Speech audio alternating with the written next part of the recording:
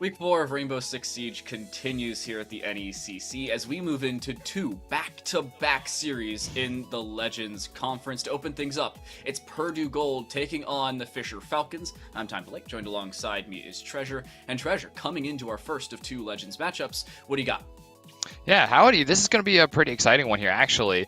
I have to be a little bit biased here. Purdue Gold is actually one of my favorite all-time collegiate rosters, so I'm always super excited to have them up. There's been a lot of changes since the last time I've actually got to cast them up here at NECC, and we'll see that as we get into the match as well.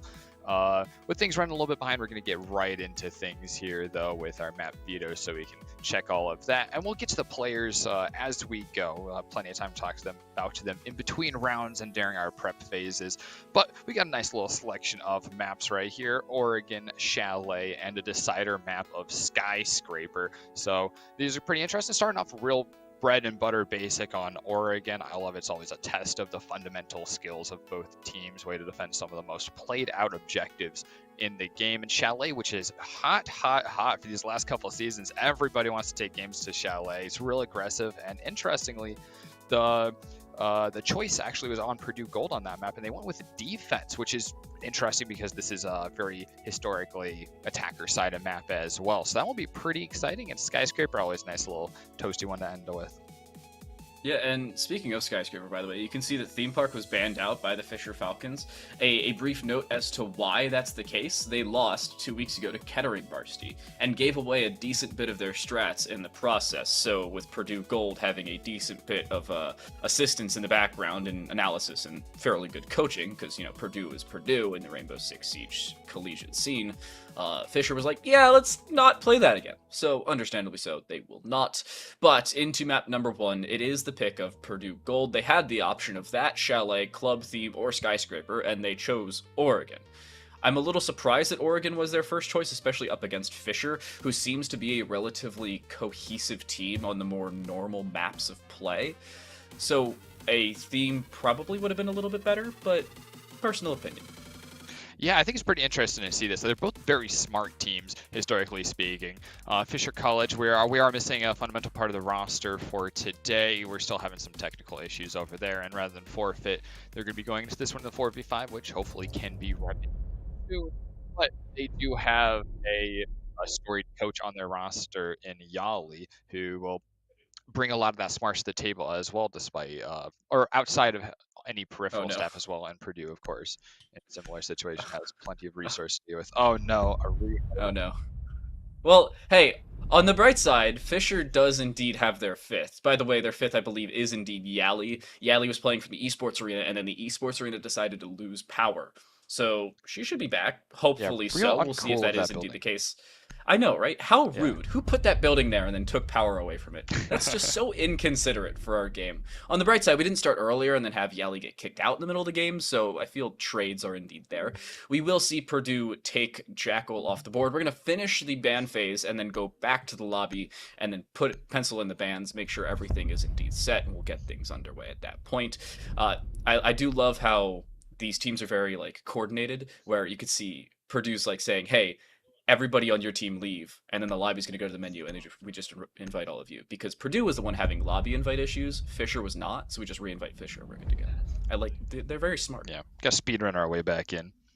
But yeah, here we go. We got our bans all the way out there. The Jacko and Mira going off the board from Purdue Gold, and on the other side, Flores and Valkyrie, as we were looking at. I mean, these are pretty straightforward here. Valkyrie and Mira, I think, are still the top two banned for this season, just as they were last season as well. And we've talked on and on about their strengths, but we got some time to re-elaborate on some of these. I mean, Mira on the basement and on second floor objectives has a lot of strength, and even on first floor, both of the kitchen objectives, there's a lot of versatility you can work with right there, right, Time of Light? Yeah, and the difference there with the versatility is bringing in something maybe different in terms of your operator selection. One thing that I'm going to do that's different is, even after the game has started, I want to take a look at the rosters while we have a second on the rehost. If we could, production, that would be amazing. Let's start off with Purdue. You have Baja, Swoos, Yellow, with only one L, by the way, Marcado, and Arvo coming into this one. Keep an eye out for Baja, because I feel like I'm going to make some Baja Blast joke at some point. I'm giving you a sneak peek of my terrible humor. He's been testing him out already. We were waiting around for players to get in lobby, and he's been using us as his market research. So I'd definitely be prepared here. But this team, like you were saying before, they've had a little bit of overhaul. We talked at the end of last season, if you were around, about Purdue Gold's last roster rotating out pretty heavily, and this is pretty across the board of their secondary roster from last season. They previously had 3 rosters. They're down to 2 rosters this season, but they're just as strong, and these new up and coming ones for the top roster are already doing quite well for themselves, and a year older, so they're quite ready to take up that mantle. Yeah, and let's take a quick look at Fisher before we send ourselves back into the game. You have Beezer, Yali, the aforementioned coach/team player who got cut off from the internet and all of power, Maple, Cappy, and Robe. A fun fact, I think I brought this up 2 weeks ago when I was with Fellow, between at least Fisher and Kettering. I actually did meet Beezer and Cappy at the major. We were playing Topgolf, and it was awesome. Yeah, we love that opportunity to get on LAN and actually meet and greet with everyone that were involved with these things. So Fisher College also is another roster with quite a bit of experience outside of NECC, especially in amateur leagues, where I've actually seen many of these players make appearances. So not just in NECC, these players have a lot of time in competitive in other collegiate events as well as on their own time, and they've been really grinding to get to this point where they're at, to be up in the Legends division for NECC. So, coming into the game, we've taken a look now at our rosters, and we have a few seconds before the game kicks underway. Do you have any expectations coming into Oregon? Because, as we said, both of these teams are smart. They know what they're doing. They have the discipline. There's a reason they're in Legends. But the question is, who comes out on top? I'm not even to say of the series, but for the time being, of Purdue Gold's map pick of Oregon. Well, I think despite the wonderings that we could have as far as actual strategies go, I think a lot of it's going to be on. I think Purdue Gold is really going to not waste their time, having already had that first pick basically done for them by that power outage, and they're going to play I think they're going to play real fast and aggressive and try and make the time totally be on their side. They're going to be starting on attack, so I imagine this is going to be something that moves them towards maybe some more blitz heavy characters. I wouldn't be surprised if we have Ying coming out, maybe even a Finka back out, just to help enable that rush and allow them to take more gunfights in a quick succession. Or quite literally a blitz, considering that is certainly a possibility. But coming into the map, it's up to really preference as to operator selection. And into our first round of play, we already have our bans off the board, so with Flores being gone, unsurprisingly so, and notably that Mira and Valkyrie, you have to wonder what type of explosive play off of, in this case, a lack of information, may be brought from below. Fisher, as you mentioned, starting off on the defensive side. It will be really up to them as we skip the operator bans. We have already done that. Where they go. And to open things up, laundry and supply seems to be the call, and as they all lock it in, it is indeed. They will start on the basement side. Oh, is that? Oh, we filled up the roster. That's phenomenal, actually. So that's going to bring that back. We do actually have all 10, so that's great to see. So they're going to slow things down here in the basement. A lot of intel denial from the Mozzie. Alibi, they're running gun and making use of that shield. They probably should have access to 2, unless Beezer has opted for those impact grenades. And Jaeger is perennially just going to have to be brought here to protect those shields that you bring on the basement, where they're the strongest of any objective on this map. A quick note, I said it's Yali who's back. It is not. Avani is in... well, we picked up the fact that it's your sub Beezer. This is what we call not good. No, is it silent? I think it may be silent. Alright. Must be in that case. Well, we gotta see that Finka pick for a second, but it looks like that's more of a pick for upstairs, anticipating basement. Swap switches over to the sledge, and it's a little bit interesting. Might be just for building more rotate holes on the second floor, or on the first floor, because a big part of attacking basement is getting access to the 3 access points, which is the back stair, or the 3 stairs, the staircases, and that's a large space between them. So sometimes once you've cleared out the first floor, You need to be able to quickly move back and forth, and Sledge makes rotate holes for the attackers. That way they can deploy to exactly where they need to be to deal with some defenders. Defenders really aggressive here right off the bat, starting with the run out to really put that pinch on the attackers right off the bat. But no luck, not quite for Maple, who's going to make it out safe though. No death on the back. Also, just to make sure, for all of you questioning, Avani is indeed good. They're the lower sub here for Fisher. Just wanted to get that out of the way, make sure everybody who's here is actually allowed to be here. Massive shout out to the admins, by the way, the NECC, keeping things locked down in the background. You don't always see this, but they are always the unsung heroes of our broadcast. That and our broadcast team. We'll talk about them later. We are already into the round, and already being forced out of dirt is Robe, getting that reinforcement down and backing away fairly quickly. This is fairly well cleared from Purdue, at least off the bat, but Beezer with some re-aggression around Z will be able to find the opener. Baja down, the Habana off the board early. Big trades on either side right here, and an actual trade right there through some gunplay. Rogue picking that one up, a relatively long-range shot, and Maple, our roamer from earlier, is going to get shut down trying to rotate back to site. Marcado picks that one up, and we're actually speeding our way towards this actual execution. Already down to a 3v3 with a minute left in the round. Some longer-range gunfights are starting to pin down the defenders. They're not quite in sight, and they're starting to lose some of their utility despite those shields that lost really early. Full control over Pillar here for the attackers. Purdue Gold is going to try and leverage this with these long sight lines they have to Freezer. Throwing frag grenade. Speaking of the long angle from Freezer, you can see what an angle on the backside of the E-Box door. That may be seen Marcado down to 1 HP because of it. That is a pocket angle you pull out and rank, to say the very least. Avani down, but not out for the time being. There is no way for them to be picked up unless Beezer walks straight out into the open, and their position inside of the freezer almost certainly known. It doesn't seem like Purdue Gold know about this position, though. It's being held from that long angle on that pillar. There's no easy way onto the site here for this alibi. They'll swing, and straight to their death, it's Arvo to find the final kill required, and Purdue Gold to pick up the opening round here on Oregon. That's kind of a simple push from Purdue Gold, largely focusing on taking out Bunker. And even though that first explosion of the shield didn't actually net them hard breach through and into objective, they were able to absolutely dominate backstairs, take over Pillar really quickly. And Arvo's job there of holding the long angle down the hallway, it's a great use of the 3x sight on the EBR, strong gun, but it tends to really reward you for getting headshots. A couple body shots there are going to get you a down. But keep that angle really locked down and keep the threat. At that point, there's nothing that Beezer could have done to rotate into sight. It was just held by a much stronger gun at that range.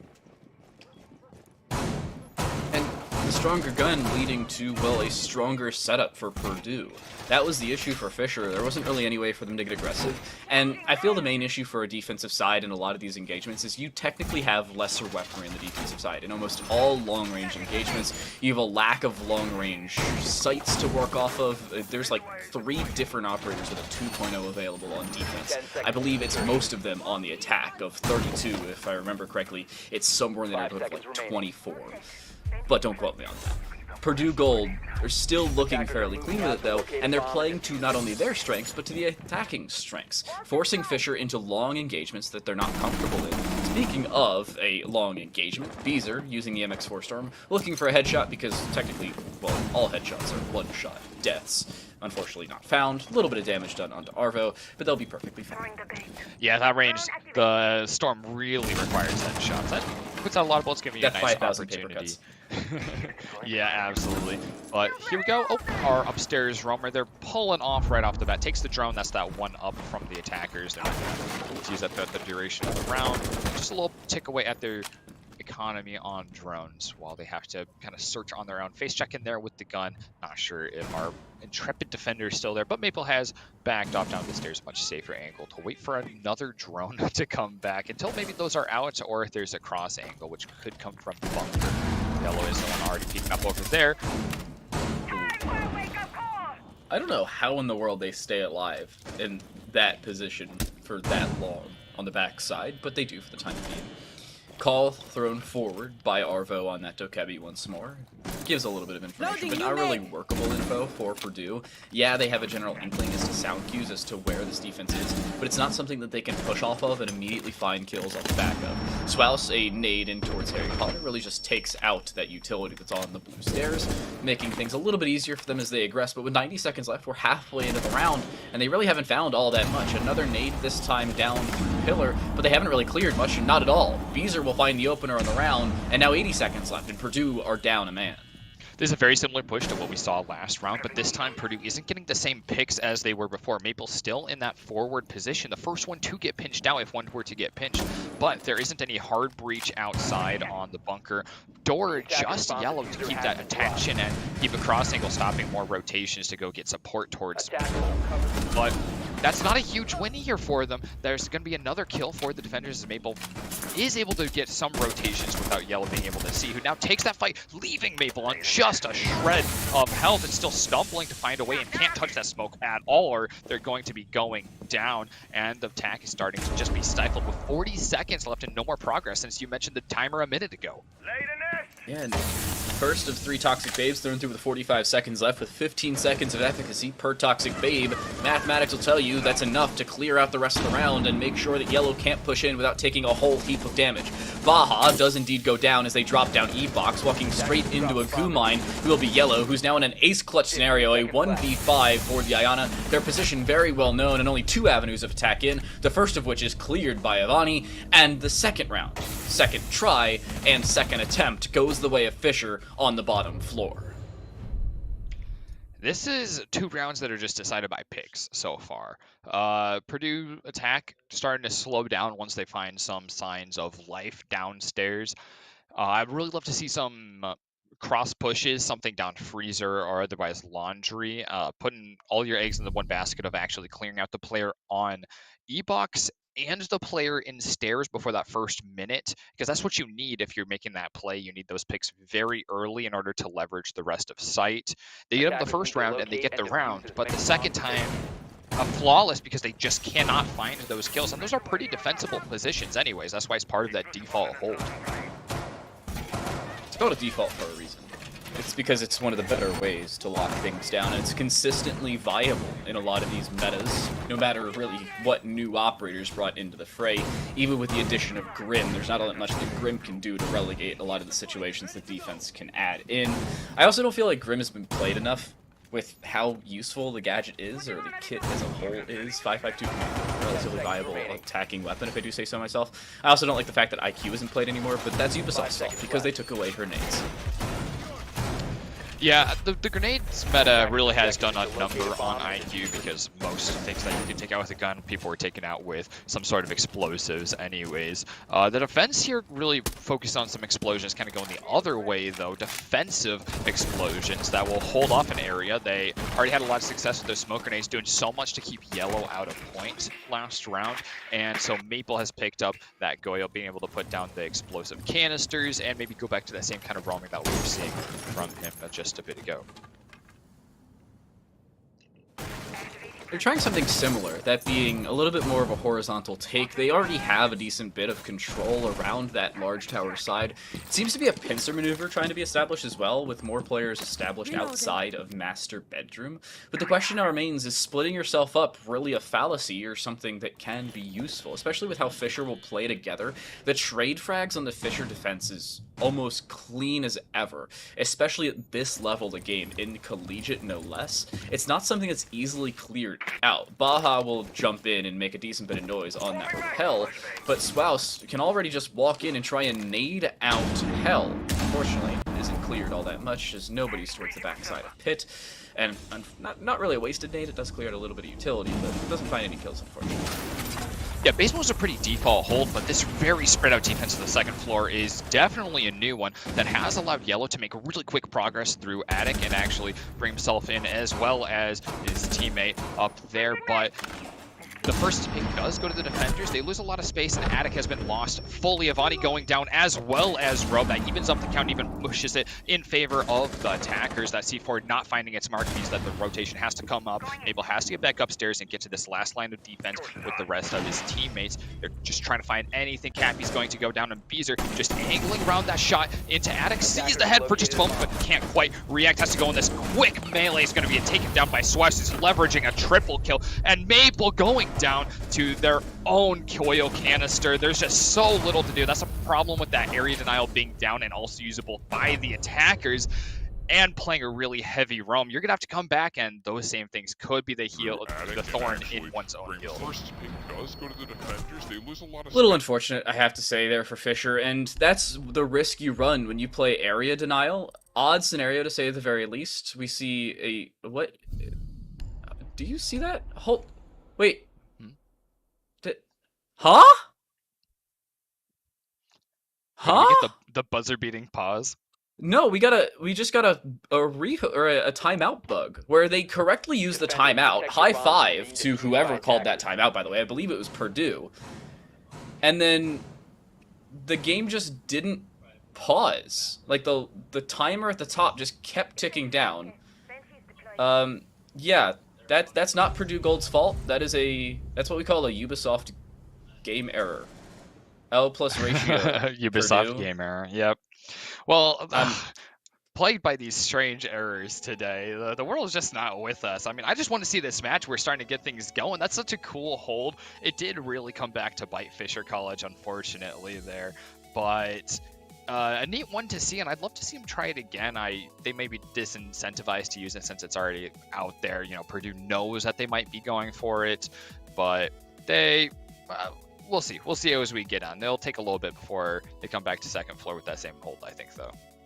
I don't think that you're going to want to try that again. And the unfortunate part is, where do you go if you're on Fisher? Do you go back to the top floor and have it just not work again? Because that was about as clean of a take as you can get. Very well coordinated from the master and attic side.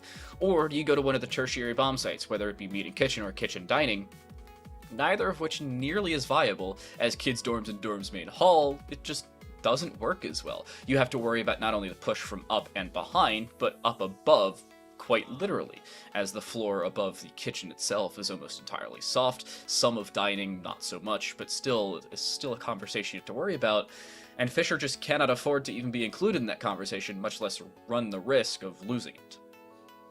Yeah, I think one of the really interesting things is that's more like a roam that you would see from one of those tertiary or quaternary sites down in the first floor, using that really wide roam, catching the staircases and finding wherever the attack's going to be coming from and rotating accordingly. Seeing it on the second floor is pretty neat, but it's going to require more of a focus of players on attic, especially with Purdue coming down there so quickly, so efficiently, taking up a lot of space in sight, and maybe even some more use of shields to have better power positions in sight.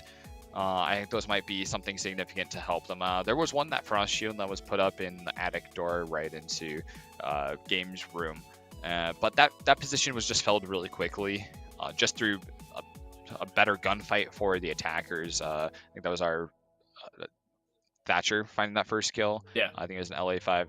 No sledge up. No, it was the sledge, because the nades came through. It was a double. Oh, okay. Yeah, and then the nades are going to be knocking out those shields anyway, especially without a lot of defense, or having a lot of grenade defense having to be spread out, because they've just got one Jaeger for the whole team. Yeah, and a quick note, by the way, for all of you who are confused as to why I was confused when the game continued into the game. It was a pause called, and there's an in-game timeout feature, of which completely stops the lobby timer for the game to start from the pick phase. And then there's a timeout timer that counts down from 60 or 45 or whatever you have your timeout timer set if you're the observer. In our situation, it's 60 seconds, and yet both were counting down at the same time. So that's why the round started while a timeout was still called.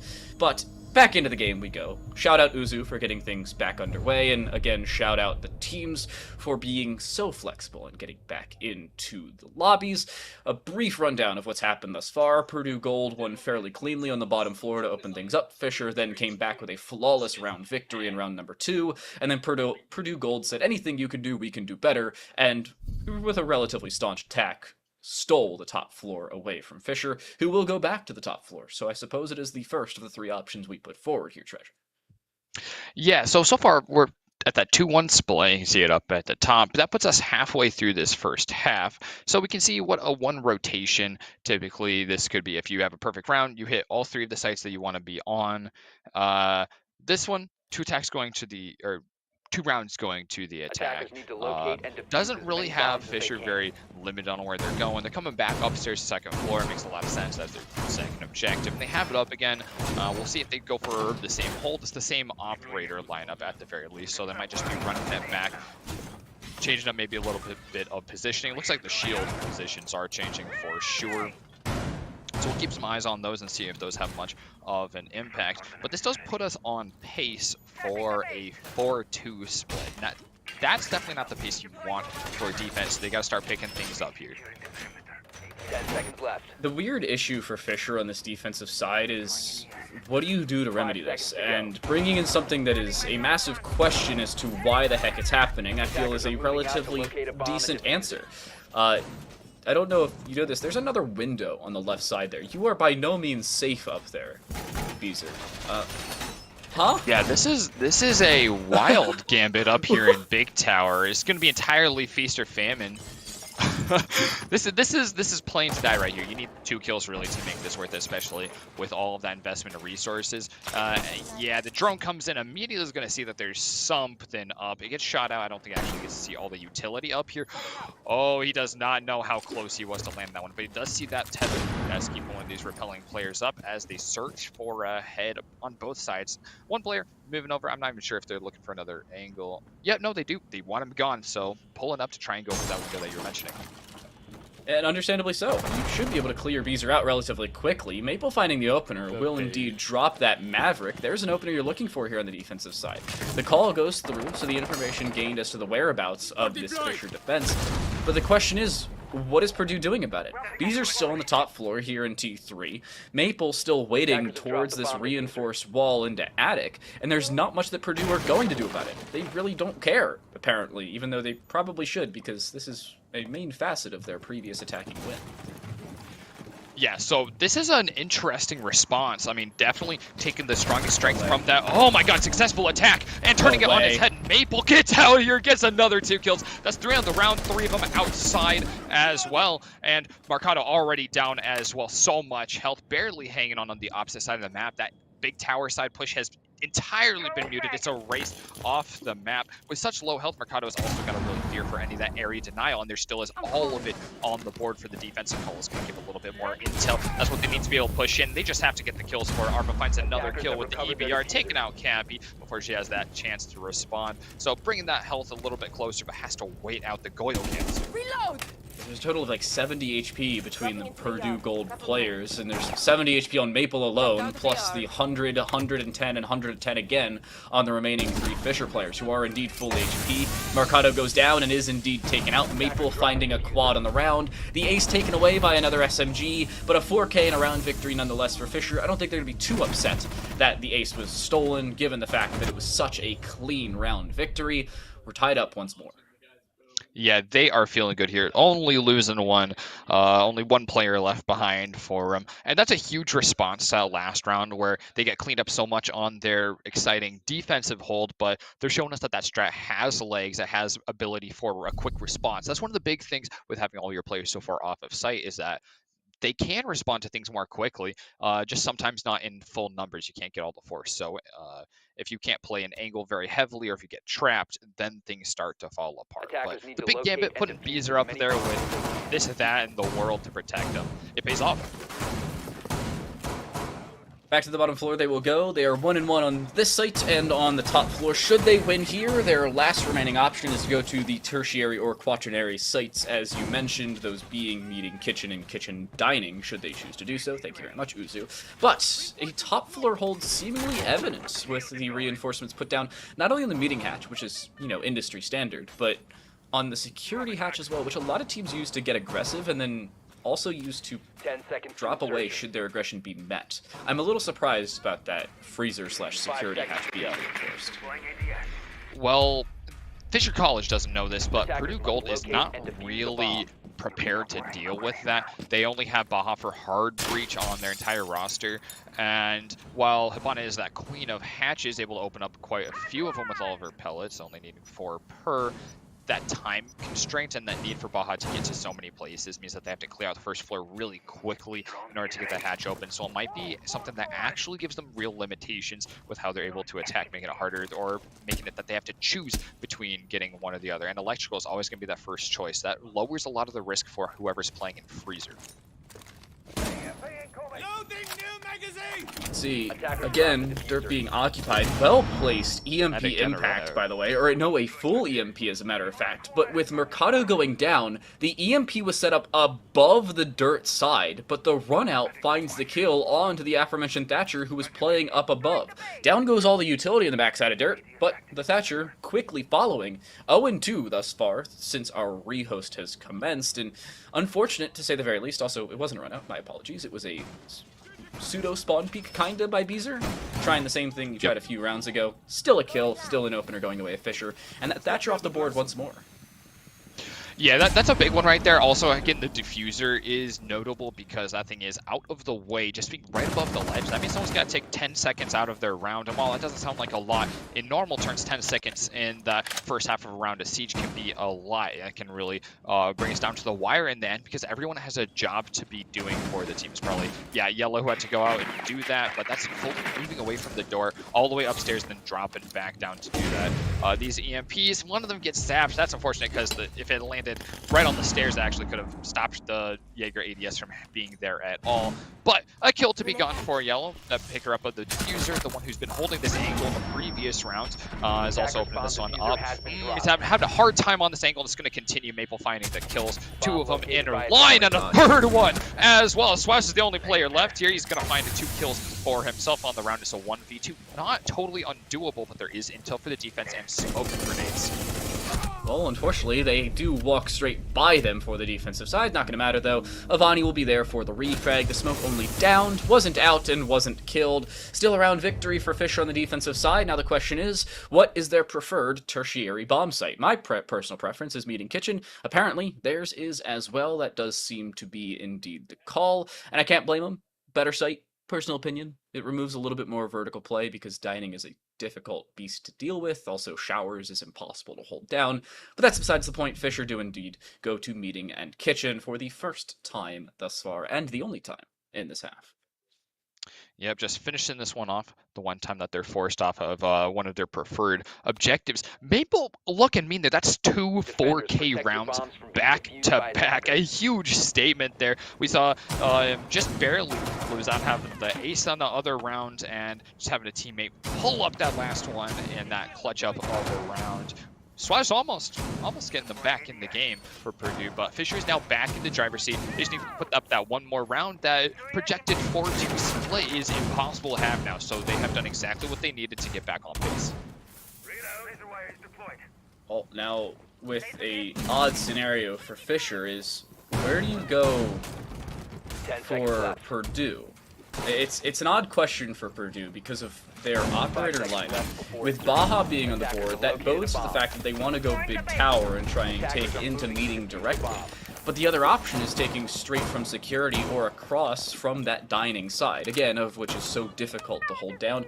There is a sledge on the board, so it indicates a little bit of verticality as well. I think they're diversifying where they're pushing, making sure that Fisher's point of view is split, but I don't know if that's the easiest thing to do because Fisher know how Purdue wants to play this, and well, already bottom floor control for Purdue. Drones have already gone forward, and the Zofia already here. They seem to be relatively aware that Freezer's occupied, and they're walking as well. No sound cue given over. Maple makes all the noise in the world, but still finds an opener.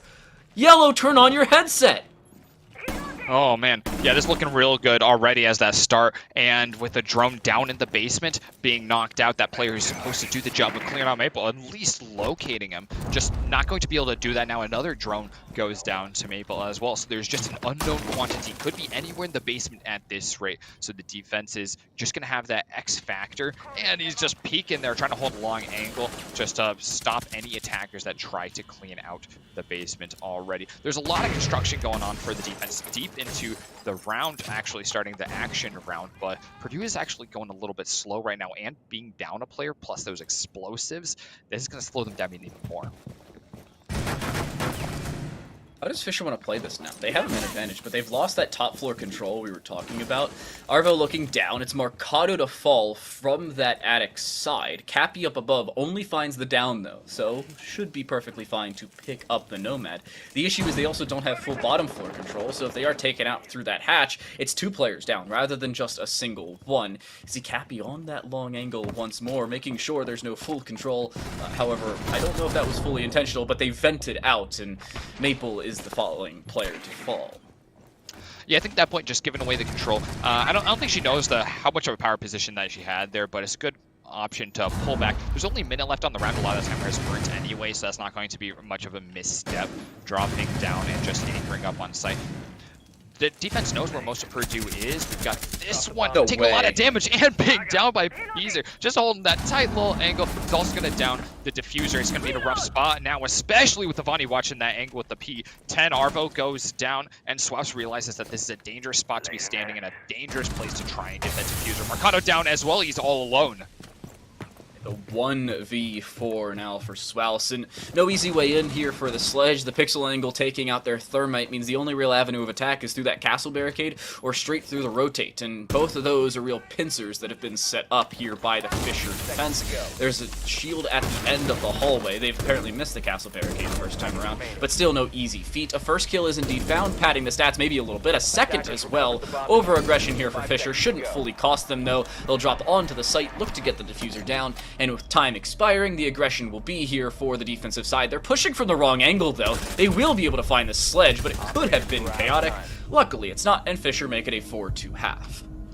Oh, actually, Swaz gets out of there alive, hopping off, realizing the danger that he's in is just not worth it. But yeah, but Swaz looking really good in these last moment clutch scenarios. He just can't quite bring it home in the face of Fisher College.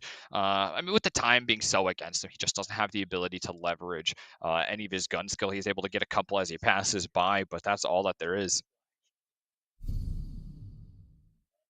Well, onto the attacking side now for Fisher, and Purdue Gold need to have an opener. At bare minimum, they need to be able to pick up at a first kill.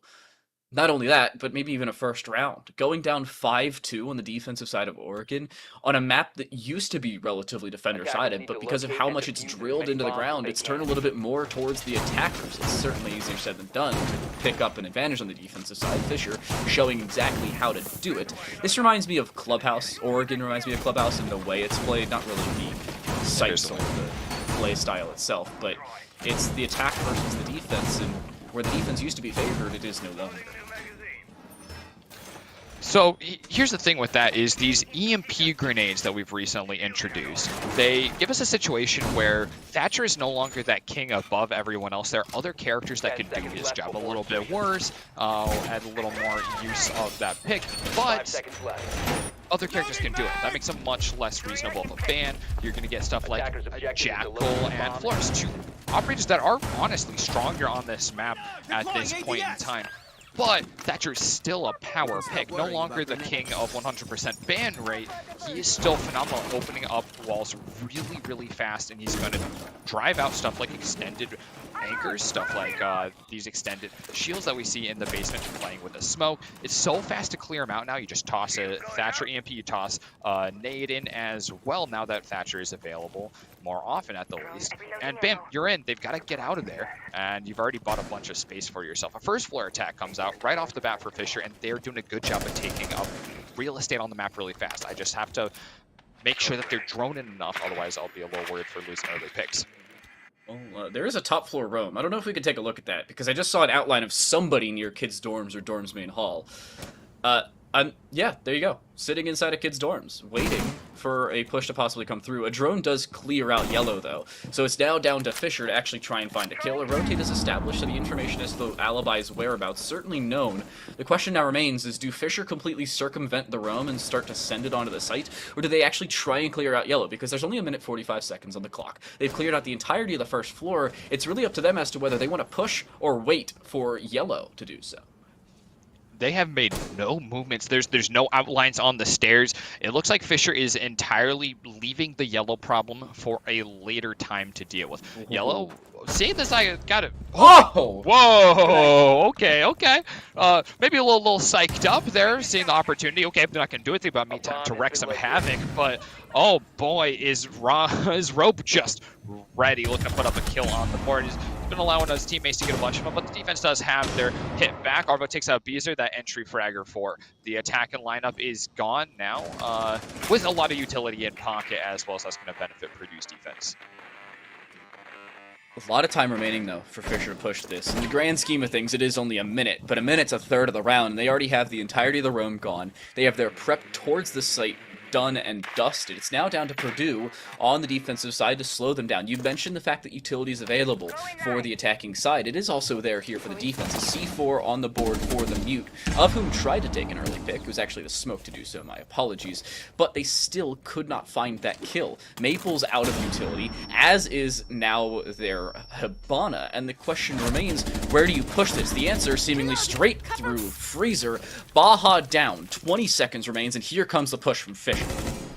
Yeah, Maple just continues on a roll, not having a lot of information to work off of, but some distractions netted by the teammates. That flank just does not get anything, and once again it is Swaus down to that final man on the team. So 1v3 with the plank going down. He finds one once again with the EBR as well. Oh, he's told his position though by deactivating the laser. No one is in position to take advantage of it though. Defuser down now. He's got attack in the 1v2. This is a terrible position to be in. He doesn't have explosives to take out his own team's shield, which is now a huge benefit to the attackers defending objective now. Oh, and 1 HP now for Avani. Robe holding the long angle across through the supply entrance. Swaus is going to walk straight into it and will fall because of it. Low HP with a Mark 14. Never a recipe for success. Single fire can only get you so far. Usually that single fire has to be a headshot. In that case, it's not, and because of it, they will fall. Fisher, a very well-timed attack to put Purdue into chaos. Pick up the opening round of the second half. Yeah, I was getting a little bit worried about the timing once we got into the mid-round, but the execution really came together well, especially on that second pick from Maple coming from Freezer that allowed them to actually get into Laundry where they have inevitably planted and really cleaned everything up altogether. That's 4 rounds in a row for Fisher. They were looking a little rough for a moment before they just peeled away wonderfully for them. And like you said, with this attacker-sided meta for this map, this might be pretty telling for the way that the rest of these rounds go. And defuse as many bombs as they can. Why does it say match point? That's a great question, Beezer. I don't know if it does. It doesn't at the top, so yeah. Goose is right, it doesn't. At least it didn't. I didn't see it. Beezer. Not for me. Apparently, well, Beezer's the only one that sees doesn't that. end before the rest of us. This game sucks, says Robe. Predicting the future, question mark? I love that. Sheesh. Omniscience from our observer on the board. A little bit of a game. I believe he knows everything. Welcome to Ubisoft Montreal. Nothing new here. Did I say that out loud? Oh, I did. Ooh. Dang. There goes my career. 5 seconds to insertion. Look at all of this grenade denial on the defense. There's also Kaid, which we didn't see Fisher run on their defense of the second floor, but there's so much utility burn that has to happen. I feel like I've transported in time back several months, actually.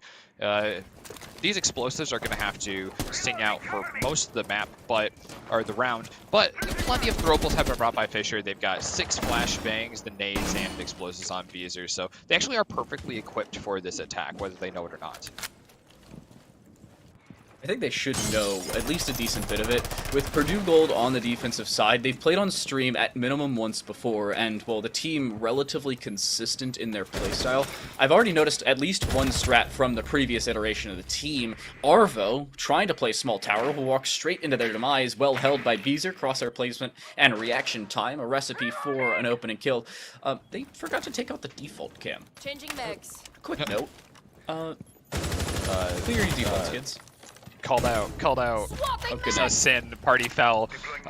But they're making up for it right now with just some dominating kills. 2 of them down already. Swash doesn't get to be the final man for the team this time, as the attackers are kind of just buffing up those KD numbers. Not match point yet, but they're playing like they can clean up the match right now. Explosives going out right now. That's a gone 6, just opening up another entryway, getting rid of some of the utility that defense has, and they're starting to feel just caught out. The bigger killers for the defense on Purdue are off of the table, just up to Baja Mercado and Yellow to find that pacing that they need. Possible. Mercado finding a kill back, trying to bring it to a man equalization. Certainly possible. Cappy an angle of their own. I think they saw the outline as it crossed ever so slightly. At least we can with the X-ray vision. But there's just 60 seconds left, and Purdue Gold are down a whole lot of utility. All that remains, a few magnets, you can see a C4 available, and the impacts, of which really won't have all that much of a round outcome change. Maple sends Yellow to the Shadow Realm through the floor as well. A clean shot to drop that alibi. Gun skill and gun prowess be damned. The MX4 Storm will play no further part in this round. Yeah, the uncommon, much better sight from down below, usually perspective-wise. Since your head's on top of your body, you're going to get just a better angle from on top. Maple taking some damage here, but still not out. Really hard to take down, and finding the kill right back in return, and Avani's going to finish it up, taking Baja out, and putting us up to the true match point, not just Beezer's on-screen match point. Hey, well, Beezer will see match point this time around, and this time it is actually going to be the case. A reminder, by the way, this is Purdue Gold's map selection of Oregon. This was my question: why select Oregon into a team that seems to be at a baseline level relatively well put together? We saw the last 2 weeks where it became a little bit chaotic in terms of them maybe not having the more different maps put together, notably being Theme and Skyscraper. Skyscraper, of course, being our third map should it be required. I actually saw them playing in the KCAC yesterday. They played fairly well, them being Fisher. And they won. Beezer was actually on for an interview with Fellow, who, by the way, is on later for our second game of the day. But Fellow was talking with Beezer, and I noticed that Beezer seemed a whole lot more comfortable, not only in the game, but in the interview as well. They seemed relatively clean and clear with how they wanted to play things, and that's scary for Fisher, because the few T3 gunners being brought into a collegiate team, of which is looking relatively well put together with Yali on the background, I'm scared for the rest of the Legends. Yeah, this definitely speaks to a team that has a lot of potential to just continue growing over the course of the season, especially as more material is available on other teams. And with the collegiate series, this is something that actually can translate into spring semester as well. It's very unlikely that these students are going to be moving on from the team over this semester break. So this is some snowballing potential that we can see from Fisher. They're nowhere close to their final form, but a lot of that can be said just as well about Purdue Gold, who are just not finding that same kind of leverage that we've seen from the roster previously. Still time to come back. Game's not over till the game's over, but it's really close, and unfortunately too close for comfort. Nice shot, by the way, straight through the wall. I don't know if Beezer knew it, but they put Yellow down to about 80 HP or so with that wall bang across. Well predicted shot to drop the alibi. Both of them trading a decent bit of damage in either way. Yellow down to about 80. Beezer shot across, a little bit of lag, but a kill not found, unfortunately for them. It does still look like Fisher have an advantage, though, not only in their operator composition, but in their prep towards the round. I don't see much on the Purdue Gold defense other than the SAS operators, of which are included in most rounds. Oh, this nade's gonna kill him. He's so dead. Well, oh, no, but misses! Ooh, no, just barely missing that inside of the door frame. The threshold is going to catch the grenade there and actually gives the opportunity for Baja to escape. A perfectly executed grenade there would have absolutely been the first pick for the for the attackers, but they're going to lose their entry fragger. Beezer off the table. It's going to be up to Maple more for picking up the kills at the current pace that they're going as far as frag rate goes. The defense, though, is looking pretty unbothered by the attack upstairs. They've got still most of their defensive positions hold up in the basement with no pressure. Doesn't seem like Fisher know about it either. They haven't put too much drone pressure in towards this defense, as we saw 2 rounds prior. It looked relatively clean from them first time around. I don't see what can go wrong here for Purdue. Losing that, not great. Your Jaeger off the board, so a lot of your fragging power down. but notably you still have the SAS operators. The Brits are still available, they have the Toxic Babes and the C4 for the plant denial, making Fisher's life significantly more difficult the longer they wait. Well, Maple just being able to phase check and pick up kills gives so much more power to Fisher. This is what they need to break that stall that they were on. But now being downed, not going to be on the table. I don't know if the defense knows they have that. Maple's going to be able to crawl out practically free, except for the time it takes. And right now, time is starting to look dire for Fisher College's attack. They need Maple to be back up. They would love some more health for him, but they're going to have to work with what they got. That smoke makes it even harder to get any of these players in since they focused their entire attack on Freezer. Very one-dimensional attack. Down main stairs and now down Freezer. The main stair is the secondary part of it, but the Toxic Babes now coming into play. The first and second of which already utilized. The third all that remains. And with 20 seconds left, now is where Fisher have to push. Mercado dropping Cappy. Soon to follow is Maple. Finally, they start to push in. And finally, the kills go their way. The swing from Robe. They find another. Walking straight into the line of sight. It's Purdue Gold with time off the clock. Still losing on the defensive side. And Fisher Falcons walk away with Purdue Gold's map of Oregon. That's the same story we've been seeing just rounds in a row. I think we had 4 near clutch situations from Purdue Gold. Bring it down to that final man, the 1v1 where they should not have had it available at all. And just not making it in the end. I mean, they had disadvantage going into that fight anyways, but that's a whopping 6 rounds in a row on the opponent's map. Choice for Fisher College. That is a statement, especially from a team that has something to prove. Right now, they're 1-2 in competition so far, so this week 4 could be large for them. I thought the round was over. I thought we were still going. They walked straight to Toxic Babes. There was a 3-deep crossfire established, yet the round goes their way anyway. Well played by Robe on the more support role to find the final kill required. But the map does indeed go the way of the Fisher Falcons. They pick up Oregon, and into their own map pick of Chalet now is where they have the advantage. We'll see if they can play off of it and pick up the map, send us away 2-0, or if Skyscraper is indeed required when we come back from the break.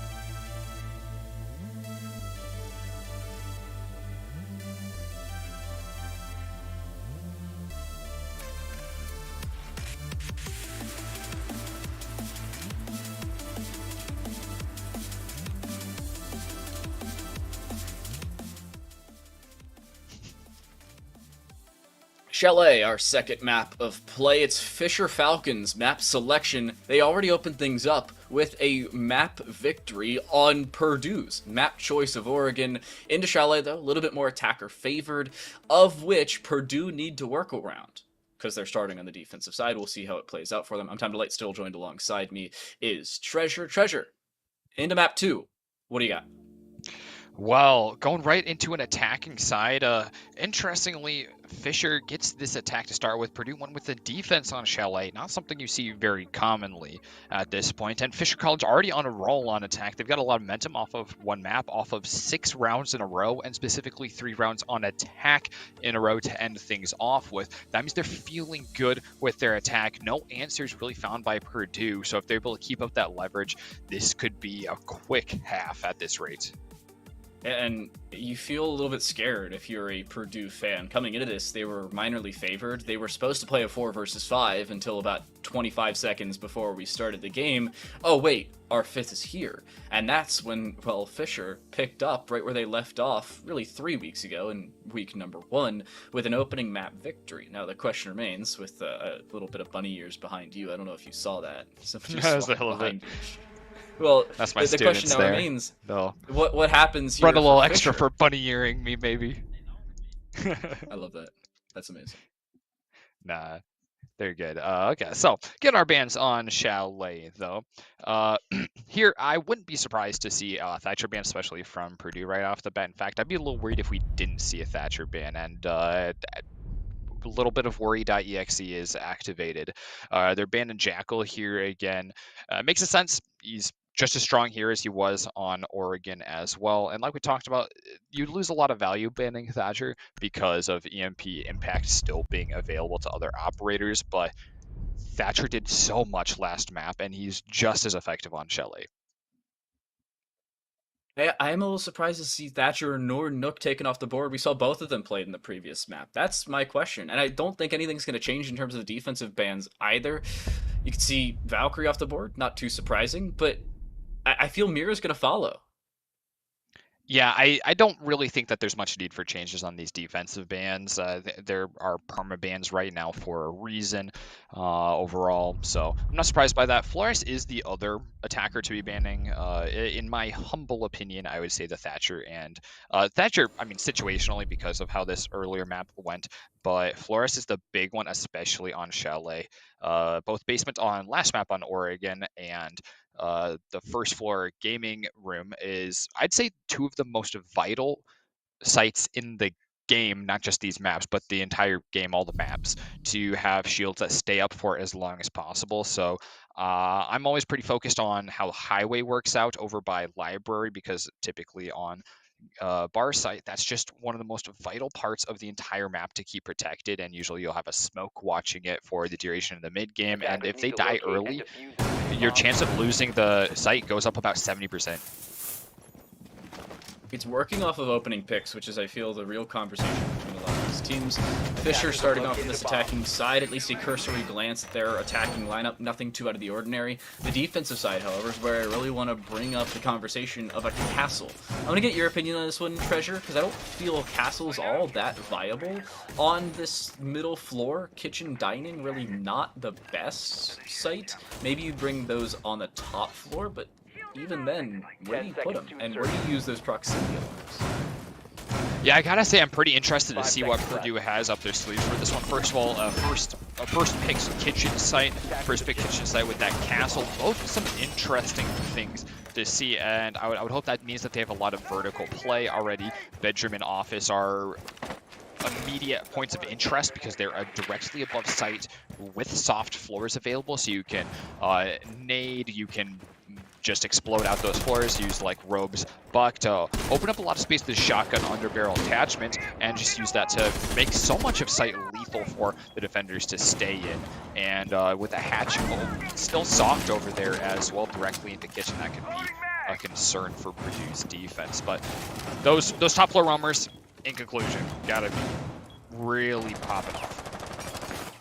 Purdue, speaking of which, has yet to win a defensive round in this series. They went 0-3 in the second half of play after going 4-2 down on an attacking half. Now the question is, do their misplays on the defense continue into the second map, because Fisher seemed to be relatively prepped for this overall setup. A nade through 2 sets of floors. This may actually find one, it just narrowly misses. Both players are on the Solarium side, one, however, top stairs, the other inside of the bathroom, both safe from the nade put forward. Unfortunate miss there for Maple, not finding a kill, still looking for one though, almost finds that as well. Narrowly missing 2 different kills at 2 completely different times in 2 completely different ways. Yeah, Maple once again just being bold with it, taking the angles, just assuming that gun skill is going to get him exactly what he wants. And I mean, if he landed those, it would have been huge. Just round to shaping right off the bat. But still, that defense is staying up. They've lost quite a bit of space, especially through that basement, and there's some pressured areas on first floor because of it. But still, 10 players on the board with almost a minute and 45 seconds off the clock. That's looking pretty good for the defenders. They want to keep as many players up as long as possible, because with more players in the lobby, it just makes it harder for a plan to go down. That's in their favor.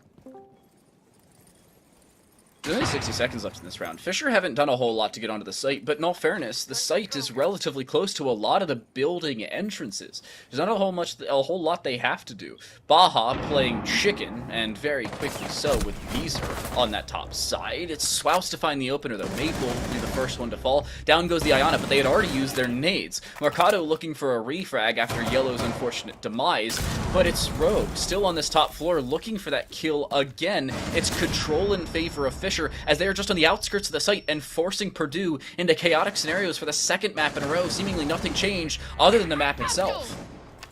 This is looking so good for the defense. The first kill going for them, and 40 seconds left, but now the attack is just swarmed on. They did get plenty enough setup, that way they could get above sight, but the worry is that they have to get down below. But a lot of damage going out right there. Swat's the last one up as the diffuser does go down. He just can't find another angle back on, has to open up a little bit of a hole with the bailiff.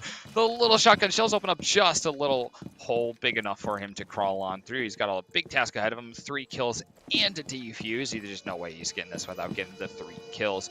He's got to look for any feet through this pre-placed hole, but he's now just sectioned off from the site. Once again, that bailiff has to do some work for him. That might be a crouchable hole, but better sight line at the very least. He has no intel to work off, and Beezer's just waiting. And the issue is with that crouchable hole, it is such a long angle held by Beezer, and you don't have to play any closer. When you walk through holes like that, you usually get stuck at least just a little bit, and that being stuck for a quarter of a second is long enough for you to be taken out. Lack of movement can cost you here in the game of Rainbow Six, and Fisher showing you exactly why as they open things up with a kill. Apparently server losing it, which that's not good. I'm no networking expert, but that's not good. Yeah, typically, as an expert, I'd say it probably shouldn't be lagging. As an expert, he says. Yep. Not an expert in that, just generally.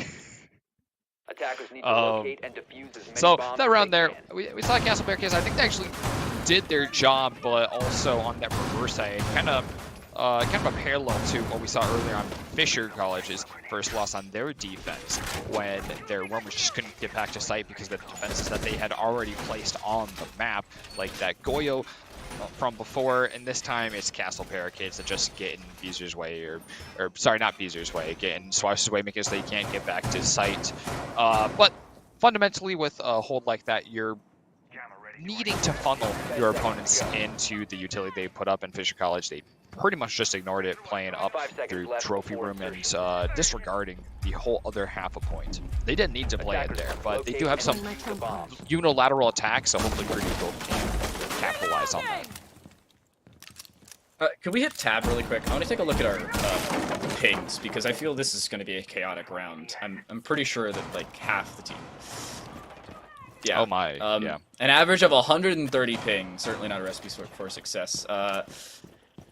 Yeah, that's not good. We may have a rehost. For the time being, we may play this round out. I don't know if both of the teams want to have the rehost, because if both agree and it's less than 30 seconds. I know we talked about it beforehand, but it may not happen now. And while both teams playing on high as heck ping may make it so that this round does indeed continue. And now that we're already 40 seconds in and things are indeed happening, the round will commence. The question now remains, will it continue past this round? That may be a conversation for a little bit later. So Purdue knew this is what's going to happen. They're going to be playing this entire round just about with that snowmobile garage opened. They do get a pick. Oh, no, not quite. They lose one actually to a grenade. I'm not sure where Maple was able to slide that thing right on in. But the defense, they lose snowmobile right off the bat. They have not brought any electrocution, though. So they're relying on just Arvo's grenade denial and the mute jammers to do it, but Thatcher ends that with a nade immediately. The second nade finds that kill, so they're feeling pretty good right now. Explosions going in and giving away the location of Yellow. Just can't peek right now, especially with the grenade coming in. He's just erased as well. Maple 2 for 2 on those baseballs. Going to the MOB, maybe picking up a Cy Young in the meantime. Arvo does get a kill back the other way. Their swing looking just as good, hitting that one out of the park. But Fisher, now in a 3 versus 3 as a technicality with Maple, DB&O finally retrieved. It leaves Purdue Gold in an awkward scenario. You've lost your mute, so your C4s are off the board. The Toxic Babe's still certainly available here from Mercado, but that's the extent of your plant denial nor area denial. And the first of which being used with 60 seconds left in the clock means there's going to be no plant denial for the final 15 seconds or so, giving Fisher a clear and obvious advantage as the time continues to tick away, and Purdue will lose their advantage, especially with a well-placed flash like that. There's the last of the smoke grenades going out. Mercado, as the MFT's got to rely on that gun in his hands. He's peeking a little bit. I'd really love to see him just hold the angle and wait for that push because it has to come in through here with 35 seconds left. There's nowhere else Fisher can be going except for this one last angle. Maple pushing down there, the huge threat. He's no longer down but not out. He was down but not down, and now he's down and out. There's 2 attackers moving on in. That snowmobile garage has netted that avenue for ingress for Avani. He finds a kill through it, and another one comes out for Robert, or Rope, taking out Swouse. And finishing out, Rope finishes that 2K. They just have to push in, taking Snowmobile by storm. It came down to that SMG-11 not being enough to hold up the angle into electrical. You know, I appreciate the strat there from Fisher. They employ the old hold W, and it worked. As soon as they split the attention of Purdue around blue, it really forced Purdue to switch their entire defensive stance. You saw them move away from that connector. They moved away from the blue door into Snowmobile, and you could see Wine was not occupied directly towards Snowmobile. Rather, they were watching their back. It was really Fisher playing off distractions and their own advantages and working it into a round victory, even with that round, or map, or man disadvantage. There you go. Nonetheless, Purdue Gold or cutaway. I actually love that, yeah, with that analysis that you gave. The fact that they decided to have Maple flank around, and basically Maple was baiting kills. And this is a bit of a gambit, but they didn't have a lot to work with for Fisher. They were in a 3v3, they had no split angles, so Maple taking that long flank, coming down blue stairs, basically baiting the kill so that Avani and Mercado have the so that Avani and Robe have a chance to just hold W, like you said. That was their only way of getting in, so they just had to lose a player to do it, and hope that that sows enough chaos. And Robe especially really picking things up right there. Despite being on the support roles, your Thatcher and Thermite, they are shining. 10 seconds remaining. I feel the question now remains here for Purdue. How do you cut away the relatively well-timed aggression from Fisher? You can see it's Purdue's defense that has really been cut away with well-timed attacks. They haven't had a lot of utility to deny that. I feel trap operators, or maybe time denial operators, such as a smoke, or more smokes, I suppose, would work out a little bit better for them, but they don't really have that flexibility on their defensive side. They know what they want to do. The issue now remains, on both of the sites they've played thus far, Kitchen Dining and Snowmobile and Wine, they've lost in a relatively convincing fashion, at least at the end of both rounds. This round, we've gone back to basement, and while I was thinking back through this round a little bit more about how Snowmobile just was like, I'm sorry, I entirely lied, we're not back on basement at all. We're upstairs, sorry. We'll come back to that point again if we hit basement again. Totally irrelevant, actually. But the attack, once again, is focusing up on the north side. This is what netted a win in the first round for Fisher College. So there's a little bit more of a roam as well. They might be able to flank up Trophy this time and get some more leverage out of that without having their last player stuck outside of sight. Maple once again an opening frag with the frag, this time through the floor. That's 3 for 3 so far. Oh, sorry, 3 for 4. There's a second one gone for him. But still a phenomenal rate of frag grenades. Really picking up on Yana. which I was shooting 75% from the field with nades. That's insane to see a consistency of them with lethal utility. Looking for a kill back is Maple. Both attempts unsuccessful, but they do make it out with their life, but only for the time being. There's still utility available here for the defensive sides to slow things down. The Toxic Babe as well here for Mercado, who is in all fairness low, but Fisher really splitting Purdue's line of sight again, and it's working out fairly well for them. You can see both players pushing up these Solarium stairs. Aggression from Mercado back, that will slow down the attack for the time being. Well placed Toxic Babe, but they have to worry about their backside and their front. Mercado really feeling the pressure, eyeing that big window, not even realizing how close he was to death from that window. Dies anyways. This time it's Robe that finds it as Mercado attempts to rotate out, evening up the man count technically, though, although Avani has been down for a little bit of time right there. Getting slowed down as the drone's trying to collect a little bit more intelligence, but Baja's going to shut that down pretty quick, taking out Robe after that last kill, and Baja cleans that one up as well. Cappy stuck it on the window, somewhere you can't really get into sight from. The rappel is just going to be too loud and too long, but he's going to stumble right into a kill, taking out Baja, who doesn't get to pat his back for too long after his last kill. Cappy, she's able to at least find one, but still a 1 versus 2, and they have to repel into Solarium. The better play probably would have been to just jump into Trophy and play off of the lack of information for Purdue. The repel in, however, will give away the information that you're certainly on that Solarium side. The kill is found because of the sound cue, and Purdue Gold will pick up their first round. They complete the rotation, albeit 66% unsuccessfully. Yeah, that's not feeling great for Purdue right off the bat. But again, attack side of map, and at this rate with the momentum that we're seeing, this is basically what they're looking for out of this. They're looking to hold onto their rounds for as long as possible before they get their opportunity on attack and try and take things home that way.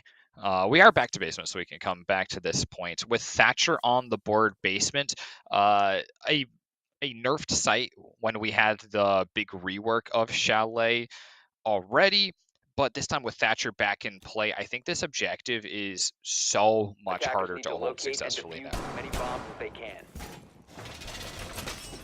I feel the question remains for Purdue, what do they do to switch up what didn't work in the last time around? I'll answer it for you. Number one is Yellow on the Mozzie, bringing in the P10 for the first time. Last time we saw anybody that could wield a P10, that was the Arunian. She decided to bring in the Mark 14, that was Swouse, by the way, who decided to pull that one forward. Mercado also on that Echo, really trying to slow things down. This is the notion I was bringing forward with trap ops and area denial operators, where those yokai drones can really not only control lanes of attack, give you information, but notably they could just deny the plant with that sonic burst, and that's the information and sometimes the utility that you really look for on the defensive side that Purdue Gold really just have not had. Oh, gotta line up with that beam right there. Yeah, there you go. Can't go all the way up to the ceiling. Gotta hit one of the overarching beams, and it'll stay up there. Really hard to notice it. It's still no longer invisible like it was some time ago, but its noise also isn't gonna be so easy to hear it from the distance down below. Oh, there is the Maverick, already working on the Maverick. Yeah, there we go. I was like, I don't think we quite heard the beam over there.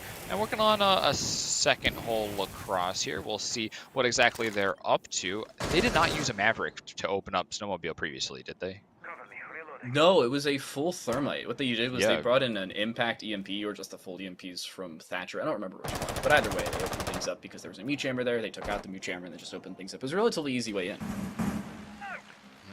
Yeah, Fisher's actually totally reworked this attack. Everyone's coming in on the north side of the map as opposed to by Snowmobile Garage, so it's just holding an angle right here from Beezer. He's just relying on this tight little angle. Yep, gonna find the headshot on Arvo. He's just been waiting for exactly that rotation. Now he knows there's not gonna be anyone in the box, so he's looking to hold a different close angle. Bomb is a good one. It's got the stairs power position up into lobby. So we'll just be watching this to make sure that no one's really rotating in between sites, and they just have to respect him for the duration of the round. Baja getting aggressive, and I feel aggression here for Purdue is, and probably should be the call, 190 damage or so done between Avani and Maple.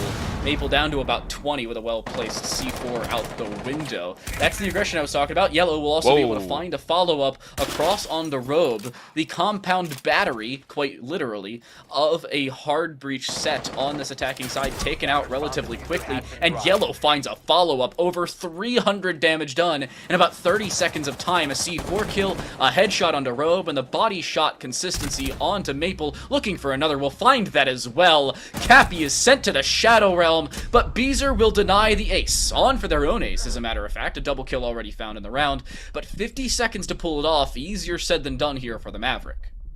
Yeah, Beezer's done a good job of pulling off of that off angle that we were watching earlier. Well before he needed to, he realized that things were not going his way down on the other side of the map. He's got to make the most of these flashbangs. He doesn't have those nades to be working with, so he can't find the success that Maple has had. He just has to make this one happen with his own face. He doesn't have... Oh, just a burn from an ADS. Not even a flash to hit Baja, and Baja happily picks this one up. Sees a little bit of feet through the window on his shield, and is happy to walk away with another round for the defense on Purdue Gold. Things are finally going their way a little bit better. You had to say something. They're finally going their way as Arvo gets disconnected. L. L. L. Well, that's unfortunate. Yes. I feel like this would be a very good time to rehost. This, if any, would be a fairly good time to rehost. Yeah. Yep. I mean, Yellow says they shouldn't have to, but do they look at their ping? Could we tell them to look at their ping? Nah, Yellow's just built different. Built for Wi-Fi. Okay. Got Arvo back in. I don't know. We should be getting a rehost in. We'll see if it does indeed happen, yeah. Arvo exit stays left, as does all of Fisher. They will exit the lobby, and we will get things reset in the lobby itself. Rehost number 3 on the day, in just a map and a half. It's an interesting one so far, but we made it to a 2-2 record. I mean, Fisher College looking really good right off the bat, as we expected from map 1, but 2 rounds in a row for Purdue, and they look pretty confident as well. It's kind of the same situation playing out 2 times in a row. Yeah, and now for Fisher, they need to start working with possible dynamic setups. Now, in all fairness to them, that was the last time that Purdue could go to the bottom floor, so they won't have to deal with that setup once more. The question now remains here for Purdue, when you go to kitchen dining, because that's the only real site that you'd want to play, of which are available. It's either that or bar gaming, and nobody likes bar gaming anymore. It was played too much, and now the attackers know what to do every time. When you go to kitchen dining, what do you change compared to the first time around? Because first time around, you picked up an open kill. Congratulations. You picked up 1 past that, and that's it. There wasn't much you could have done in that situation. In all fairness, it was a 1v4 from a 5v4, but it's still a question of how do you pull it back? Yeah, there's actually that preferred objective from Purdue anyways, is what they brought out to start things off with. So interestingly, they rotated back to basement a little bit earlier than kitchen. Not feeling great on that one. It definitely was a faster round in that one, but the Rome has to get a lot more from. They have to shut down more of that vertical play. This is where we were starting to note Maple picking up a big frag grenade kills, just leveraging angles better than the defense could. So they know that Buck is going to be back if we see the kitchen objective once again. We know that Yana is a permanent pick, basically. That's a comfort one, and just a strong character even after losing to Gone 6. She's just a power pick and will continue to be for a while. And there's no reason for her to be removed either. The ARX is still strong, the Gone 6 is still viable, and well, when you're that good with nades, and nades are available, there's no reason to switch. I'm gonna go with the old engineer slogan of, if it ain't broke, don't fix it. And nothing's broke thus far on the Fisher attack. Well, yeah, it's 2-2 on the scoreline. We saw a 2-2 scoreline last time, and then Fisher decided, we're just gonna win 5 straight. Yeah. Easy. Actually, it was technically 6 straight, because they were down 2-1. But that's besides the point. You know, actually, that adage, if it ain't broke, don't fix it. That's what's been floating around in my head with this last round attack. It was a steamroll in round 2 going into basement. They opened up Snowmobile Garage immediately, and from there, they didn't really let up the pressure at all until they were down to only 2 players outside on Snowmobile Garage, and then Maple was able to make that play to make things happen down Blue Stairs. But otherwise, that first half of the round, really anything that you can have direct power over in the planning phase as an attacker, that all went exactly to plan for Fisher College, and they go back to another basement attack, and everything is different. It's an entirely different attack, different players playing different positions, and then we're left with Beezer on his own, having to rotate around map, having to pick up the defuser, having to go for an ace in order to get the team out, and it's just not in the cards at that point. They've lost so much time, and I'm not sure what the inspiration is to go back on the same attack where they've already had success and change everything themselves. I mean, I think that's Purdue Gold is the ones down. They're the ones who have to change something. Well, they did, in all fairness to them. They brought in the Mozzie, of whom found 4 kills. Now, they probably should have only found the first with the C4, maybe a second off of pure gun skill, but they certainly should have been cleared out, because there was still utility available for the attacking side. They could have thrown a flash or a nade towards the backside of Trophy. They should not have found 4 kills. Just plain and simple statement, they should not have found 4 kills. The fact they did, outstanding. Well done to the Aussie operator, but they still should not have been able to, nor should they have been given the ability or the time or the space or a whole lot of other factors, but we'll get into those maybe a little bit later when we have a little bit more time to work with. But into the remaining third of the half, I suppose the sixth of the regulation, what do you do if you're Fisher? You do almost certainly know you're attacking kitchen dining. Do you bring something similar as to what you brought before? Because that's what they tried here on the bottom floor. It didn't work because the changes brought forward by Purdue, who seemed to be a little bit more of a dynamic defensive team, as we saw a little bit on Oregon, unfortunately not as successful. Does that continue here?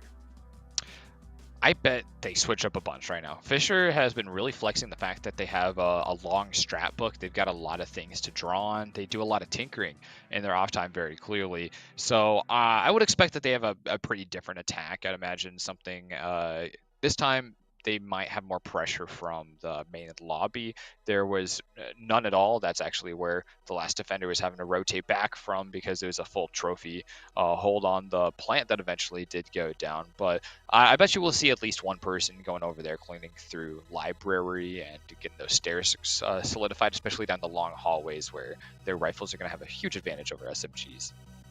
Yeah, and they're going to make sure they do their due diligence, cross their T's, dot their I's, as are we on the production side. We have a little bit of a game issue because our observer's computer decided that Rainbow Six Siege didn't want to stay open anymore, so it didn't, and it got closed. L+ ratio Uzu. But for the time being, we're going to go to a break. When we come back, hopefully the remainder of Chalet. Will that actually be the case? We'll find out.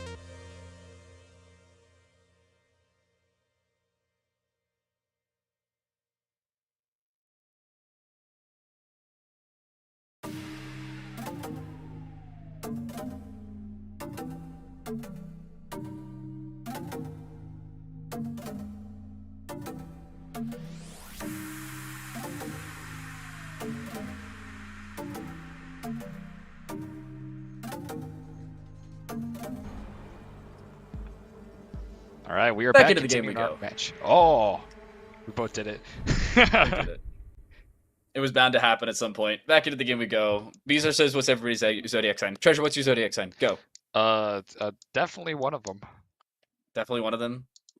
Uzu's an Aries. I'm This is not an quick. Aquarius. Yeah, Are you an asparagus? like asparagus. I think Sagittarius actually. Okay, that's fair. Yeah. Valid. What's your sign, chat?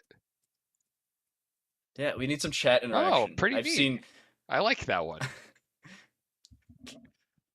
No, I don't like What is that this? A one. country though. song? What is this country? Are you pandering? What we do a little pandering. we do a little bit of pandering. That's fair enough. Hey, I mean, you gotta go towards your audience, I suppose.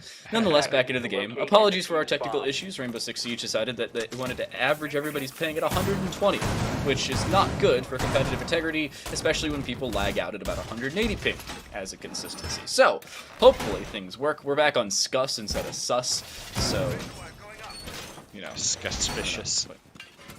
You're looking a little suspicious. All right. Well, we are back Can to I have a new that caster? Where's aforementioned- Fellow? Oop. Where's Fellow? That kitchen objective that we were anticipating earlier. So that's exactly what we thought we were going to see. We're going to see that castle once again, and you have to bolster that as well on the Swiss, on the Rooney. Not sure which gun we're bringing. We've been paying a little bit of attention to the P10 Rooney and EVR split because both have been pretty impactful guns so far this game. It's gonna be the Mark 14. It's gonna be the Mark 14 because it's Swaus. With earlier, Yellow was playing on the Mozzie with the P10. Swaus will be playing with the Mark 14 because they were also playing on the attacking side last map with that Kebi and sticking with the Mark 14. You can see them walking around with a pistol because it's just quicker to run around. That indicates they also don't have the SMG because the Mark 14 is so slow when you run around. That doesn't make any sense, by the way, in any game. Why is it slower to run around with a larger rifle? Because you still carry said larger rifle, even if you just have your pistol out. So you technically would be the same speed. It's lighter. They're carrying their pistol. But, Shush. Alright. 10 kilograms of feathers is lighter. Shush. Alright. I don't want to hear the stats. By the way, yeah, it is Swaus. Okay, so the defense still pretty focused, or this time focused pretty heavily again on that stuff. That didn't see a lot of mileage over by Library. Yellow is going to get a kill over there, so it is a well-placed Gander right there. Bees are drawing out quite a bit over here on trophy side. There's a lot of open holes in the walls, which are long lines of sight for the defenders to use as they try and keep up this trophy side that was attacked so heavily by Fisher the first time they held this map, or this objective. I mean, the last time Purdue held this objective, they also found the opening kill, and then they lost almost every other kill in the round. So, if history was to repeat itself, I'm not liking their chances. A single shot landed onto Beezer. Somehow that nade doesn't get the kill on the top floor, but, you know, Rainbow Six, you do you, I suppose. Beezer, still looking for this kill up and over top, is very close to finding it through that back wall, but needs to aggress out and towards the open area. And again, you're seeing shots landed with that Mark 14, but the down found across from that office side through the master bedroom. Looking for another, will find it as well. It's Maple with a double on the top floor, and Fisher with a man advantage. Hey, after all this work, losing a pick, Fisher just sends Maple in there. This time he's actually got some knowledge to be working with. That way he's able to secure the second kill. Z-pings were coming out for the duration of that fight, and the second floor is actually all cleared out right now, except for Yellow all the way outside. He's watching that office alcove, looking for an opportunity. He knows there's people through here, so he's going to be a little bit aggressive, go for a peek, and he's not very far away from the smoke, actually, is going to put some pressure on the players that were looking to get up closer to him. And let's see, I'm not sure where that flashbang was coming through for him right there. Yellow in a nice little spot. He sees the head for just a second, goes for it, but Maple swings right back in, finds the headshot much before. Much better fire rate on his rifle as well. Complex game playing through the matrix, I suppose, as the Iana. Still looking for site control, though. Just 10 seconds remains, and there's still one Toxic Babe remaining. It'll find some damage, just not the kill, unfortunately. Arvo finds their kill required. They have to drop straight into the Toxic Babe, though. They will start that diffuser plant. The availability straight to the rotate. They need to find the kill, and they just will not be able to do so. Fisher Falcons have a doubled up man advantage, yet just take too dang long and fall because of it. Purdue Gold will find the lead. Yep, another round basically on the back of Maple, but not enough coming from the other sides of the team to really prop up the whole round for him, and he had to put away the gun or start in order to start putting down the defuse. So nice clutch up from the defense. Just one player left on the back of site is able to move his way on up, and Arvo saves the round and saves that even spread. The 2-2 is now a 3-2 in favor of the defending Purdue Gold, making good use of their defense choice. An unusual pick on Chalet. They chose to go defense first. You understand why they went defense first. It's a little bit easier to come back from a disadvantage on the attacking side, especially on Chalet, than it is on the defense. Purdue, now at minimum, will walk away with this half with at least a tied-up score. They're looking halfway decent. I wouldn't say fully in control by any means, but 3 of 5 rounds in the defense, especially now winning Kitchen Dining, going back to the site you won to open up your scoring here on this map, and most notably on your defensive side as a whole, going back to Oregon, really bodes well for them. I don't think they have the advantage of the map fully yet, but they at minimum probably have the advantage in this round specifically. We're also seeing a reappearance of the Echo. That was a bit of a mix-up on their basement and left them with a round in the pocket. So bringing this thing back out, getting some more intel. That way they can find the attackers a little bit beforehand. And that's something that has been plaguing them, just a differential in communication and intel between the two teams. The drones are doing a little bit more work than default cams are for Purdue. So they're trying to remedy that with Mercado here. You can see Fisher are making sure they cross their T's and dot their I's this time around. The information as to the whereabouts of the Jaeger known for the attacker early on. This is something they can work off of. A crossfire set up from the trophy side and west stairs. Well, Baja has to back away. Unfortunate nade misses there for Maple. It wouldn't have found the kill regardless of whether it was placed correctly or not. In this case, it was not. But ground already gained. 45 seconds, most of the roam taken care of other than the bottom floor. The Yokai still available on this first floor here for Purdue. We'll gain a decent bit of information, but by no means is it round changing. Yeah, that was a blunder there, not getting Baja.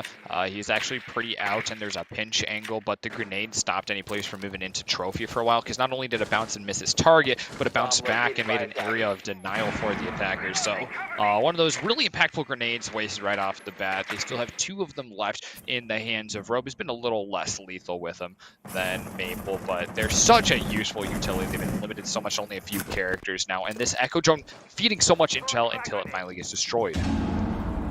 It was by a C4 as well. That's the ironic part. It was actually a little bit of friendly fire onto utility, unfortunately, here for the defensive side. Maple finds the opener, yellow down, the alibi off the board early. A lot of your fragging power taken off the board at a first glance. Certainly not good here for this defensive side. Burning the ADSs and gaining information now is the attacking side. Maple with their human drone, the Gemini replicator, will be able to push forward. But now into the final 60 seconds of the round here, Treasure. Fisher have full Solarium control. They're not pushing from anywhere else, so again, it's a very single-dimensional push, but Purdue Gold are still losing.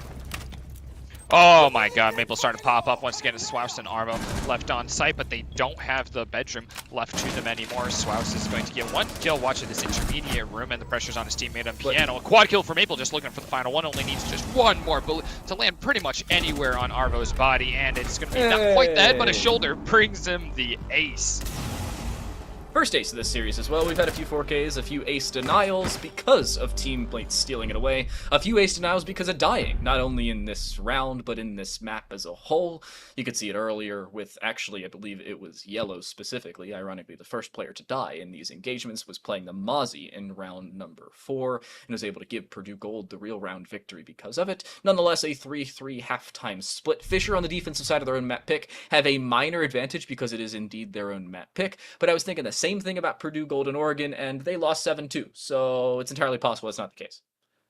Yeah, they're going to be going basement first, and once again, this really begs the use of a Thatcher again. A lot of hard breach on this initial pick from Purdue Gold. I'm not sure if they're going to be sticking this once they see that basement as they guarantee. Maple here is on Goyle. We've seen some rampant success from his Goyle earlier, but some of that had to do with some baiting up in the big tower on Oregon into runouts, where he just was able to pick up kills outside. And there was actually a round where it was also folly for their team, so a little bit of a back and forth. They lost a round because the player wasn't able to get back to site through Goyo shields. No, I'm not a fan of Goyo shields because usually they're used against me better than they're used against the other team. Most of the time because I tell my teammates to shoot them because I am an idiot and get aggressive as soon as I put down my utility, and then my teammates die. And or just forget they exist and don't listen to call-outs. Anyway, I digress. Fisher will try to use this in their advantage. You can see Purdue Gold put Arvo back on that Dokebi. Arvo and a Mark 14. I feel like this is about as concrete and consistent as things get here for Purdue. Yeah, Purdue really, they do like their DMRs here. They've got the impact grenades for the EMP, but that doesn't seem to be their focus at all. Oh, there we go. Thermite going on there, so that's going to open that up. Nothing really to deny it either. Just to mute once again. Bandit and Kaid really forlorn out there. Beezer's been downed. I'm not quite sure by who. Probably Yellow, who's pushed into library and been shooting through some walls here. And there's a big old trail of blood. Yep, it was definitely Yellow. But Beezer has made his way to his success. A rope is there to pick him back up. Only lands a little bit of damage on Yellow and has to wallbang to try and find that last mark. Swaz finishes off Beezer. Not much of a task at that point with his reduced health. And Maple is now joined the fight. He finds his first kill. Taking out Yellow and he's down. He has a teammate still defending him though. A lot of doubt, but not out down here on the highway. And there's a bait once again. Rob gets Arvo. It's a 3v3 of the up players. I don't know how in the world this is still going somewhat in Fisher's favor. Maple's still down around the library stairs, by the way. They're finally taken out by Mercado as they clear out the aforementioned Goyo. No C4 available for the rest of the round, unfortunately, for the defensive side. But Maple got his one, and this is still certainly possible for the defensive side. They want to aggress. Robe on low HP after being dropped earlier on, attempting to pick up Beezer. But half the round gone, almost half of the lobby gone. Robe's on about 10 HP to make it really that case. But Purdue Gold don't have all that much control as to what you'd think, other than, well, Snowmobile Garage open and Fireplace Stairs to work off of. Yeah, we have seen this work previously for Fisher, though. Just someone has to make a bit of a play to get more leverage than what they currently have. That HP is pretty substantial. Robe had to retreat all the way back to site and rely on Cappy to keep up the game upstairs. But still, the defense is pretty aggressive at this point. And Cappy, has a lot to work off of right here, finding that pinching angle from behind. Maybe overstaying the welcome, though. Yeah, going back downstairs after that hail of bullets coming down from the rifle, at least keeping a distraction. Even if she's not there anymore, she has a chance to regroup and take more time off the clock, which is close to approaching 0:40 seconds. Now, with another player down, Cappy is going to be really holding the weight of the team here as Robe does get a double kill. Baja baiting for that diffuser, trying to find an opportunity where he's got a safe angle as Mercado finding Robe. So 1v2. The fire, though, is huge. That's actually huge. Baja goes down for Mercado after taking all that burning damage and being forced off the stairs. He's happy to come back to one of these holes he's opened up, or even just that hatch. The hatch was opened up earlier as well. That was reinforced. I was thinking, wait a second, why didn't they reinforce connector hatch? It's like the only hatch you really have to reinforce here on Wine and Snowmobile. They do indeed, but it was the can opener that picked it up earlier. The hard breach secondary utility there for the buck that brought it forward. Purdue pick it up. It should have been a little bit more convincing in their favor considering how much control they had. But Fisher re-aggressed around the site and on the site specifically, played around their utility to almost near perfection. The Vulcan canister to really relegate the protection of the plant. Nonetheless, a round victory for Purdue. Could have been chaotic, and really was, but not a round loss there for the Boilermakers. All right, well, reevaluating and reassessing this site, Fisher goes back down to the basement.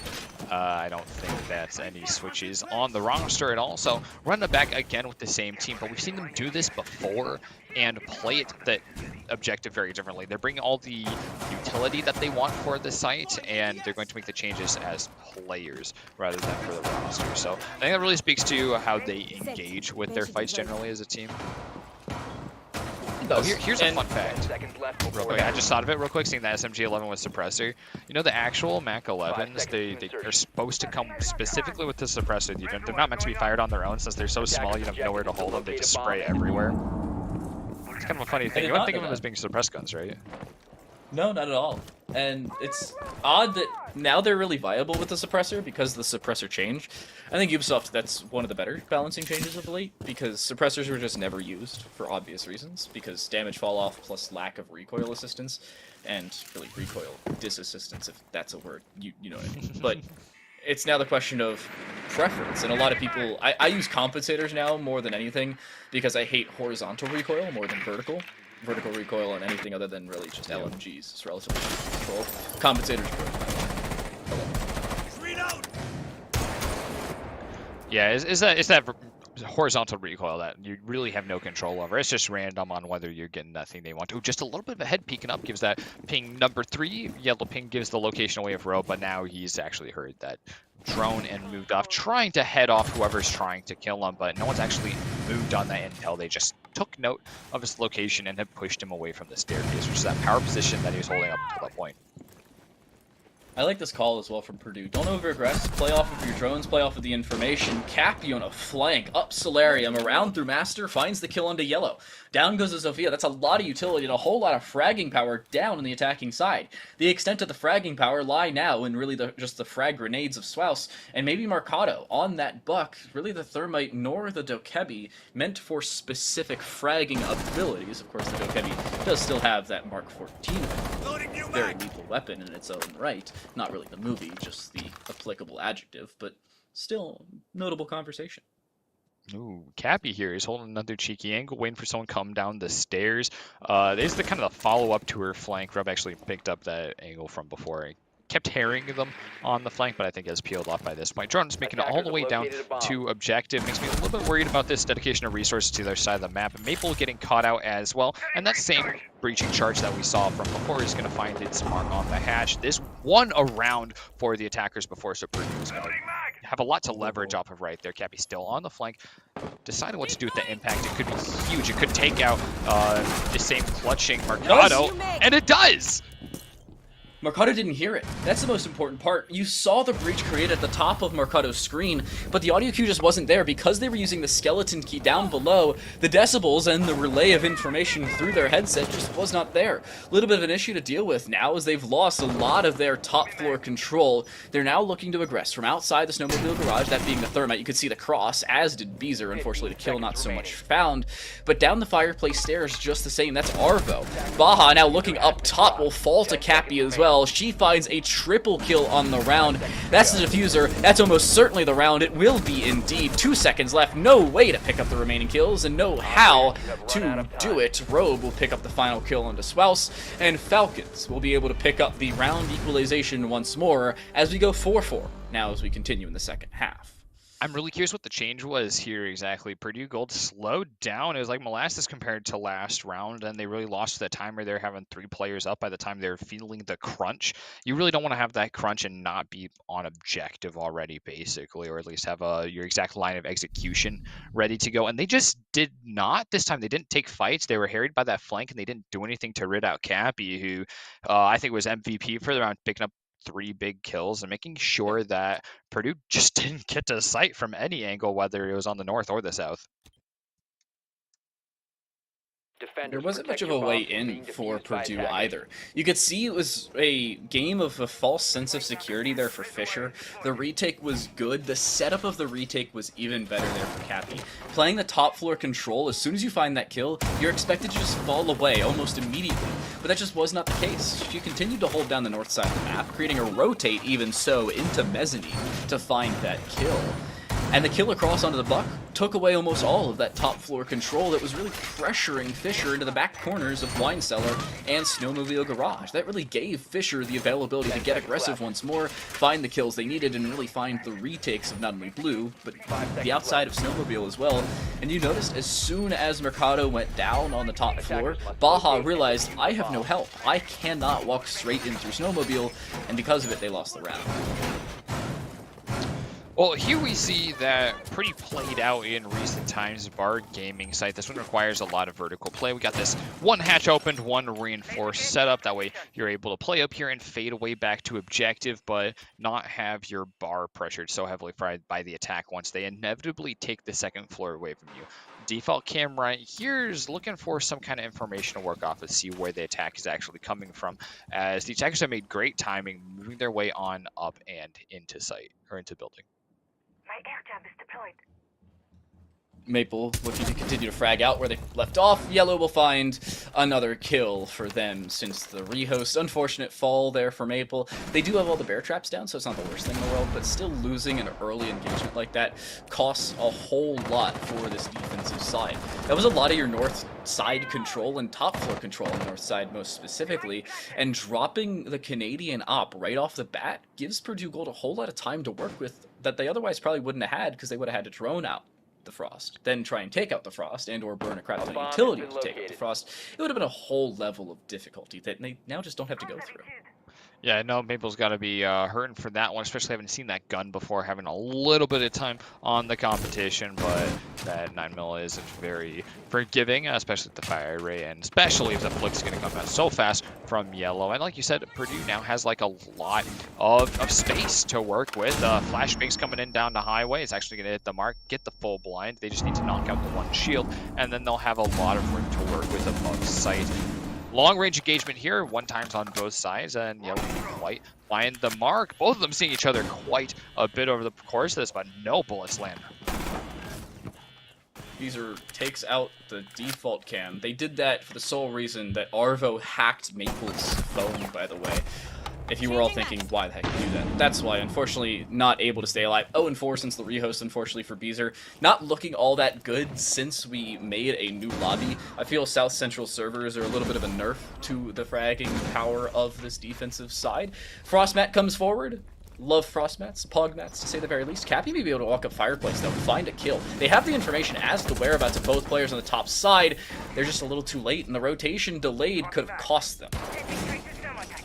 On the other side, Robe here and Devani still holding up, and hearing a lot of deconstruction of two teammates starting to go up here. Yep, that wall is opened up, and Robe's world is starting to get a little bit smaller. Still got smoke canisters to be working with. 15 seconds, that's plenty of time to burn out an avenue for entry, but that line of sight just works out for the attackers upstairs. Swaus goes down, Baja finds Cappy, and Vani really making things work for the team. Robe stuck in this corner, throwing out these smokes to try and obfuscate source sight. Forcing out the plant, sees ahead for just a moment, but can't make it, especially through those walls. The damage just dropping off after 2 wall bangs with the SMG.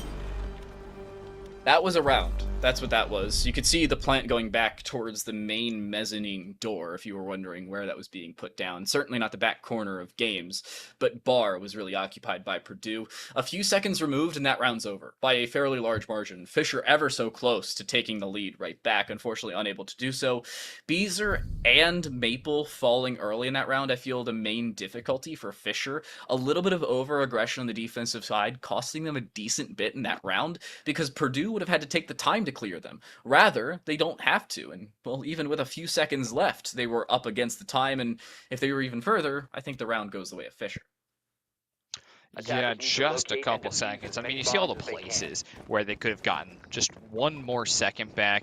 I mean, the biggest thing that comes to mind is losing Maple so early, just having one fewer player to even take a gunfight. Even if your gunfight takes 1 second, could have gotten that round right there. But it's such a close round. It's all the little things that you have to dwell on.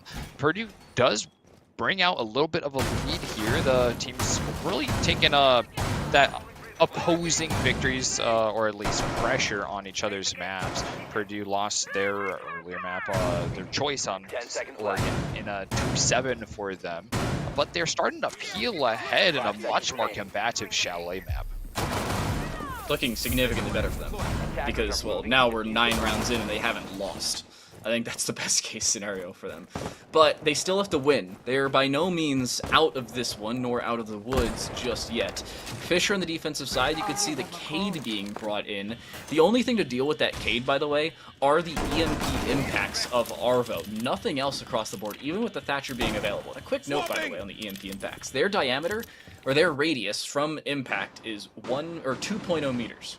The radius of those Kite Electroclaws, 1.7. So you really have 30 centimeters to work with on the attacking side of really leeway to miss. Miss by any more, you don't hit what you're aiming. And just make it a little bit tight. That bulletproof camera going there, waiting for that eventual opening up of the wall. That way, he'll actually have eyes directly in front of him through the alcove and out onto mezzanine, where the attackers would inevitably be if they do open up the wall. Another attack going this way. Ooh. in the direction of Trophy. A grenade being charged up. The depth charge nearly finishes off Robe, hanging on by just about 2 HP. Any amount of spray is going to finish him off and take away the toxic waves that he's still holding in his pocket. Of course, the attackers don't know this, so they have to act as if he's still just up. It's a little bit of a nerf to the frag grenades, I think, that actually spelled his survival. A little bit of a nerf. I think that massive nerf probably made him still alive at this point. Maple off the board first again. No C4 available once more. And they're getting this diffuser down. They have control down below as the Alibi may be looking up through that vertical position. They do indeed, through the breach and through that hatch, finding a kill across. But it's Yellow to follow up in terms of dying. Baja low as they drop away. Swouse is dead, and somehow Fisher are back into this. A 1v3 now for Arvo with a Mark 14 in hand right outside of the site. They have to turn 180 degrees, 3 different angles of attack, all at the exact same time. Fisher decide, hey, let's give up the site and then take it right back. Attack is our thing, and they walk away with a round victory. And again, a tied up scoreline. That is just a gun skill difference in that last fight. Also utilizing some of that Peeker's advantage, but good concerted attack right there, all of them stacking up perfectly together. And even with that moment of silence where they realize just what's happening, they go, well, we have given up points. That diffuser is probably going down right now. And in tandem, Fisher College was able to prep up and take all those peaks simultaneously when they know that Purdue just cannot calm what angles they're being attacked from. That's exactly what you need to win in a situation like that. Not a lot of teams have that kind of cohesion. And the issue there for Purdue Gold was it was chaos. They weren't really expecting to get that diffuser down for free, so they weren't fully set up around the site. They were all focused on getting in and getting the diffuser rather than prepping themselves outside after getting the diffuser down. And in their panic to re-aggress on the outside, Beezer just casually went from 0-4 to 3-4. And Fisher walk away with a round victory. That was the aggression that we were looking for from Beezer a little bit later on in the round rather than earlier. While yes, Maple still falls early and they didn't have that C4, they still pick up the round victory. And at minimum, we will see 12 rounds here on Chalet. That's a bare minimum, by the way. OT certainly still a possibility. But I feel this one's going to end in regulation, and I can't particularly say why, but I think Purdue are going to lose this. I do. Just feeling something there in the bones. I feel the other way. I think at this rate, what we've strewn 3 rounds together for Purdue in a row, strewn 2 together for Fisher College in a row. Both in the first half has been back and forth throughout this second half with Purdue's attack. So I think it's anyone's game, and I think this one's really likely to go the distance on this map. So that's what my money's on, contrary to you. So we'll see who's right when we get to the end of this one. How much money you putting down? I'm kidding. Don't bet. I'll 100 exposure dollars. 100 exposure dollars? Yeah. I feel like that's a viable bet. Is the return also 100 exposure dollars? Sure. Okay, well, we're betting in exposure dollars. Maple's about to run out, by the way. This is going to work as well. I hate this. Yeah, this my is gosh. going to work. They're going to take down the barricade, but on a drone outside, there's one. No! There's a second as well. Maple just decides to run out. The sound cue not caring about their life, and a double from the Thorn as a long rotate. On the other side of the map, by the way, it works. Oh my god. You know what the most terrifying thing is, too, Time to Light? Attackers recovered. If he had not hesitated, he would have had 3. I don't doubt it for a bit. Yeah, true. He's looking for more, too. Going up on that rooftop, looking to see where anyone else has scattered off to after that terrifying play to start off the round. But Purdue is reeling in the face of this. They've lost so much utility. They've lost their hard breach. They've lost Arvo, who's been fragging out and bringing extra utility on the cameras. Not a usual pick on the DKB, but he's been leveraging it so well. Swaps is stuck in this angle. He's going to hold this and try and find the player in library to try and just get something started, get some leverage above this site. But right now, the attack is just hopping in and out right here by high. We're trying to find anything to get. Beezer ever so narrowly missing onto the Nomad as well. Mercado will set up their air jabs for the flank that we've seen Cappy and Maple bring in a few times over. They will not be able to this time around, and will actually be able to find the kill on the flank. Cappy will be no more, but Maple now in a flank of their own. I believe they hear the pinging of that air jab and will in return back the heck away. A 2v3 though here for Purdue, with Mercado on about 3.5 HP, means a single shot from any weapon in the game or a well-placed sneeze from the Fisher defense will lead to the Nomad's demise. Ooh, that hole right there is pretty scary. The long arm was noticed, maybe just her. I don't know if the line of sight was going to be established right there. Still another air jab left. That's going to be great. That's exactly what you need to get rid of the character in the storage room right there. I'm not sure if it goes off, but the smoke grenades do. Those are going to make it really hard for Swaus to move in, and Mercado can't mess with those at all with one health. Oh my god, there's a swing around, a triple kill for Maple here, finishing it off with the 4K. We get another one in this game. He's found so many, probably 4 so far. 4 4Ks, by the way, through our 2 maps of play. We've seen just a single ace. Arvo's like, I am rage quitting, I'm gone. Not actually, by the way, they've just been lagging out every so often, so we'll get a tech pause in, and hopefully they'll be able to return. Unfortunate there for Purdue, but they'll be able to take a technical, tactical timeout. Technical in terms of... And tactical. It's technically a tactical timeout, because they have a few seconds. Meh? Huh? I'm sorry. Yeah, no, we've gotten a confirmation on a technical timeout from production here, so that is done and in the books.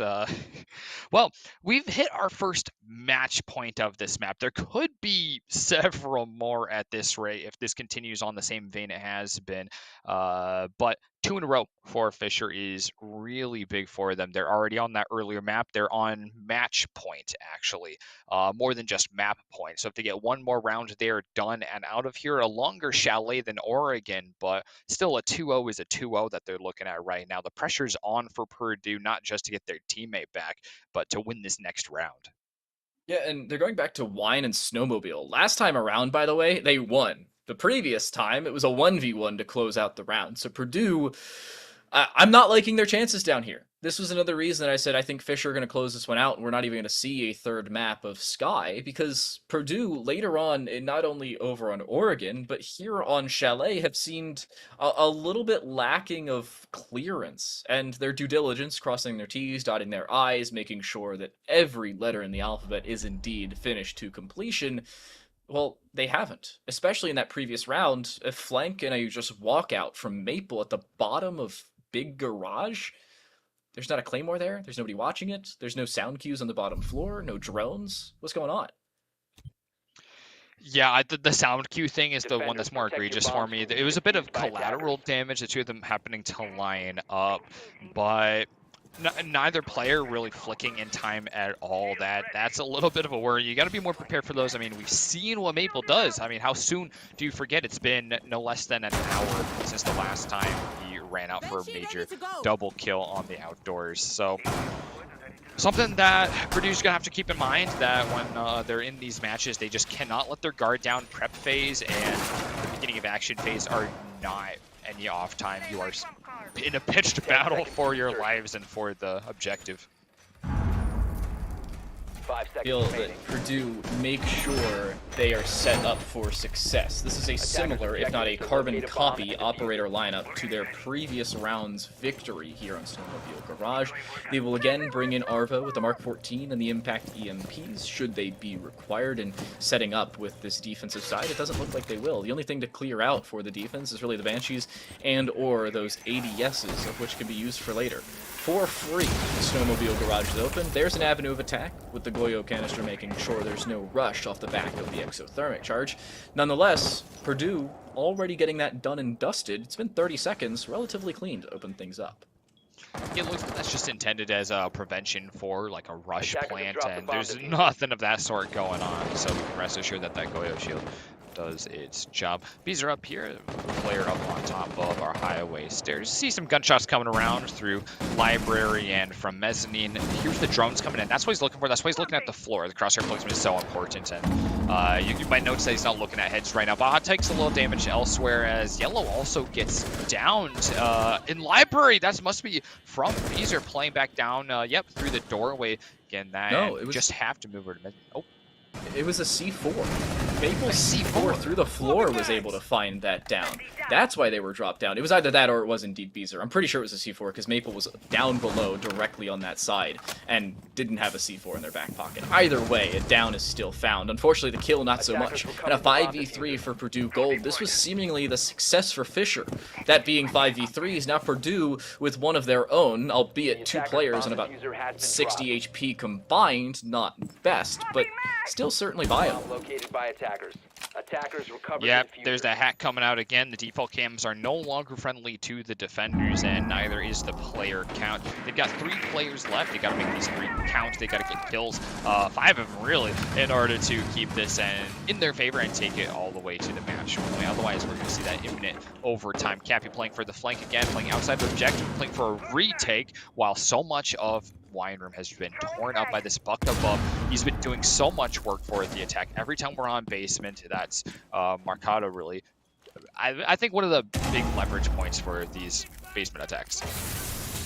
They have full sight control itself. Yellow swinging around, finds a headshot onto Avani. Down goes that smoke, and the Toxic Babes down with them. That's a lot of your plant denial down. They have no plant denial, as a matter of fact. If they try to aggress through blue, they'll be taken away. Robe does indeed swing, but straight to their demise. A diffuser plant, a 1v5 here for Cappy. Last time on the bottom floor was a 3K found by the fragger on this defensive side. This time, absolutely nothing. Swouse will be able to find a second. Cappy will be taken out. A flawless round victory to send us to OT as Purdue Gold stay alive here on Chalet. That is a statement round first match point of this map, or map point of this map to be more specific, and a flawless after losing couple in a row. So still this back and forth. Chalet as a map pick is not proven as fruitful for Fisher College as they were hoping, especially off the back of map 1 where they won 7-2. Now at this point, they are going to be back on the defense. They're opting to go up to master bedroom once again, as they did before. And they're also bringing this Kaid, which is something that only Maple has played so far on Chalet. Yeah, and Maple, unsurprisingly, bringing in the Kaid, I feel that it's a similar situation as to what's worked before. Fisher saying, well, it was kind of broken in the past, but it still worked out fairly well for us.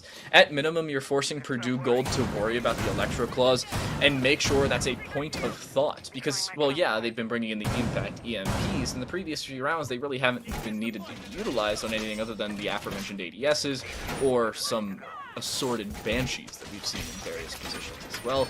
Now into OT, the more time you take off the clock from the attacking side, the more you'll be able to work off of. And 10 seconds that's a left. surprising rotate map.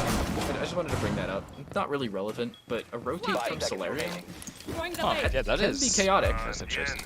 And for Fisher College, I don't think it's coincidence. They must be looking to play some slightly different angles, probably more heavily over by piano room and into that connector rather than playing the bed itself and the boxes that are by it that provide some hard cover. All right, punching our way in through big garage. The attackers are up to something. 4 players stacked up over here, and there is a Beezer lying in a wait, trying to hold a tight angle over here. He hears a drone. It has looked at the other side and must have overdroned if he's going to be able to see the back of Yellow's head right here. Trying to find a wall bang here. He takes quite a bit of damage in return, just as Swouse does. Doesn't get that drone, but he's got a big kill to work with, and he can make his exit. With a positive HP and kill trade, dropping Ayana, again, a lot of fragging power down. And while, yeah, Bees are down to about 60 HP, I was about to say Swouses as well, but Swouse is certainly dead. Maple finally bringing the Kaid into the forefront of fragging. 14-6, by the way, for Maple. Just over a 2.0 KD, and looking to try and push it into 3s if they can find an ace in the round, or a near ace in the round, I suppose, because the possibility's already been taken away. Purdue on the back foot again, and, well, in back-to-back rounds, we've seen 5 versus 3s, with Purdue on the attacking side of both. The problem is, Purdue's now on the back foot of the second.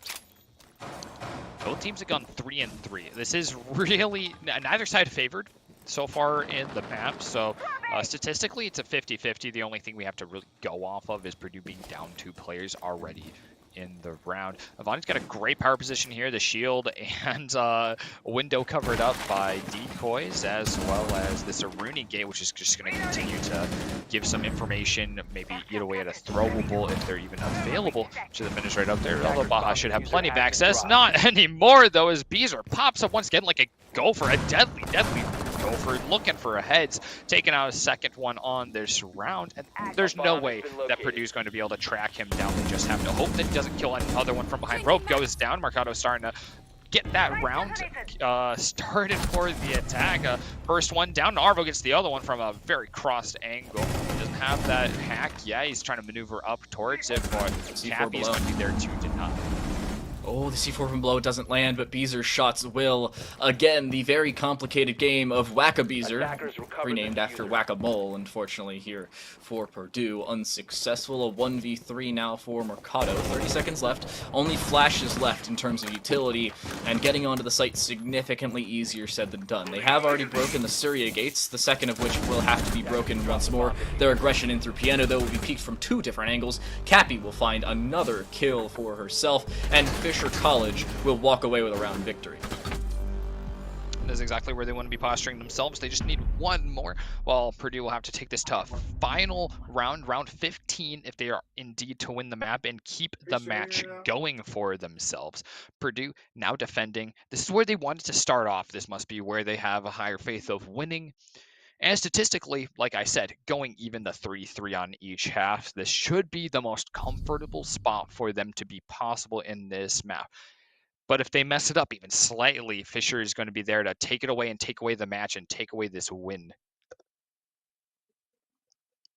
I certainly think it could go to another round. Am I frozen, or are we just stuck on the loading screen? No. Okay. Oh, we're back into the game. Apologies for that one. Things just broke. There we go. We're back in. Apologies for that one. I don't know if you heard my RA in the background. We're doing health and safety checks right now. I was like, wait. Oh, are you healthy and safe? I am healthy and safe. I'm also Good to hear. very ready for this to go to a third map. I kind of want Purdue to win this because I really want to see map 3. I'm really curious to see how these teams would end up on Skyscraper, because this is playing out so differently. I feel like we've got like 3 of the most different kinds of maps available here between Oregon, Chalet, and Skyscraper. I feel like Oregon, obviously, like our pretty standard bread and butter. Chalet has so many forced fights, and I feel like Skyscraper is a lot more free flow of a map, and one that also has been in the competitive rotation for the least time, quite significantly. Chalet being a newer map, but one that's been played, the snot's been played out of it at this point already. So just a very well-run map, and I would love to see what these teams are up to on Skyscraper. Well, if Fisher has anything to say about it, we won't find out until a later week of play. Maple already opening up a trophy, and quick aggression here from Fisher, wasting absolutely no time to progress in towards the building. Purdue Gold's defense, I feel, should be a little bit more aggressive than it has in prior rounds. Rogue taking about 55 damage right off rip. Bodes well for them right off the bat. Yellow will back away after doing the aforementioned damage. And Fisher are looking a little worse for wear to open things up. Not a lot of map control, not a lot of information as the Purdue Gold's defense. Some drones taken out as well. We're 50 seconds into the round. A total of 1 minute 40 seconds in total between the round and prep phase. And already Fisher are down to 6 drones.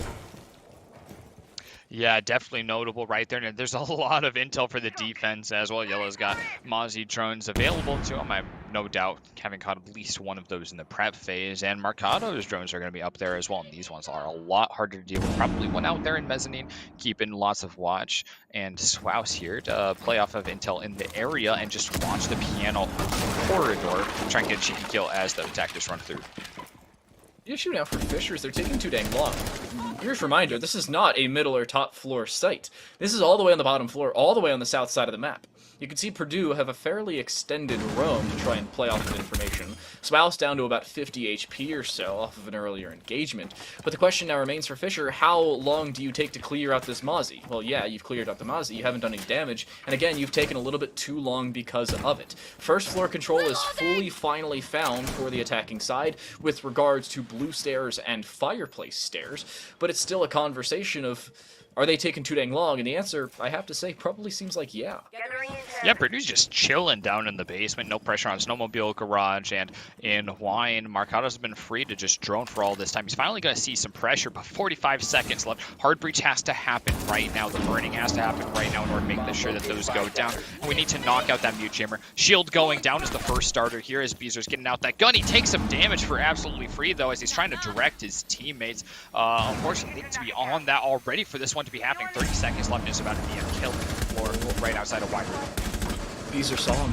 Just barely, or Arvo saw Beezer, my apologies. The muzzle flash really gave away the Polish operator's position, but they want to aggress. They want to try and clear out as much as they can. I don't think they're going to be given the opportunity to do so, though. The Yokai drone finding that stun across, but they just do not have the kills on the defensive side. The Yokai drone still finding efficacy, but it's a 2 versus 2. The swing from Maple unsuccessful. The retrieval of the diffuser, but it's just too little, too late. The round will indeed be over. The Yokai drone will make sure that is indeed the case, and 15 rounds the requisite here to complete Chalet. This one, a true beater. Only 2 stints of, or 3, I guess. 2 back-to-back rounds for Fisher College, and 3 in a row for Purdue Gold. Those end up coming out to just even. Everything else has been back and forth. Hook to the jaw, an uppercut. The 2 of them swing into the bitter end of this map. Fisher College has so much more to gain off of this final round, though. They can put this whole match to bed with just 5 kills. Do you think it happens?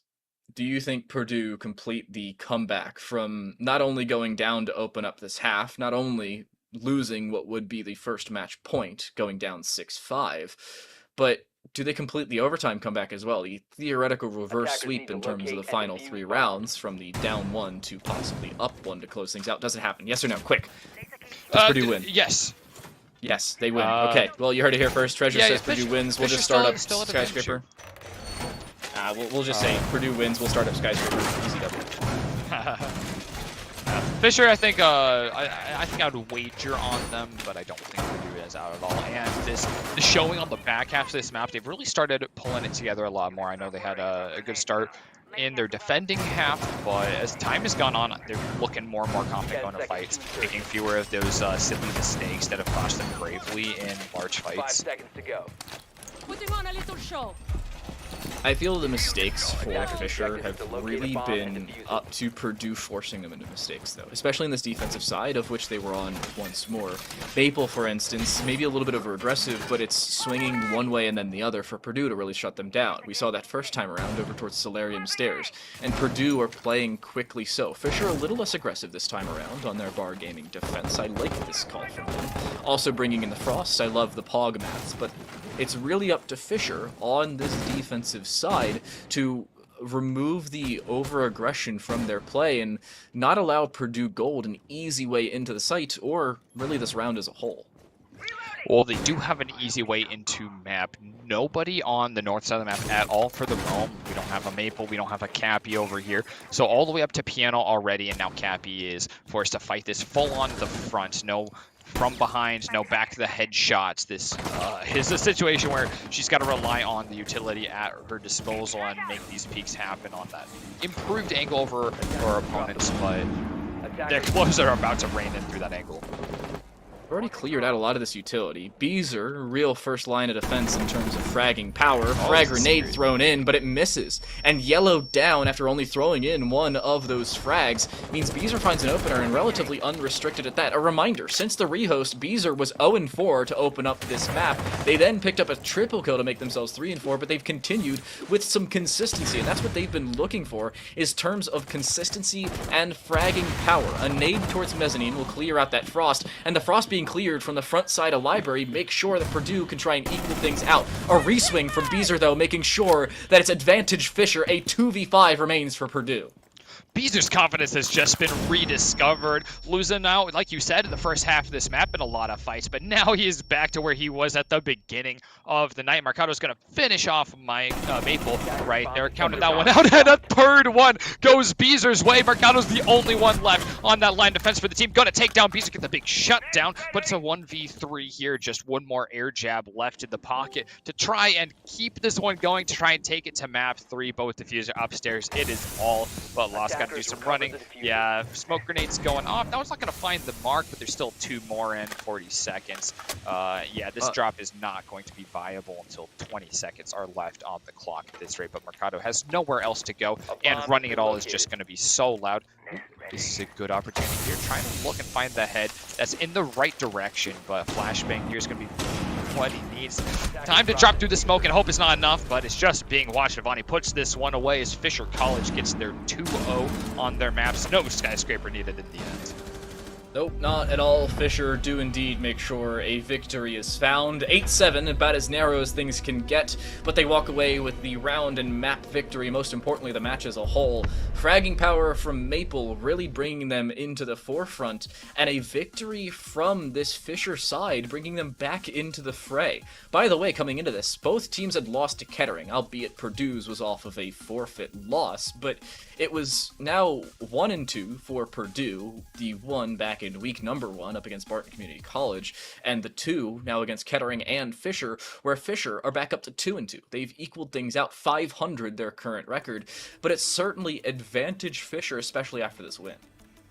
Yeah, that's feeling a lot better for them. They are down 2 matches already, so evening things up here really puts them in position to continue to be viable competitively as the season progresses, as we hit the midpoint of the season too. So this is where we can look back, we see how every team has done so far in the season, and projected is going to be basically the same spot. So now everyone's positions in the leaderboard have been established, instead jockeying for 1 position, for 2 positions, to try and just cheat your way up a little bit more and cement that spot in playoffs.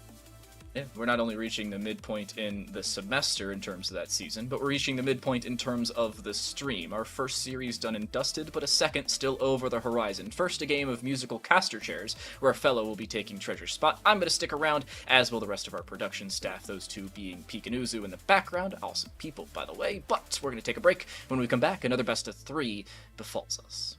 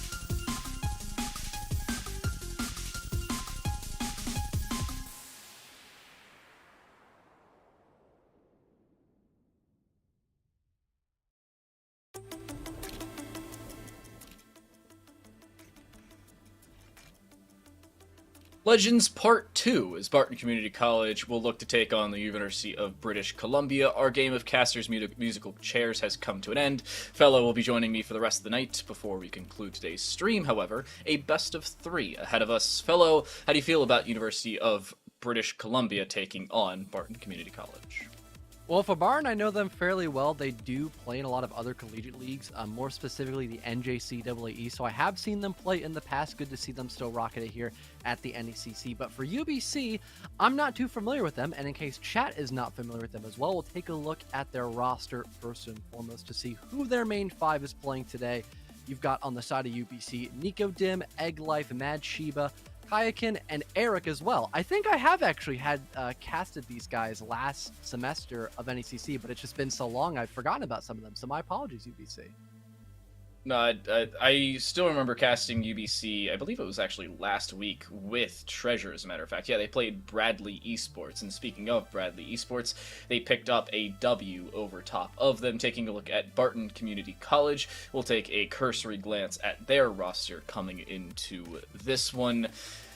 I'm a Toaster, The Deep, Salty Archer, Jester, and Urfy. They, last week, picked up a 2-0 victory over Champlain, but both of these teams opened up this season with an 0-2 record.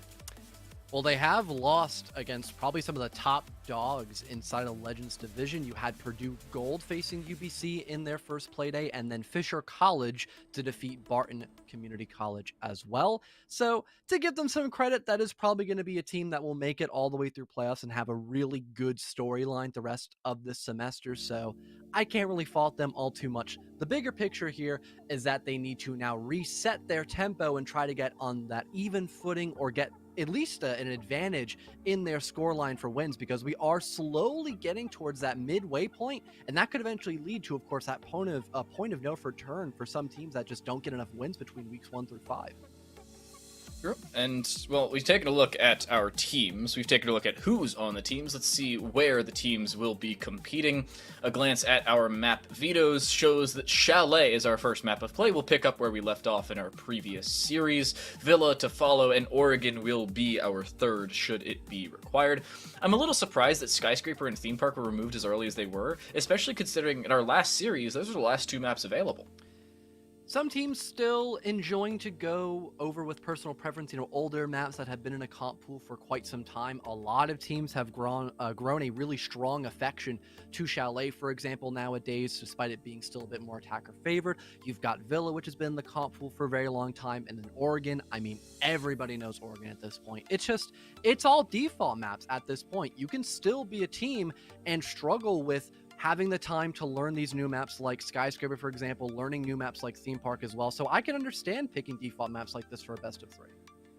Yeah, tell that to my ranked teams. Please go learn new maps. I am so tired of playing Oregon. I hate it. I am a happy camper that they added 5 maps and only 2 bans rather than 3 maps and 2 bans, because Oregon and Clubhouse are really getting old. Into Chalet, however, a quick note: if you'd like to see a different game and you're not a fan of UBC or Barton Community College and you're like, wait, where are UW Platteville and Wayne State? Well, they're on the B stream, twitch.tv/NECC2. They are 1-1 heading into the 3rd map of play over there. That's the link you're looking for. But a Flores ban on Chalet? I have never seen that before, fellow. Oh my. Surprised Pikachu face. If you know, you know. I would. Could you imagine a Thatcher ban, or dare I say, an Osa? Whoa.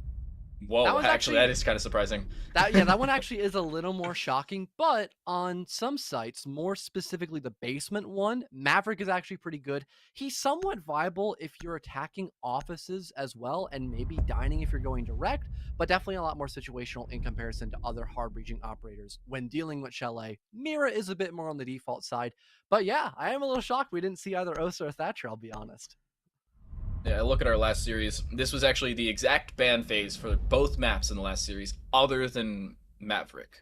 Maverick was actually subbed out for Jackal because people don't like when they look at your toes. Fortunate, I suppose. It is what it is. They didn't like the Spanish operators on the attacking nor defending side. Apparently, UBC and Barton just have a grudge with the Spanish operators on the defensive side. We'll head into round number 1, Master and Office on the defense, and I'm a little surprised that Master and Office is the first defensive site. I usually go anywhere else other than Master Office first. It used to be the tertiary selection for most teams. Sometimes like the second most picked site. And then people realized if you don't extend heavily underneath into dining, if you don't play over by mezzanine, looking into library, and even when you're doing those options, there are a lot of weaknesses, especially on those window repel positions over by Master. You get that really long cutoff angle. And again, if you don't have that extension by library, for example, you can get the office wall opened up in probably about a minute's time, especially if there is no roam presence at all. So there are just a lot of weaknesses that don't really outweigh the pros that can be found on the site. Hence why a lot of people just tend to ignore it. But if you're a team that, doesn't like to change and just prefers comfort, then going this site does make sense because it used to be popular. Hey, I'm a fan of consistency. Change is not my favorite thing, so I'm not fully complaining as the fact that they're playing Master Office, but they're actually changing what is now the norm, which is my main complaint, actually. One thing that isn't going to be changing is the fact that Nook's being played. We didn't see this as much in our previous series. Nook and Thatcher were available in the previous series. It was really only Thatcher to see any playtime. This time around, both are available and both are played. Nook bringing in those nades rather than the impact EMPs you usually see her bringing if Thatcher is indeed banned, because Thatcher is not banned.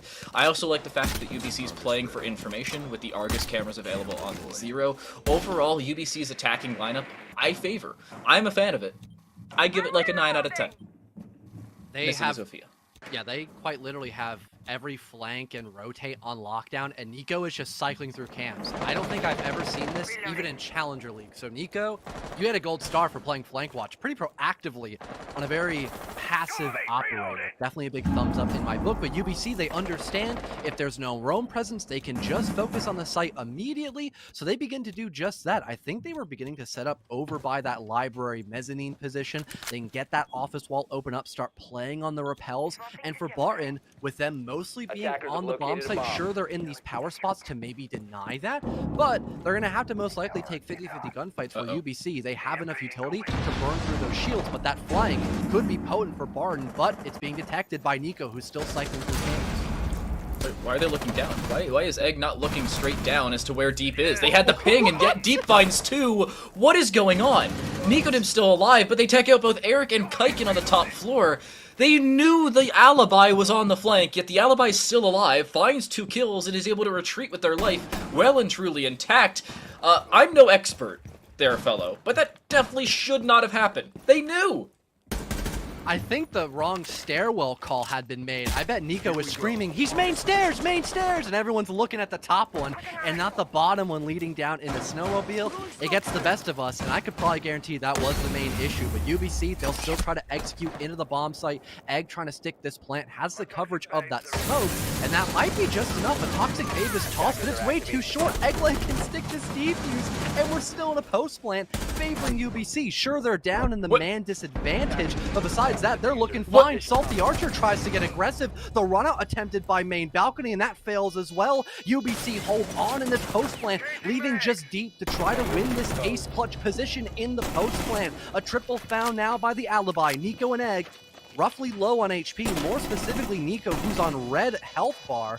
But still, the passivity here by UBC is fantastic, and the timer here for Deep to try to get on that disable is so short. A quadra kill now, but there's just under 7 seconds. No time left to hit that disable, so Egg Life will, by proxy, win this round for UBC off a miracle plan. Attacker mission successful. There's no way that round should have happened. I'm sorry, all of it, scrap it. Can we just restart? None of that should have happened. For starters, the Deep was on 40 HP when they initiated the 1v3. They should have been taken out by the library stairs, or from the library stairs. The long angle being held in through the rotate and the soft wall on the right side of office. That should have been their demise, right then and there. The information gained after their Ella fall outside on the balcony, completely understandable as to their demise. That's not too surprising whatsoever. But the question I really have to put forward is, A, how in the world UBC allowed Deep to get 2 kills in the backside? And I believe your analysis of, hey, he's main stairs was almost probably spot on, because I call it fireplace, it's called fireplace, not main stairs. The stairs going to the top floor are main stairs. Anyway, I digress. Still a round that probably should not have been as close as it was. UBC, after losing those 2 players, shouldn't have gotten the plant down. Barton Community College shouldn't have given those three kills away. I'm going to give it a whole lot of how.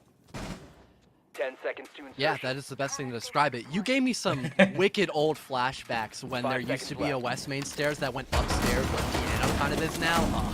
No. Those were some weird times we played Siege. I like the new Chalet rework, and I think most people can agree with me on that one. But interesting that Barton decide to reattempt Master. I like their small adaptability change of having Deep on the Warden, because that smoke plant was a pretty big issue for them when they weren't 100% sure where the Thermite was planting, since he wasn't technically on the default spot behind the half wall. But besides that, the main aspect of defending Master as a whole is denying the execute, because how easy it is to set that up.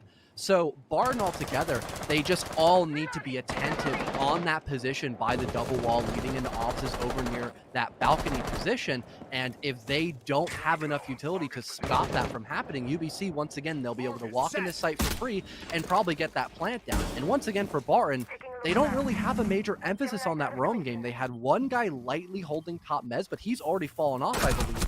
Yeah, he's worked on his way down and through piano, and that was Deep. Such an important player to keep alive for that smoke denial, and he's already dead.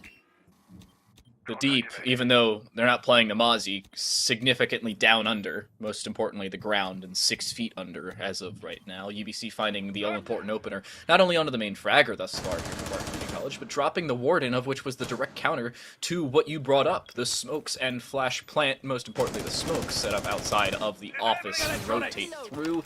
That was the important start. That's exactly what they've been looking for. EMP created and put forward by Shiva. They're looking for a nade on towards that deployable shield, of which would be dropped. Again, UBC find an opener, they drop down some utility, and they have a good start to this round, but there's only about 80 seconds left in it. They need to start to get going, even with that opening kill. So Barton, they've got 2 nitro cells and 3 smokes. That could be enough, but they have to keep these bodies alive and make sure, again, they understand how exactly UBC are going to attack in this final minute. Good kill by Kaiken, still waiting over by Highway, looking down into that panel window. 5 versus 3, the wall just now gets opened up, and a lurk by Eric. This could be massive for UBC.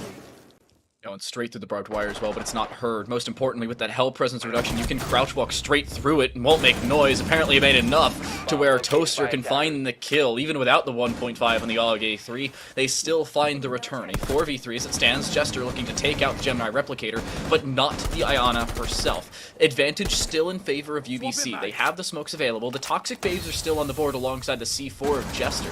But Barton Community College need to be able to get this plant denial, and they're just not going to do so. Egg will be forced off of it, but it's a 1v3 for Salty Archer, who does find the first across onto Kaiken. The diffuser still yet to be put down, and a second now found across onto Shiva. They walk into those Kona stations as well, up to about 105 HP or so. The second of 3 Toxic Babes will indeed be thrown through. A 1v3 into the 1v4, and he finds all 4 kills! Salty Archer, its utility to a perfection.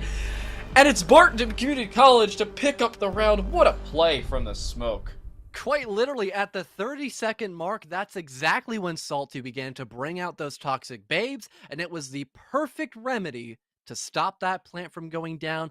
I'm a little shocked there that UBC didn't just want to go gun up in that position. You know, you're in a 4 versus 1. They have plant denial there.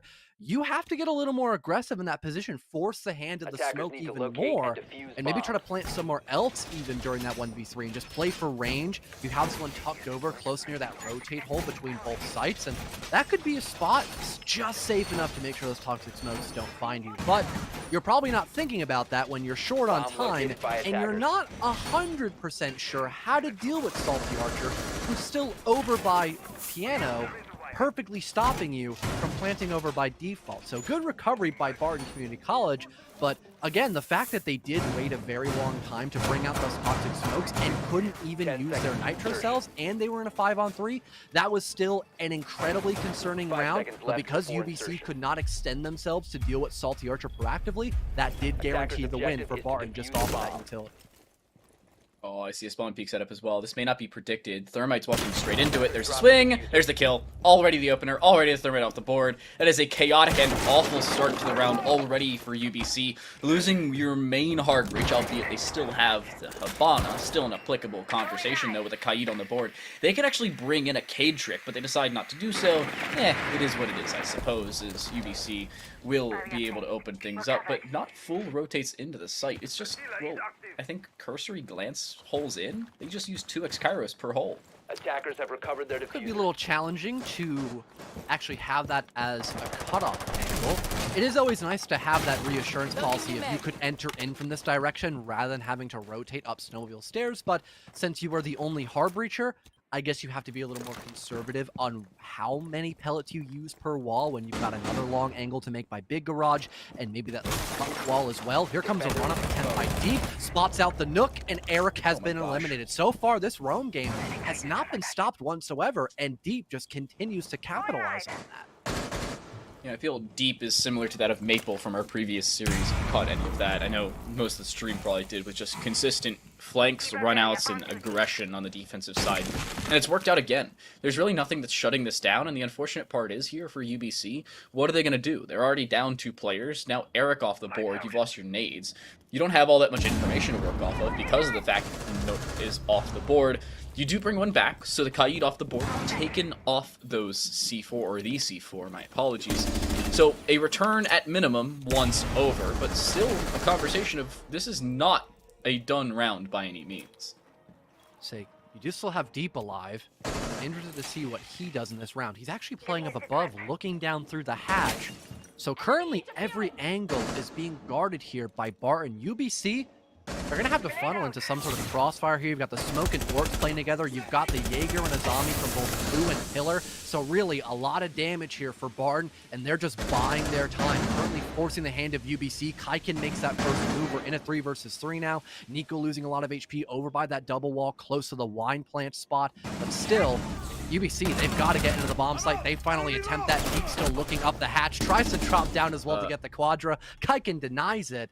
30 seconds to go, and Ace would need to be collected here by Kaiken to win this round. Can they do it, Dan?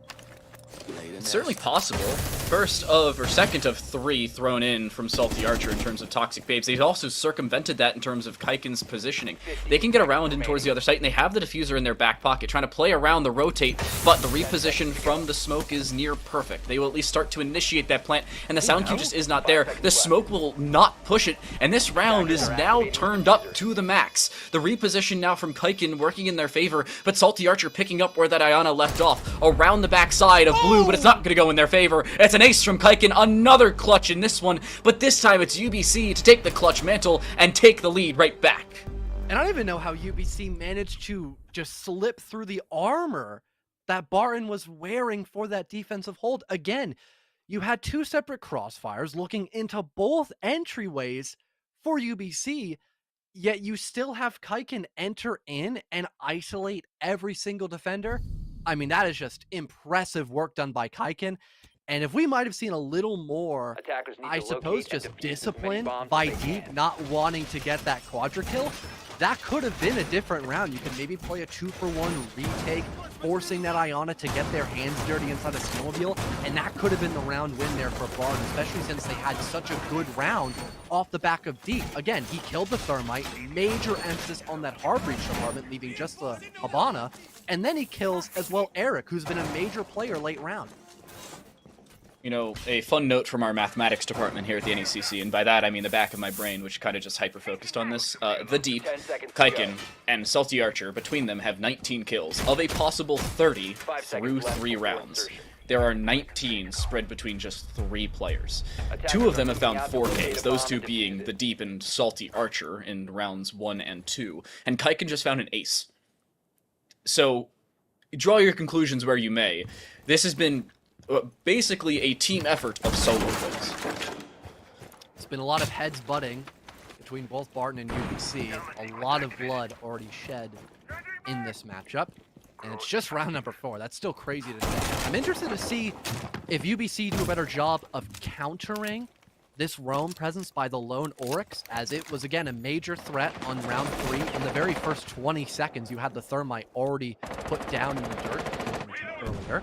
Different terminology, but still the same emphasis put in there.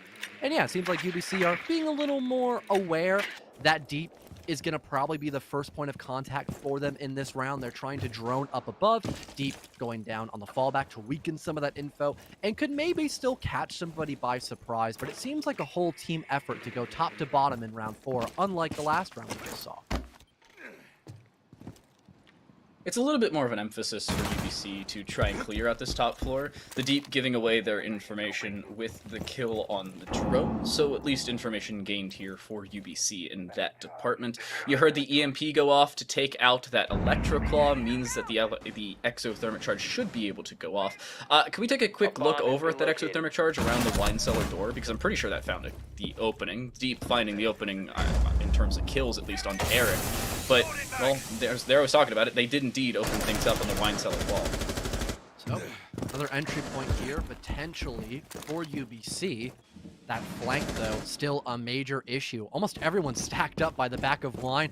Dallas as well, trying to back up Deep. No, he's just playing the hatch instead, but Nico's hovering. You might have heard audio on Deep as well, working down trophy stairs. That could be huge for Barton if Deep is able to find this refrag. And Nico is currently lying in wait. I think he's aware of Deep completely, and he's just going to force the hand of the Orcs instead. Clean shot from Machibo, nice headshot, but unfortunately it's onto their teammate. That's the opening back, and the man advantage back into Barton. But the Deep still in this top floor needs to aggress back towards that hatch. That's the position we saw them playing just a few rounds prior. The Ace re-aggressing, looking for the kill, but will indeed be taken out. It's a 1v3 now for Egg Life, being taken out from two different angles. It's the RG-15 from the Ella, across from the connector, an ever so narrow angle. I didn't even see the Ella hiding back there, and I have X-ray vision. Thermite had no chance of doing so. It's a round victory once more for Barton Community College, and we're tied up yet again. And Barton really not needing to change anything. Like I had mentioned earlier, they probably would have won the round if they just didn't get so trigger happy towards the end of round number 3. So they acknowledge that as well. It's my favorite Skylander. Be a little more... That's my favorite Skylander, trigger happy. Attackers need to locate and defuse the That's a throwback. My cousin had like almost all the weird Skylander things, and they were like account specific, so you couldn't share them. And I like put them all on my account accidentally because I didn't know that, and he got very mad at me. So, fun little fact. Understandable. How rude of you. I know, right? I was such a devilish young child back then, but so far no tomfoolery just yet, or at least to the degree that I pulled off many years ago, and a return to Master. So far, Barton, I suppose the word of the day here really for Chalet has been comfort for them. We've only seen them pick Master and the side of line, but I guess if it ain't broke, don't fix it. Every time they've reattempted these two sites, they have won it, so they probably have a good idea as to how exactly UBC are going to attack in this round. I'm going to draw another correlation to our previous series, because Purdue and Fisher played something like this in the first half of Oregon, where Fisher's defense was really like, well, we could go to one site, we could go to Meeting Kitchen. The only time they went to Meeting Kitchen is when they really had to. It was either that or Kitchen Dining, because they ended up picking up the top and bottom floors back to back. Barton, I don't see any reason for them to go anywhere else. They're playing around their comfort, as you mentioned, but the other part is they're playing around UBC's chaos. And they picked up that UBC, well, every time they try something different, Barton makes that adjustment. I don't see anything for UBC that hasn't already been brought forward, so Barton's community college defense should be relatively set up for this attack. Even more shields to once again stop that execute with relative ease. Still one Nitrocell as well, so Alice can stay alive. That could be impactful. Wow, Sheba and Deep just had a staring contest with one another, and neither one of them actually dying from that staring contest. Both players still alive. Deep falling a bit farther back into Piano, close by that shield. And that's probably going to be a position that's still alive and well for the defense, as not once has UBC actually tried playing over by that Master double window to have that cutoff angle established.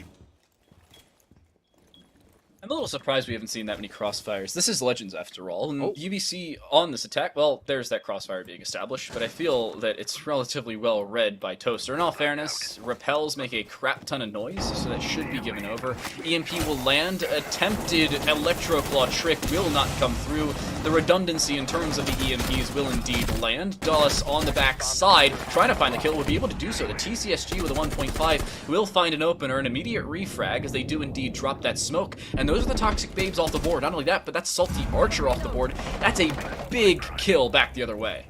There's Eric as well, probably on some sort of lurk. No, he's the one playing the cutoff angle on the Nook, funny enough, but it still works like a charm. Toaster gets tagged up as well.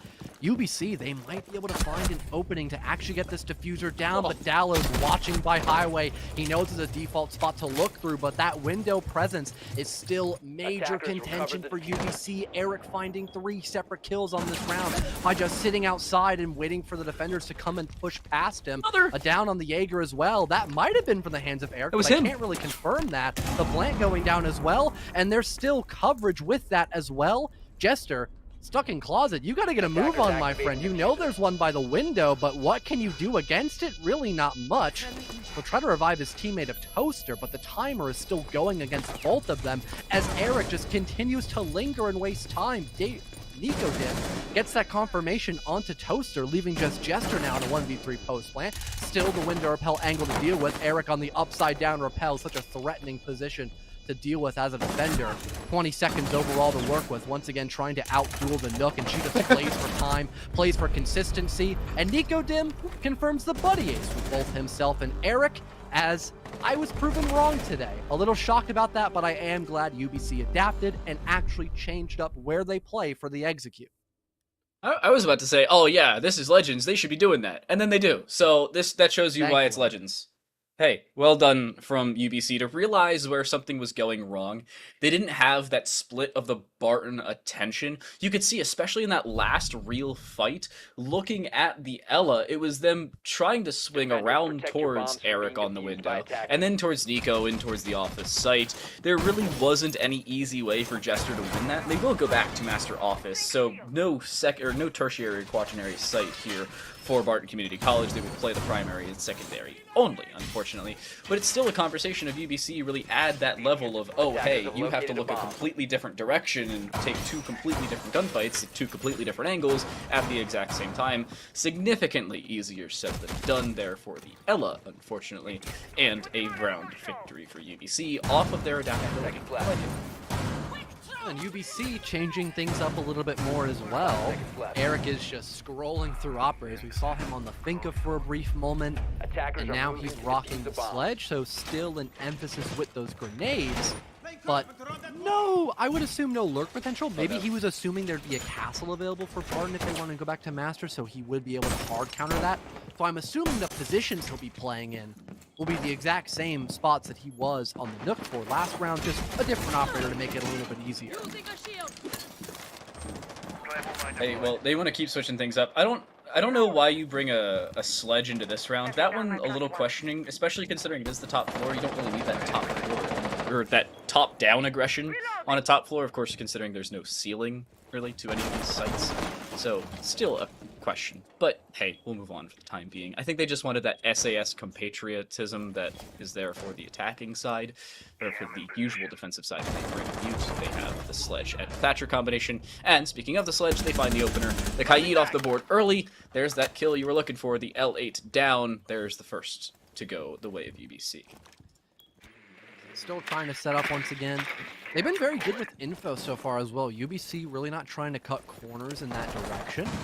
It seems like now with more info that there isn't a roam presence once again for Barton, a consistency so far for them. Eric will now begin to set up to help his teammates for that leg run execute, holding the exact same cut-off angle on this window. Upside down rappel as well to really add in the emphasis as to how annoying this position can be to deal with as a defender. And he's just waiting. Again, that element of surprise, Barton, they might not be expecting someone there so early in this round. That could be a huge way for UBC to make it that potential 5-on-2 as Nico Dim has already killed Jester. So they're already in a good position in terms of man count. The only thing they got to do is just burn through those toxic smokes, and they can probably get a plant down. Honestly, if they just start to push onto the site now, that would be the way to clear out those toxic babes. Just force them out early. If you wait too long, you're forced into a similar situation as to what we've seen before. That being not clearing out utility quick enough and having it still available in the final 45-ish seconds of the round. Eric, a breach on top of the Solarium window, will find one. An immediate refrag back the other way, looking for a second. It's Salty Archer to make it a 3v2, and Barton Community College have turned this round right around. On a dime, no less. The first of 3 toxic babes already thrown forward. Egglay forced away. I'm getting deja vu here, fella. Oh, and they're not going to try to challenge him either. That is big upset for them. Deep gets No aggressive as well. way. Perfectly timed by the alibi. No way he gets away with it. And now you're in a 2 versus 1 for Barton. 20 seconds to go. Nico, there's no chance he can get that plant down. He's got to get aggressive and work these ones. He tags up the deep, but can't confirm that kill. Still on half HP for the alibi, and he'll have to rotate with the toxic babes denying him of entering from piano and from the hard wall. He's got to go all the way down through the office doorway. A concussive blast by the Gurjmot, and the deep still watching that doorway. Gets the final kill of that round. Barton hold on by a thread, but it's just enough to make it equal. Triple kill from the deep. That was a triple, right? I'm not crazy. This guy's on 12-3. This guy's insane. I don't know, He's Dan. 12-3 right now. I mean, sometimes, but no, 13. That was a quad. He's casually pulled out another quad kill. This guy's got 2 quad kills and a half. I barely get 2 quad kills in like 3 weeks of play. Somebody nerf the deep, all right? Somebody do it. He's him. There's just Timothy, Hemi Neutron. Defused by attackers. no better way to describe the deep in his natural environment. Probably first pick in the draft come next semester, and people know how good this guy is. If he can keep it up. You know, sometimes you get those really biblical performances, and you're really good on one map, and then just don't really get it all the way down on map 2. But the Deep has been very consistent in terms of playing off his teammates, playing off of good info, and knowing what to do in specific positions. So I don't think it's just a once-in-a-lifetime performance. I think he'll remain this consistent throughout the rest of this game. And I'm going to go and knock on some wood so I don't jinx him, because so far it's been pretty enjoyable to watch him pop off. This time for Barton, now being on the offensive side, they have a, relatively speaking, different lineup altogether. They still have flank watch, this time on the Nomad though, so a little more passive you can be with that operator, but they have something in case there's a bit of a heavy roam presence by UBC, and that's more or less in the selection of Jackal here by Dallas. I'm still concerned for UBC, even more now on the defensive side, because the Deep is going to pull an Eric and just go frag out as soon as they pick up the sledge. Eric, by the way, finding 2 kills in that round specifically, and picking up where they left off is now the Deep looking for more in the second half of play. Again, a 3-3 split, so nobody with a clear advantage. This is exactly what we saw in our previous map, by the way. The first half split 3-3. The second half was also split 3-3. That's the reason we saw OT.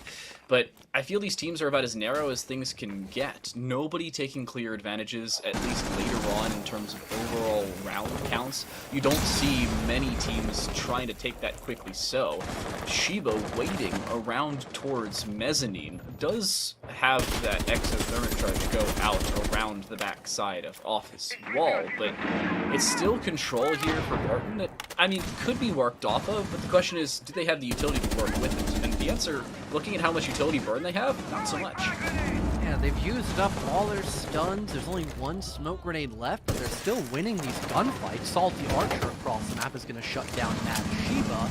UBC, though, again, their extension still alive and well because of that utility. Egg Life is able to net 1 frag, but Salty is quick on the trade. Still watching over by Highway, looking into through Ivy now towards top blue stairs. Still just watching over that deployable shield, and bit by bit, these players are dropping like flies on the side of UBC. Info being gathered by Kaiken for Eric to maybe work a play, or at least know what they're getting themselves into in this final minute, because now it's total top 4 control for Barton, and they've got all the powers, or all the players, I suppose, to brute force their way into the bomb site. Eric trying to fall back to the site, won't be able to do so. The long angle again being held by Salty, now onto a 3K. Splitting the line of sight is Kaiken. They had to look around through the library stairs, and the drop straight through the library hatch will be their demise. It is Barton Community College to walk away with the round victory, as this time it's not the Deep to really pick things up in terms of fragging. The rest of the team finally coming into the fray. Say, despite not having enough utility to actually get past those deployable shields, Barton Community College still set up to where they could win gunfights if UBC tend to get a bit more aggressive, which is roughly what happened. They still removed that presence over on the top floor, and they all moved down below as a unit. You had, I believe it was Dallas on the Jackal, correct me if I'm wrong, all the way through 45, making openings for himself to make sure he could look all the way down into stock. And as well, yes, it was Dallas, thank you, Dan. As well, you had people pushing in from both blue stairs, working down. I believe someone attempted to go down through fireplace, and if not, they were just backing up the players by library that were going from both blue and that hatch in the library itself towards the bomb site. So again, a full team effort to get those last 2 kills on the round. The synergy was thriving for Barton, and more specifically Salty, again with that synergy, just playing for trade so well over by Highway, such an active position on the map, hence why it's called Highway. It's easy to transportate yourself across that part of the map. So really good work for the Nomad specifically. Barton now finally taking back that round advantage, and they'll have to deal with the exact same bomb site twice.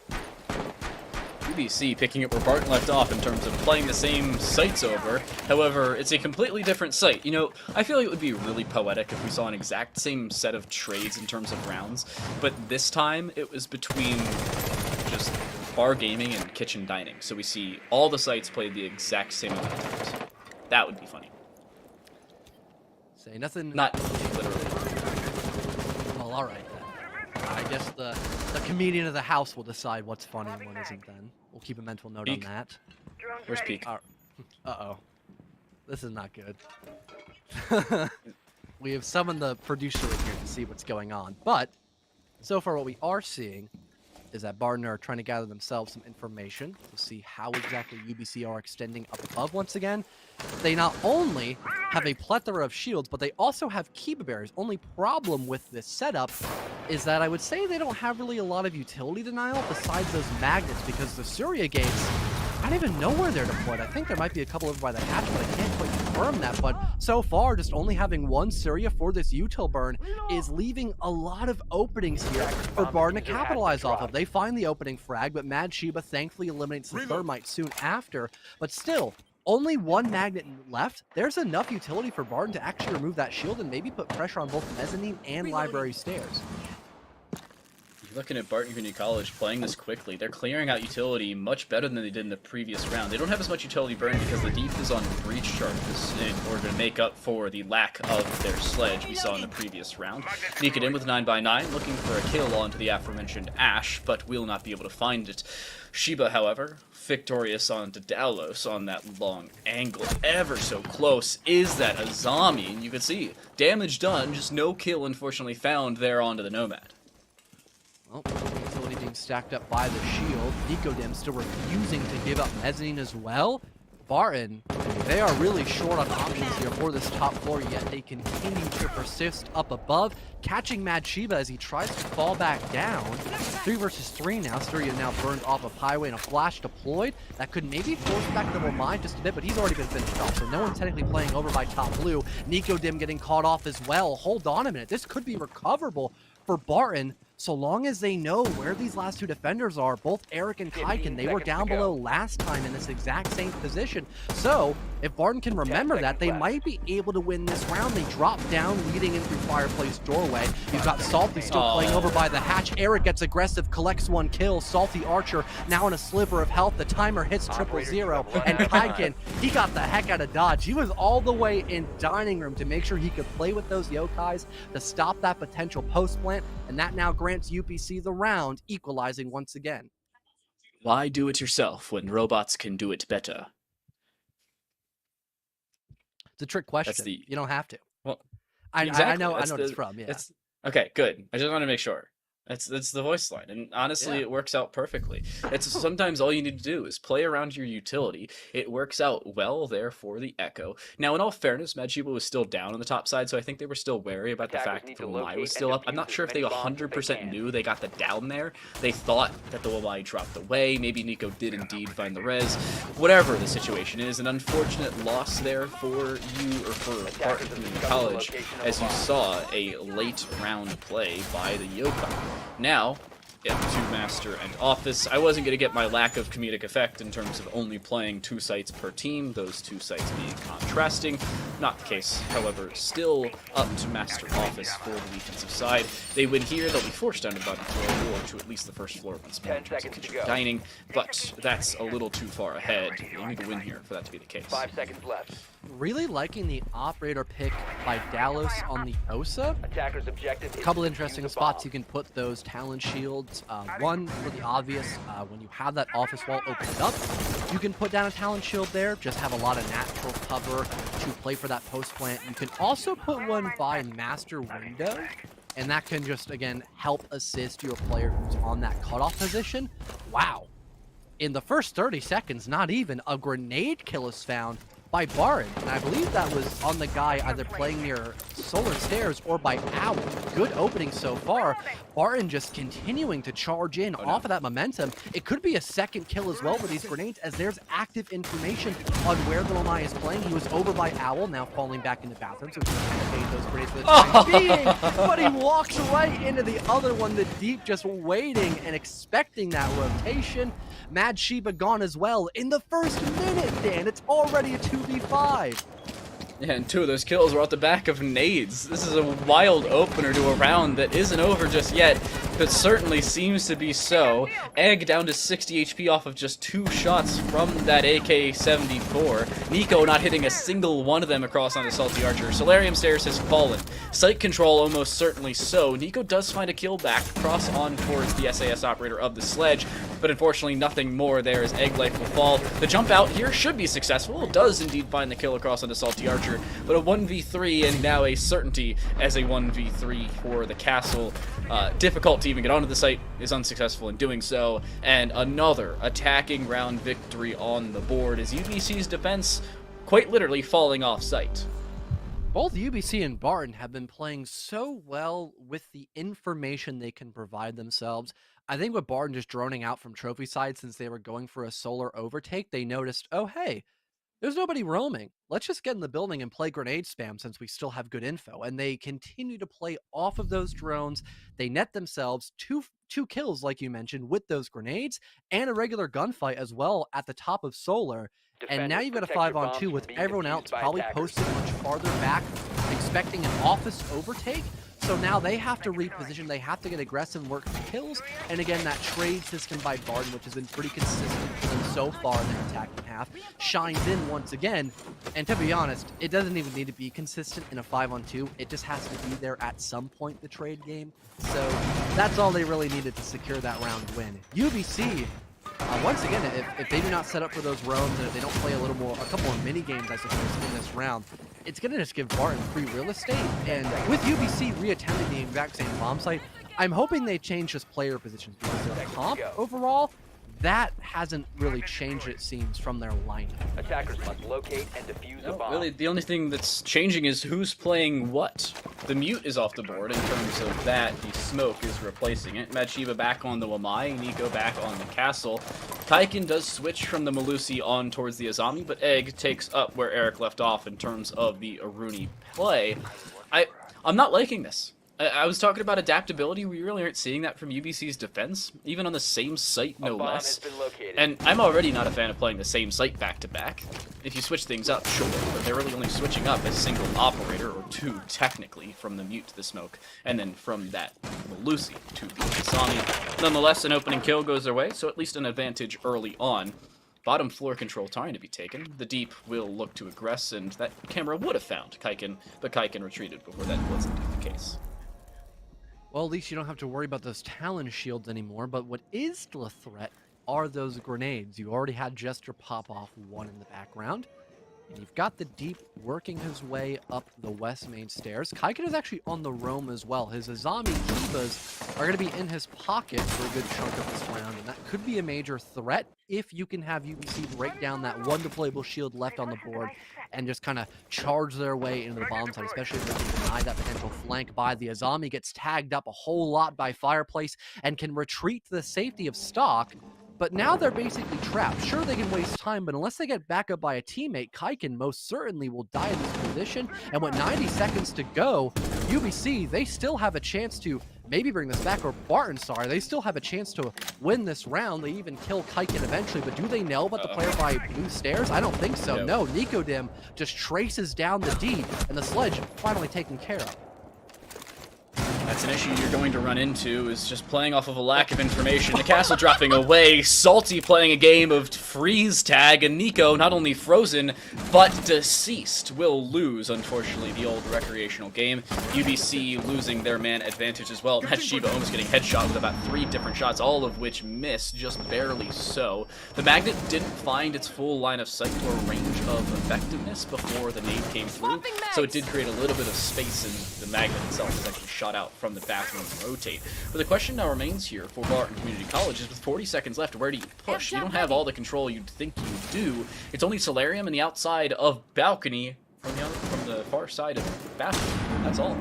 I was going to say, Salty might need to make a play inside the bathroom. He does just that, but just at a point, Air Jab, he still watches by Closet, spots out the player's head, but can he win the gunfight? No, he can't! Madshiba will win that duel. Egg Life kills the planter. Jester, the only one left, the sole survivor, stops the Aruni from getting that disable, but Madshiba quick on the response.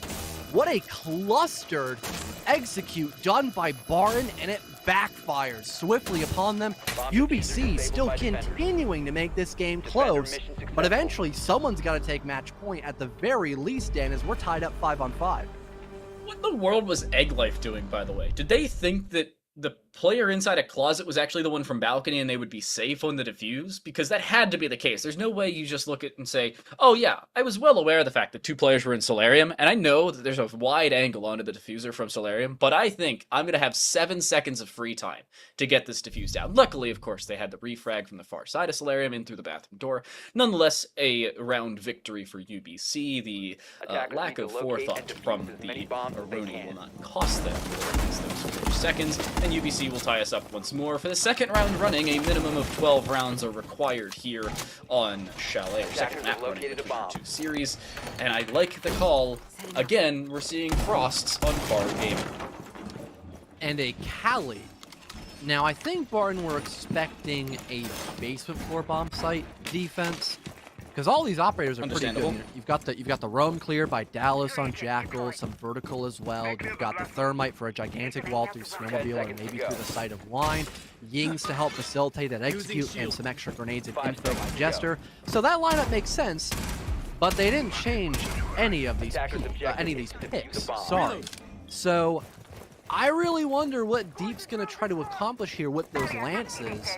Could maybe help deal with the burn that Aruni can have and the Kibas. But besides that, I feel like Deep is going to be really in a crutched position because of this sniper selection. I'm still surprised the fact that they picked the sniper at all. I'm surprised it was the Deep to select the Cali. Anybody else, I think, would have been a little bit more viable. I feel Jester wants to keep that consistency on the Ayana. Dalos just likes the PDW-50, understandably so, fairly good weapon. But Salty Archer, I feel, would be a little bit better in that scenario, switching from Flank Watch and the Nomad onto the more actionable initiator of the Ying. I'm a Toaster's going to stick with that Thermite, really, regardless of the site. They really haven't changed all that much and really haven't had to. The Ace is the only exception to that in the previous round. This Thermite should be to open things up around towards Mezzanine and create an avenue of attack for Barton Community College, but it's still a questionable overall operator composition, because what are the Lances going to clear out? Like I mentioned, maybe the Kibas, and they could be used for burn on the Sirius, but that's really it. But that's what the Deep is not even near that spot. I think he was still over by bottom main for a little while, just now moving up above. So it's more or less the smokes and maybe a couple of drones here and there to actually burn to the Sirius. So a bit of a misplay it seems to be. The Deep just making some gigantic openings in through these soft walls, and there goes the first of many Lances to come. Down goes one Kiva, but another one to take its place. Nico Dim still having 3 in their back pocket. Is this just going to be a game of just util replacement simulator by Top Mez? I think so, as Nico just refuses to give up his spot. Candela's come flying out over by Highway, but will Salty go in for the power play? That's the big question. I think they may. Another Candela across towards Mezzanine will open up an avenue of attack, and the jump through. Matshiba not blind, but certainly dead. The refrag attempted on that Mezzanine side is unsuccessful. Kaiken playing offsite is also taken away, and UBC have lost their utility for late round plant denial. Actually, on site, my apologies, Kaiken's retrieved, and they look for a refrag across into Dalos. 50 rounds in that PDW, though, will make sure they have more than enough for this suppression across, and Jester from the library stairs will find the final kill required. Barton Community College, an unorthodox operator lineup to say the very least, but map point first here on Chalet. I mean, when you have the Floros removed and you don't like bringing out the Ash or Zofia, I guess for, range soft breach, Cali's an okay option, I suppose. I mean, it worked for Barton. Sure, it was a little unorthodox like you mentioned, but they still got the round win, and more specifically, I like the Ying pick out of all of that. I guess for Barton, they acknowledged, okay, UBC A, they don't have a Jaeger on my combo, so they're really short on any, anti-util that we can spam at them. And B, they haven't really brought out a Warden all too frequent as well. So we could really counter their composition.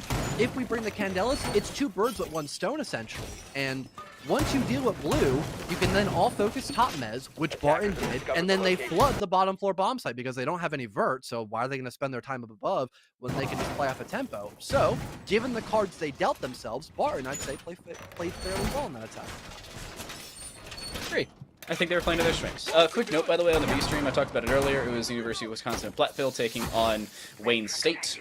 University of Wisconsin Platteville did end up taking Clubhouse as the decider and take the series on them and congratulations to them. They walk away with a 2-1 series victory. Just thought I'd mention that because that was fun. Attackers objective is to defuse Push the the bomb. guys. Well, glancing over at what UBC could have brought to deny that Ying, because honestly, they have even less to stop those Candelas from being effective. They've got 3 shields, which, yeah, that's cool and all, but you've got lances, so 4 is a greater number than 3, and then you've got the Kivas. Thankfully, I might need to double check. My arithmetic kind of sucks. And so far, what hasn't really sucked is the opening kill department for Barton so far on these attacking rounds. They find one yet again. Nico Din is already ripped to shreds by the hands of Dallas with that L8.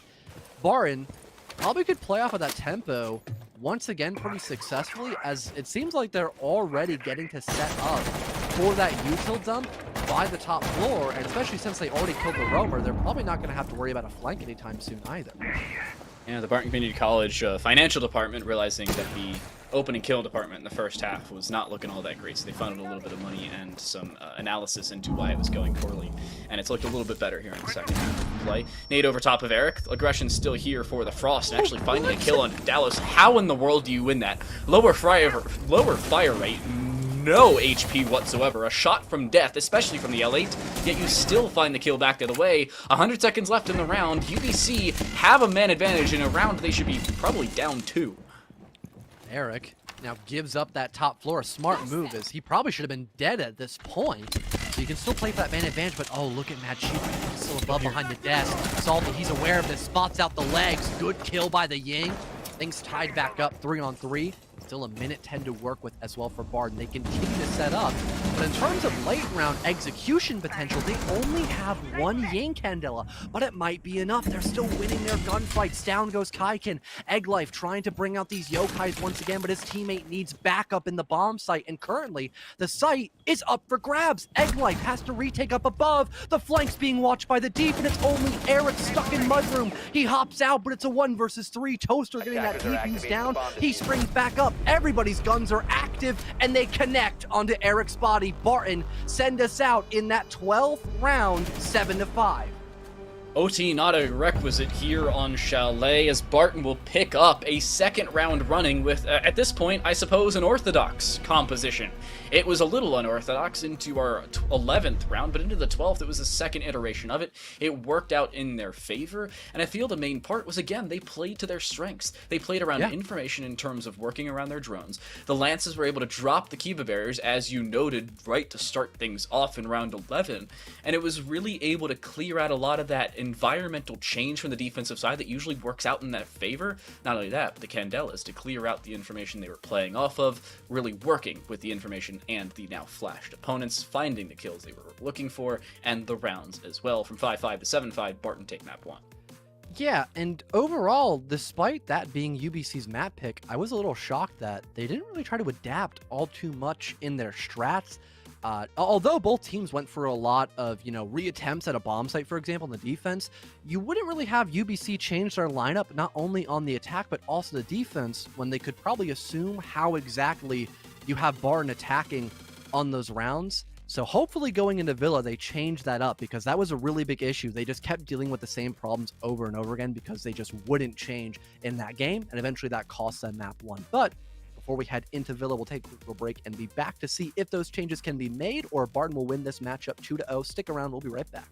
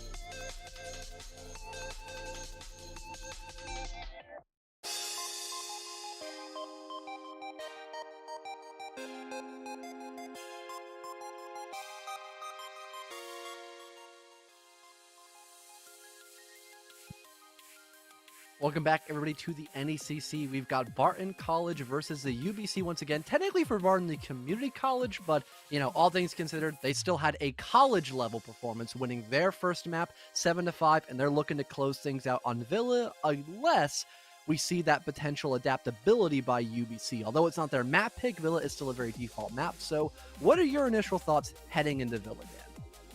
Well, Villa still, as you mentioned, a default map similar to that of Chalet, Oregon, Clubhouse. Really, like 5/9 of the map pool is relatively straightforward in its ways of play. But I feel the main note about these teams coming into this is that Barton showed a little bit more flexibility from their defensive side onto their attack. A stat I actually brought up in our break, the teams were 0-6 in their initial attempts at bomb sites, while technically they did only have 4 initial attempts of bomb sites. It was the top floor, the bottom floor, bar gaming, and then the top floor again to close things out. I'm talking about the initial attempts in terms of first, and then they played it again, and then they won it. That happened 6 times. Unfortunately, in the end, it was Barton Community College to pick up back-to-back on bar gaming, so they were really 0-6 and then 1-5 in terms of the second attempts. Yeah, so normally it's, I guess the second try is the charm, not necessarily the third time. Good thing for that, as we might have seen a bit more of a one-sided half on each side, but, you know, maybe we'll get that potential heading into Villa. Probably not, as I'd say this map is considerably more default than Chalet, and pretty much every site plays just about the same. You extend basically on the opposite half of where your bomb site is. You waste as much time as you can, maybe work a couple of kills, and then you either can lightly lurk around the bomb site or just bunker in it if you have enough utility. So there's a lot of good potential for just default strats that everybody knows what they're doing to just accomplish their goals. So again, hopefully we have everyone on the same page and we can just have a clean, good game of Siege here when we get map number 2 actually ready. Yeah, and Villa is a note of consistency. You were talking about how the sites are played. I feel the number one notion is the fact that you always play directly above or below and left or right of where you currently are. Yeah. Whereas if you're playing Aviator games, you usually extend down below across into Library, maybe around towards Piano as well, and then horizontally towards Trophy and Statuary. Similar situation with Trophy Statuary, down to Dining Kitchen, across to Aviator games, and then Dining Kitchen, similar scenario, across to Library and Piano, and up to Trophy Statuary. Nonetheless, into our game, we'll see how the bans go. I don't see bans going any differently than they had prior. Thatcher actually banned. First time in 4 maps, by the way, tonight. We'll see if that actually has an effect on how the round outcomes go ahead. I'm a little surprised to see the Thatcher gone. You know, a moment of silence as the ban that nobody expected goes down. Oh, that's a target ban. Eric is seething at the mouth seeing that Nook ban. Fortunate for him, but he was, I'd say, relatively effective and at least disciplined on that lurking role. He would always try to make a play late round, and sometimes it wouldn't work out, sometimes it would. So something that I guess you don't have to worry about as much. And Jester, good to see you as well. It has been a very long time. I do actually recall casting him, but again, that was such a long time ago. But anyways, back into the bans. You got Mira as well. I'd say a pretty normal band phase on Villa. All to top it off with a Valkyrie. Yeah, I'd say really nothing out of the ordinary. This is actually a relatively ordinary ban phase for most maps. I'm a little surprised we haven't seen Thatcher Nook bans on any other map thus far today. Chalet twice over in Oregon back in series numero uno. It's about as straightforward as things get here in the Italian hills. We'll see if it does play into either team's favor as we continue forward.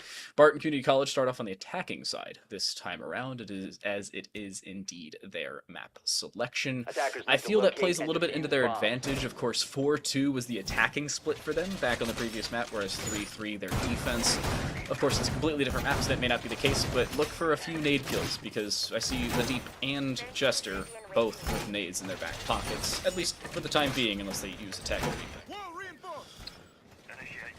Well, UBC, I am interested to see if they are going to extend it all by Trophy and Statuary. You did have Icon there a second ago, so that is probably going to be a small point of emphasis. Yeah, I think for even a barricade deployed as well, so good info you can maybe work off of. Oh no, they're just completely boxing off Trophy. That seems to be a bit of an issue, as if Barton acknowledged that and they want to do a master overclear. they're going to get a lot of the map for free. Yeah, if they want to do a master overclear, they're going to get that whole half of the map for free, basically. There's no one there to contest them because of those barricades. This is a similar situation to what we saw in Shell A. I know it's not the same map, but it feels kind of like the same map where UBC really just aren't extending horizontally on a top floor hold, and this doesn't bode well for them. Giving Barton Community College more time than I think not really they deserve, but than they've earned is not great. By the way, Eric's on the bottom floor. They may not have the Nook available, but they're trying a Nook-esque play as they're just roaming down below. What is going on here on the Melusi? Eric. I can't say I've never seen this before, but it's first in a while. Getting Especially jiggy on a with Melusi. Oh yeah. To be fair, you've got, you know, all passive util, so you can do whatever you want just with a 3-speed op and the MP5. That is a match made in heaven, really, for most people nowadays. Decent fire rate gun. Jester begins to rotate his way around, probably going to 90 window if I were to assume, as that's the one place that Barton haven't really put any pressure on. And yeah, I think that's going to be where he wants to lie in wait, unless he wants to assist the sledge playing underneath. He might go to the main door instead. So overall, a decent start for Barton. They even catch Kaiken off guard as well, still playing in that first floor position. Grenades can now fly out without really anyone to try to stop it, besides maybe this Melusi of Eric, who just now spots the deep, still sledgehammer in hand. Things turned back into equal footing. The sledge gone. Shout out to you, by the way. Just casually watching Jester walk around towards the 90 window. Jester does actually find one, a refrag there, but not quick enough, nor good enough. Nade from below will find another. It's Jester to find a second for himself, and it's Barton Community College taking all the time in the world because they were given it to take the round itself. They open things up 1-0 as they have in maps. They will here in the second map of rounds. Yeah, although you remove the operator, you don't necessarily remove the play style. You had Barton Community College just doing the exact same thing. Despite there being no Nook, they still have 2 sets of grenades. They're still clearing out the roam game rather proactively. They're still good on their info. And again, they tailored to what was going to favor them and what actually gave them the advantage rather than their opponents. They went for that master overclear. They were setting up for the flank watch, just doing basic siege things. They weren't really trying to overcomplicate anything on that round. And because UBC weren't really in positions to play for trades or slow down Barton Community College in any meaningful way, that did grant them a lot more headway and eventually giving them the round win as a whole. And now a reattempt by UBC, which is already ticking off red flags. Yeah, it's ticking off red flags in my mind, especially since UBC, they didn't really change their lineup at all either. It's a carbon copy of what we saw last time, actually. Yes, it is. Yeah, this is exactly what we've seen. UBC thus far, by the way, is the only team to not successfully complete a site when going back to it between the two teams on their defensive sides. Each team would go to a site, they would lose it immediately, and then they'd win it second time around. That's why the first half ended 3-3, but UBC tried the exact same thing 3 times over, and the third time was indeed the charm for Barton Community College as they picked it up to close it out. Well, UBC, hopefully they can count their lucky stars this round and maybe not give away the opening death, perhaps, and also potentially being a little more, I suppose, aggressive to contend these power spots that Barton are trying to control. But again, it's even the same barricades and setup. I am a little shocked that you had Salty already open that up, but he can assist Jester a little bit more effectively when that's open. He can look down and through red, so Jester can focus on, you know, the side of 90, so a crossfire isn't as potent. And besides that, the rest of Barton also continue to work their way in through Trophy, completely uncontested. So if they get somebody to lurk in the first floor, they could probably completely pincer this Jaeger and eventually kill him, I'd say. They've already taken out that Melusi. Eric off the board early, and the Deep continuing their aggression. This time not too far around Brownstairs and well aware of their surroundings. Sledgehammer creates another line of sight. This time they're taken out on a refrag towards Piano again. I suppose UBC are nothing if not consistent. This time, however, with a man advantage. And Jester, the only one with nades to try and take them out as the round progresses. I feel they're going to be a little bit better situated in towards the later stages of this round compared to our previous. So there's still a minute 30. No more grenades, though, so Barton are going to have to do things the old-fashioned way, just going in and hoping they can win some sort of 1-for-1. Wondering if they're going to try to have somebody rotate last second over to Study, since that spot can be really deadly if no one ends up doing just that. Toaster begins to open up the vault wall, now vulnerable to that position as well as he gets DBNO'd, but no, it actually was on a bar wall instead to open a better angle and someone playing behind that bar top itself. A secondary EMP deployed, and now the vault wall can actually get opened up here by Barton. But although they have a new entryway into the bomb site, still someone playing in the back of bar could easily deny that spot from being taken for Barton. Not only that, but UBC have really spread themselves relatively wide. Jester's in a Gemini replicator, so they're pinging out that mute jammer and the mute themselves. A swing onto the first, looking for the kill. No. Won't find it, I'm sorry, they'll get clotheslined by the M590. Looking for a second, the refrag is there, however. A 1v2 as it stands for I'm a Toaster with the AK-12 in their back pocket, no utility whatsoever available, and 25 seconds on that clock. But in the same right, no utility available for the defensive side. The plant will go down unrestricted in terms of that utility base. The mute jammer will play a part in that drone finding information. They will attempt to plant at a cursory glance, a swing second time around towards the Jaeger, but they're not safe on the backside of maps. They will try and take the Jaeger out, however, they are unsuccessful in doing so, and UBC, second time is indeed the charm, as they'll win Aviator games on the second attempt. Oh, that was such a good attempt by Jester as well to kill that mute. If that had been found, along with Barton still winning that gunfight by Study, that actually could have been the round, because again, you can set up that, not a crossfire, but you can set up coverage for your player to plant default and have somebody in Study to make sure no one can play over by bar. They probably have to rotate either through 90 or they go through bar and try to kill the guy's Study to then eliminate the planter. So, although the info was there, the shots were not, and UBC hold on during that denial of the execute. Now they get to go into trophy room and statuary with a little bit of a different lineup. They've got a Maestro now in play, which has probably been the biggest change as a whole, and also Kaid, so they can deny some of that hard breach a little bit better, but with a big emphasis on secondary EMPs and grenades, it's probably going to be just a futile amount of resistance. It's only going to prolong the inevitable unless some really quick kills can be found by UBC. So the only time that Kaid claws are effective with secondary EMPs on the board is when you also eliminate information for that attacking side.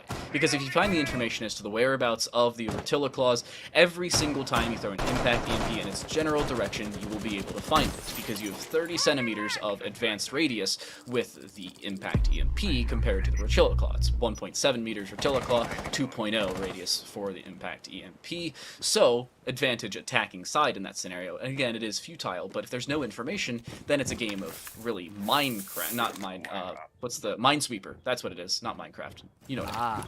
Oh yeah, that's a really good reference though, I gotta admit.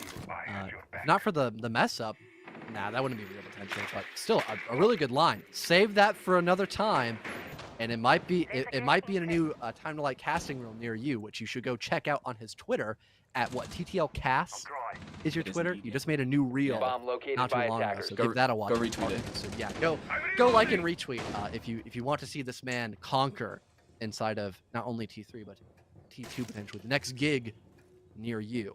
First minute gone officially. You've got Barton continuing to clear out. Do they know the guy Mudroom? No.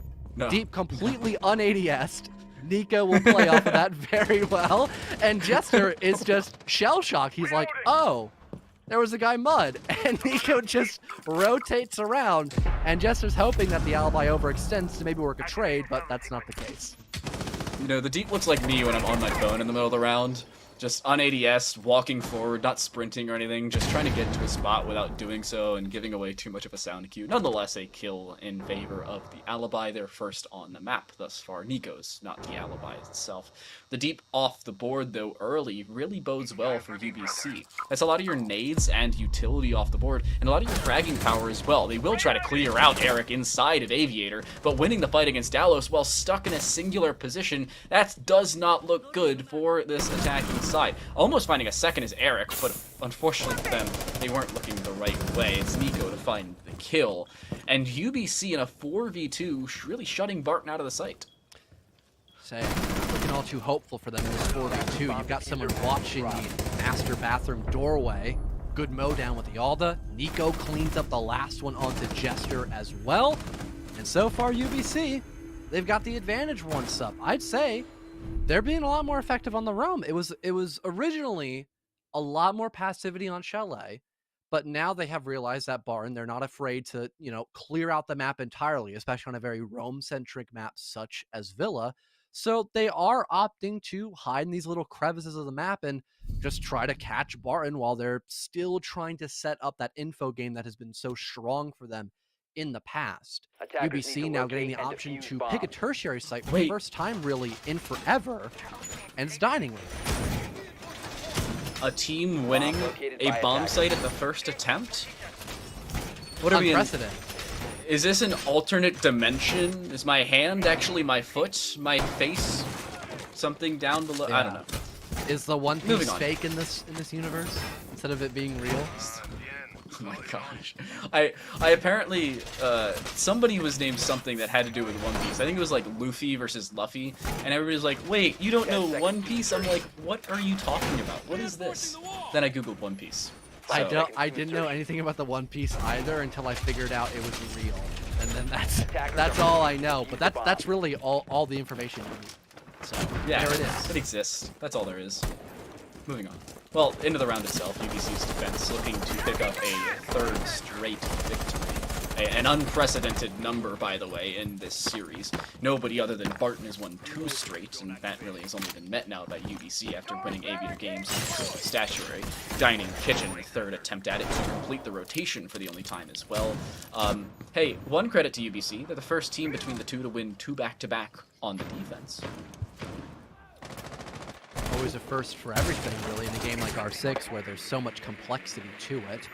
And Barton trying to get as complex as physically possible. Although their lineup to me screams they want to clear out the top floor, then play vertical. They've got Sledge and Yeah. Buck, and they've got Fuse. Their lineup is a dead giveaway to what they want to do in this round. But how? That's probably the more interesting part, since a lot of teams aren't too comfortable bringing the Fuse. You can be very vulnerable when putting down those cluster charges, but that might not even be deployed in this round. It's already 2 instant kills for UBC. And no, the Mad Lad sticks it, but they have a pulse, a hard counter. The info was there, and the C4 to follow up upon that. And with the verticality, Nico mows through I'm a Toaster's HP, and the Deep, wondering what just happened to all of my teammates, has to figure out how to win a 1v5. Well, I mean, come on. Fellow, you're a Challenger League caster. You win a 1v5 by killing the other team before they kill you. Easy. I think he just figured that out now, too. He just Started read shooting it, back. Eric, yeah. He's like, oh yeah, wait, I know what to do here. He's Well, bringing out the same finding a Deep. first. Yeah, bringing out the same Deep from Chalet, trying to rack up those kills again. Picking up where they left off, at least finding a first is a good start. Baby steps, as they say. They will send in the Raspberry Pi controlled Taro drone and at least create what their Sledge could not. Their Buck not so much either, unfortunately, with some well-timed kills in the UBC defense.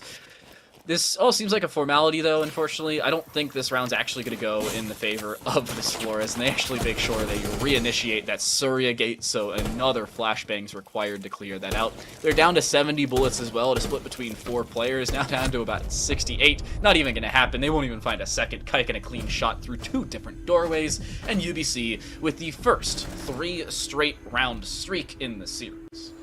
Seems like for Barton, they really have their hands tied. They're trying to take every bit of map control that they can, which isn't necessarily a bad idea on paper, but if you're not in a position to win those gunfights, then you lose a player with no chance of a trade, and all that map control you just tried working for is now down the drain and still in the hand of the defenders. So Attackers need to locate it and doesn't defuse as many accomplish bombs as they can. much in that round. What Barton would most certainly be trying to do instead is just trying to play off of each other's positions, maybe just trying to focus on one portion of the map and then worry about the rest later. That would more or less be a go-to, especially on a site like Aviator. Again, with the way that UBC have them setting up, it could be significantly easier just to all push in through Master, maybe have 1 or 2 guys lurking underneath for that first floor presence to kill the roam, and then pincer the guy by red, as once again, UBC haven't changed much in their lineup. The only rarity I think we've seen is Nico Dim now on the alibi instead of there being a smoke, but that has been the only Attackers change, I must think, in locate this and bomb defuse site. a bomb. And UBC last time around, it worked for them. There wasn't much they had to change. Of course, they picked it up off the back of a little bit of a misplay by Jester in that round specifically. I was a little surprised to see Jester pull out the secondary, though, because I was like, wait, don't they have a Gone 6 in their back pocket? No, they did not. I believe it was a P9 or something along those lines in terms of an actual pistol rather than just the secondary explosive. Nonetheless, UBC trying what they've tried before. I don't see all that much of a change on the Barton Community College side either. Dallas, the only real conversation point in that right with the Ying Candelas on the board, and even then we've seen those before, albeit unsuccessfully, we've seen them nonetheless. Well, the 5-on-5 for now. UBC trying to be up to their same old tricks. I think this is the first time we've seen a little bit of change-up by Barton as well, but not to a major degree. I think it's just where the deep is entering from in the first floor. He's still trying to play underneath for grenades, but now he begins his attack over by Art. But still, you get piano control, you then work your way over to library. It's the exact same ideology, just a different way to get to that endgame position. UBC still having to focus on this trophy and statuary presence, but now with the emphasis of a Ying, so the Jaeger gets flushed back, but can Barton play off of that map control? Doesn't really seem like it. You still have someone poking and prodding by Skull, and Barton still trying to set up to deal with that person by Red, who has already vacated. There's a lot of utility off the board early on for Barton, and taking off the sledge. Again, the deep falls relatively early in a round. The one exception to that consistency is the previous round where they were stuck in a 1v5, of which still wasn't really a viable position for them to be in. 60 seconds or 70 seconds on the clock here for Barton. They don't have all that much map control to work with. The bottom of main is really where they try to occupy, but that's being flanked by Eric as they walk around the library stairs. And the question remains, again, here, do Barton push? And, well, as they take out Eric, now would be the time to do so. They've made it a 3 versus 3 fellow. Now, it's certainly possible for the attacking side. Oh, but will they expect the red stair spot, though, by Kaiken? Got no idea. Oh, they do! Salty just looks around. What a shot! Perfect placement of his crosshair, and he eradicates the Jaeger still playing by Red. 2 versus 3 now. Barton take back the advantage. No smoke in play, so the stall potential is non-existent. Not even a C4 by Egglife. He's already deployed it in this round, and the rotate begins to go down in through study, but that might not be a good call as there isn't a lot of time to set this up. There's still 2 over by 90, working their way over by Bar. No mute jammer for the soft wall, so a new opening begins to approach itself by Bar, and Nico kills Jester, still isolated by Study. Egglife playing on the soft wall, the plant going down, but there's no coverage. He's inside a vault, though, or by the vault doorway instead. My mistake. Close inside of AV, and the defense were not anticipating that. Almost a perfect distraction for Barton, but everyone died because of that. A Hail Mary sacrifice that could pay dividends if I'm a Toaster wins this 1 versus 2. 30 seconds left on the timer altogether. He hears audio over by AV, but is expecting that flank by 90, and is currently just waiting for UBC to overextend and hoping that they walk into his line of sight to grant some sort of singularity in these gunfights. 14 seconds, Nico sticks it, there's no coverage, and I'm a Toaster wins the 1v2. Barton Community College hold on and win during the post plant off a ridiculous distraction.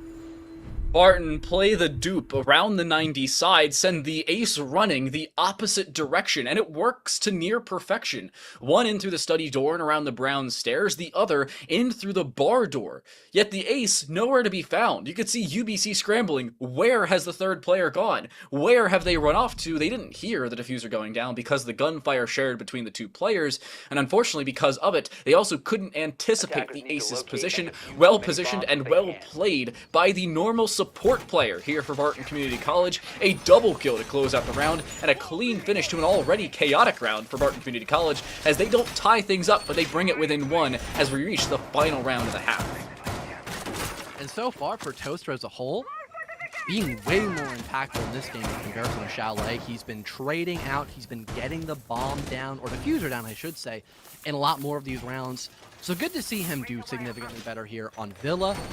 For Barton Community College, I'd say probably their biggest issues have been in the early round. Again, not playing off of the info they have just gathered, and still having players very susceptible to those roams. I would much rather have the deep help out his teammates with a cutoff angle that's a little more aggressive with his teammates up above. Like, for example, you could be playing over by 90 window repel, and then the late round you can rotate down the first floor. Then you can play for those grenades, as the roamers are probably going to be moving away from those positions to help out by red and to help out back towards the site instead. So hopefully, a bit of a change up in tempo could really suit the style of the Deep going into the rest of this matchup here on Villa, and more specifically in round 6, since they are still attacking on this very last round. Some angles are being made for the cutoff. Jester in particular looking down from the skull window, maybe get somebody on their bootstraps, and that also does help Deep figure out a couple of angles he's not going to have to check. Eric playing close against the sledge. Is the audio heard by the Deep? I would assume so, but he's waiting for backup before trying to challenge this Aruni inside of AV. Now it's definitely heard. The question is, if you're the Deep, do you go break that Christmas or that art hatch, drop down and try and go into piano, and find the opportunity to nade out the Aruni? Now that they've dropped back to the vault, that's not a possibility. They'll look to drop away that mute jammer stuck behind that setup wall. They'll be successful in doing so, so the Deep down one nade. Eric down a line of sight, as they'll be forced back across into games and towards the bar side as well. The question's still there, though. Do you try and clear out Eric with utility? The answer seems to be yes, just not the normal conventional way. The nade, well placed, doesn't even find damage, but at minimum forces the Aruni back for the sledge to gain some control. Watching that Surya, he heard the audio call. Such good team play by Barton, and no one's there to trade. It's a guaranteed 1-for-1. Tyken tries to get active, but it fails. The intervention does not work out. The Candelas fly on out. You hear them singing in the back room, but the Alda is louder. 3 kills line up for Mad Shiba. You've got to be playing with me right now. UBC, bring back the advantage. The case now recovered by the Deep, but oh my goodness, has Mad Shiba brought back this round for his team. It's now possible for UBC. They lost that opening, but have brought it back. As you mentioned, no utility available in terms of primary utility for the attacking side. The Sledgehammer playing very little part in the remainder of this round. 40 seconds left. The action phase, the action phase. Jester isn't holding the long angle. This can be swung, and it is indeed, but vacating the premises is indeed the Deep. Jester finding that kill back, looking long angle, but it's Mad Shiba with a 4K dropping the Deep as they split their attention. Jester in a 1 versus 2 as it stands. The M762 in their back pocket, and the line of sight advantage in terms of the 1.5x on this AR. The question now remains, is UBC going to give them the fight? And the answer seems to be convincingly no, and understandably so at that. They'll swing through the breach created at the top of that skylight side, looking for the kill. It's actually the Evil Eye to do the damage, and Jester stuck alone. It's not going to happen. At best, play for the KD. They will be able to find just a single kill to pad the stats, but the Maestro will stay alive, and UBC will make it a 4-2 halftime split as they switch onto the attacking side.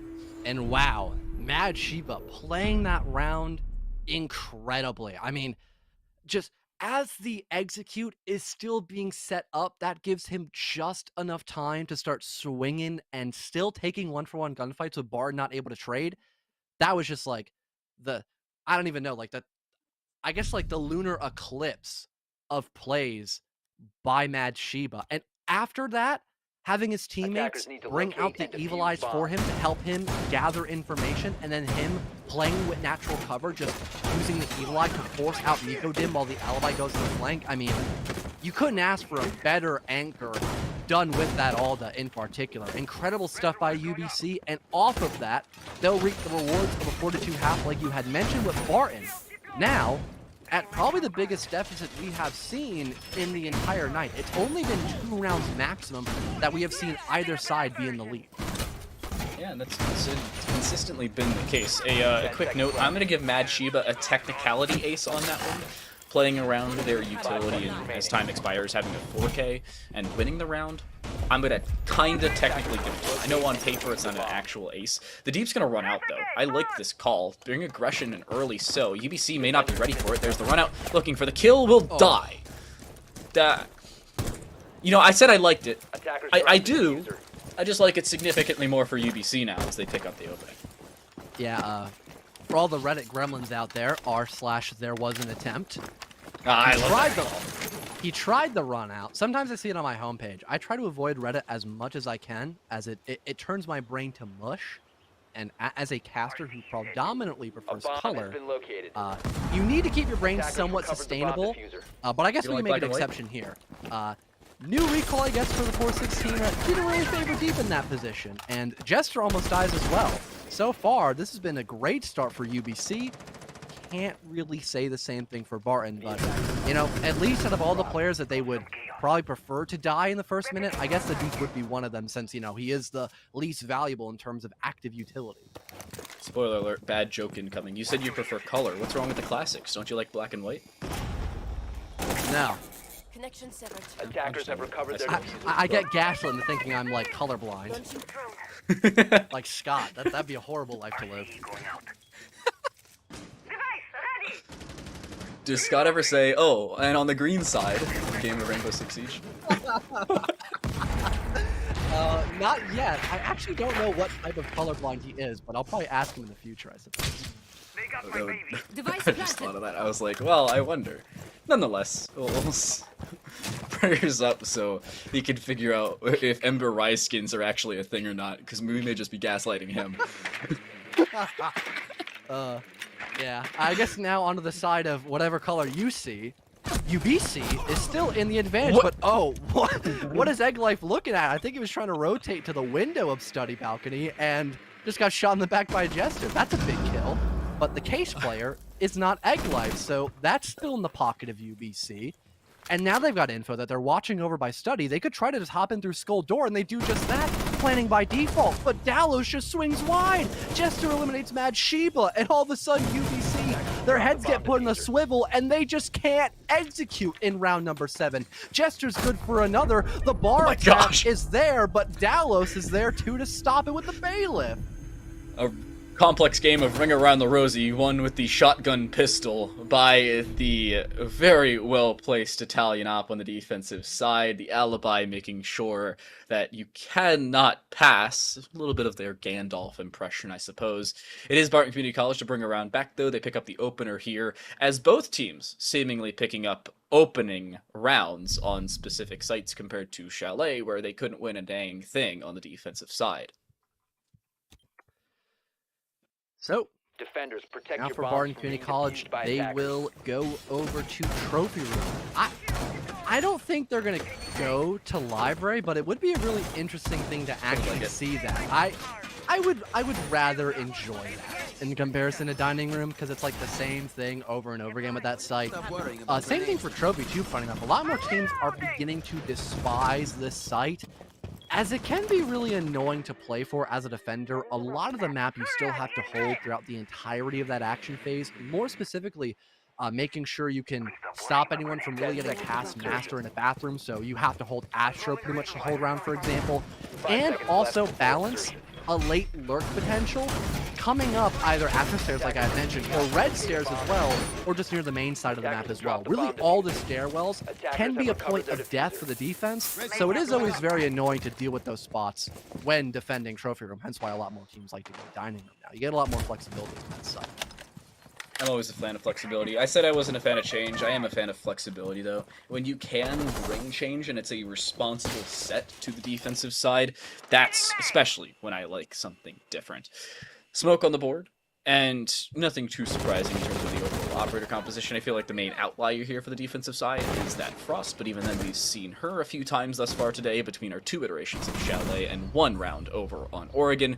It is Dalos picking up the opener, though, as Barton will pick up the first kill of the round once more, and UBC are sent packing on the Study side. The sledge off the board early. There go your nades, and there goes a lot of your soft breach potential. Actually, almost all of your soft breach potential. The main caveat to that are the Rotero drones. Wouldn't really want to try to get any verticality down with those, but at least you can, you know, break the shields, for example, which there are several of, and no mute to stop the RCEs from doing all too much damage. So a lot of capitalization made so far by Mad Sheba, and no one here to really break those Roteros. Nico does strike upon Gallows, that roaming alibi now gone, but the Deep, wow, he just gets aggressive, breaks, he has Kairos charges, and still gets to fall back. I thought for a second he spotted the silhouette of that player by Master Valk, but no, he's still behind the hard wall. And now UBC, they begin to set up all the way back around, heading more towards Trophy side from the top of red, and what a shot by Eric. A little over-aggressive there on Salty Archer's side, looking to take out the X-Kairos again. The Deep will be successful in doing so, this time looking for a kill on their exit rather than just falling back passively. So they won't find it this time around, however, aware of the possibility leads to an advantage for this defensive side. Only 8 X-Kairos left over. They'd be able to make a 4x2 hole in order to get through that side. But again, still something they have to worry about. Luckily, they will be able to get those X-Kairos off, but they're getting the diffuser down. Around towards the front side of Trophy. They have absolutely no idea. It is being covered though. Toaster gets it down. Jester is refragged, so Barton's still on the man advantage, or man disadvantage, and it's now Toaster in a 1 versus 3. They find the first, they swing for the second, but Eric will shut them down. UBC reestablish their 2-round lead. Oh, that was so close to being a massive blunder for UBC. There was the Iana looking to an extent over near the planter's position, but they weren't in an angle where they could stop the Jaeger from just walking into the Nomad of NECC, still sticking that diffuse. That could have been so detrimental if it weren't for the fact that UBC won their gunfights over by Master side to help collapse into the execute without the help Attackers need to of that locate and diffuser defuse being in as many post-plant bombs as they position. can. That was just barely a win there for UBC, but because again they had I wouldn't say they had a good start on the opening round, but they kept things again consistent like you mentioned, and eventually reevaluated what they needed to do. They saw that Master wasn't going to be their main point of attack, just a side option, and that, you know, going up red, heading into both, you know, the landing and or entrance position instead in that round would be a lot more valuable. Then they were able to claw back that position as a general victory. So the change up there, just slight by UBC, so a bit more to what you prefer, I suppose, 10 Dan, but it is seconds just remaining. enough to get the job done. Hey, job done 5 means seconds job left done. before This is insertion. not a game where round to round things change. The only thing that consistently carries between rounds is obviously the score and whether a site is locked or not. The Deep wants to get aggressive again here for the Barton Community College defense, this time out the laundry door. I like this call. Again, I like aggression. Looking for a kill, we'll find it. Recoil, not really an issue. One-shot headshot from the UMP-45. We'll find the opener, and Barton Community College again find an open and kill, but it was a similar situation as the last round on Trophy Statuary, and they lost that by a fairly large margin as well. Have to make sure that they're able to keep these numbers on the board. I mean, I guess they have more of them to play with the Deep trying to just be a menace throughout the whole round with that pulse. And with UBC, for the most part, avoiding that first floor, that really could allow the Deep to actually blossom in this round. NECC does acknowledge that that could be a potential threat in the late round, but they don't want to just, you know, push their way completely by themselves. So they'll help out over by Master for the time being, but later in the round, they want to get a little more active. But no, it was actually just to put the diffuser in a safer spot. Good idea for NECC, and now they'll actually try to deal with the pulse, I suppose. Hey, better late than never. That's my opinion. Mad Shiva making sure they can use the Rotero drone. While it does only go forward, they can circle around and make sure there's no cross map below them. Of course, they didn't have the information as to all 5 operators on the defensive side, so making sure they do their due diligence, as I talked about a little bit with Treasure. Crossing your T's, dotting your I's, always a good thing. NECC finding a return, though, on this bottom floor, dropping Delos. Down goes the Alibi. And again, a lot of fragging power gone early in rounds for both teams, with Kaiken off the board early here, and Delos on Barton really even, quite literally, in terms of 4v4 and the operators that have been taken away. And NECC, so long as they just play by dining, they can make sure that Deep can't really bring out those nitro cells to actually have any impact. He's already used his C4 as well. Wonder where that went. So the info there and the plant denial potential is, for the most part, completely gone here for Barton, except just on the top floor with their own guns. Attackers will UBC cover still the trying to set up for this execute. They don't have anyone to stop that push from Astro Stairs, unless NECC gets aggressive. But he's up on the rappel spot instead. So someone could play on these stairs for a very long amount of time and just get away with it. Jester seemingly aware of where their opponent lies. An air jab thrown above them. That actually should clear out this Ella. If it goes off in time, the actual rappel shown in terms of their whereabouts, just waiting for the head to show up, but it'll pop away quite literally as they go gray, as do we. Jester still waiting for the shot to come through, but Nikodem has heard them on the bottom, just waiting for that push to come through. Unfortunately, they're now left alone, taking a little bit too long to push forward. A 1v3 with 15 seconds and no diffuser in their back pocket. no way 10 to get seconds onto to the go. site easily, and it's being held from 3 different angles. They will push forward, they will find no damage, no kills, and no round. Barton Community College bring it back to within 1 once more. So it was the exact same hold by the defensive side, except the deep getting a little more aggressive, not just Dallows. That was the one major contrast between round 8 and 9.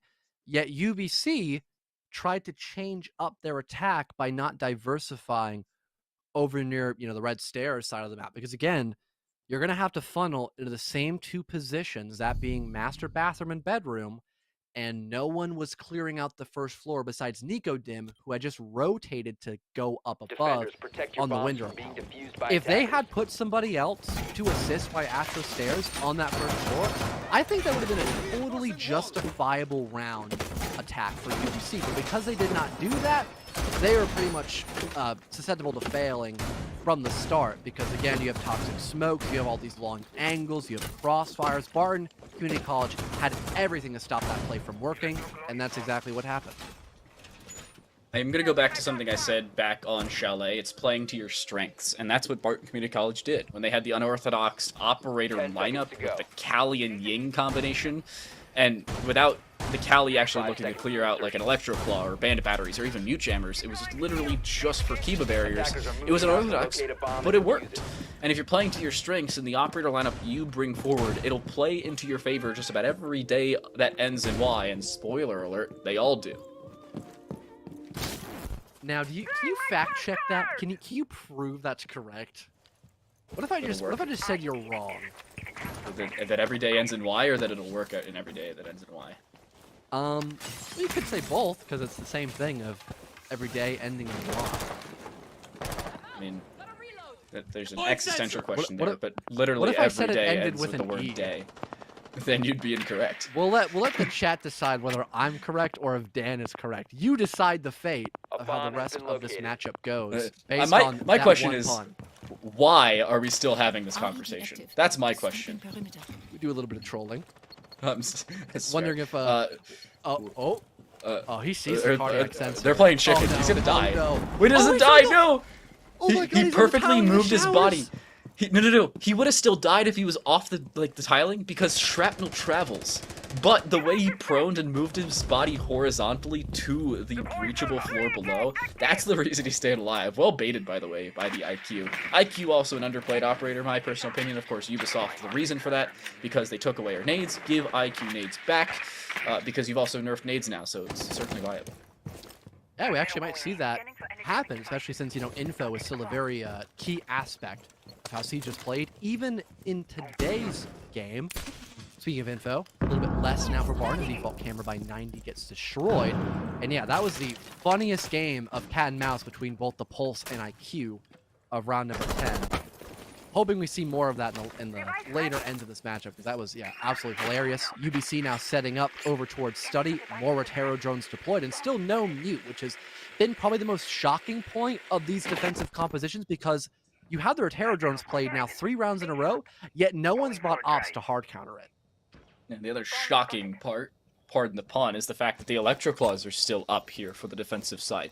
They have yet to be cleared out. They don't have any utility to do so other than the Rotero drones, and even then, if they're placed any further than 6 meters up on that wall or 4 meters up on the wall, then there's no way for the Rotero drones to indeed get them. It's a difficulty here for the attacking side to clear out that utility, and one they haven't really brought a straight counter to. 30 seconds left in the round. The initiation finally coming here from UBC. There's a flank set up down below. They can play with the Pulse and Cardiac sensor in order to try and delay and deny that plant. They will attempt to do so. A flank coming forward will deny them their life. Forward thinking down below is Deep will find a double.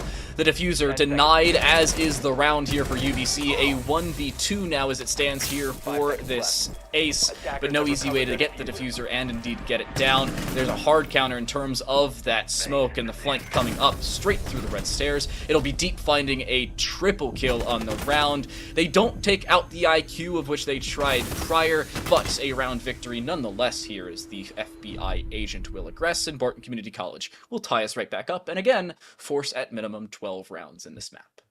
And it once again comes down to that isolation. It was a problem for Barton on their offense, and now it lies in for UBC as a major problem for them going in on their second half attacking.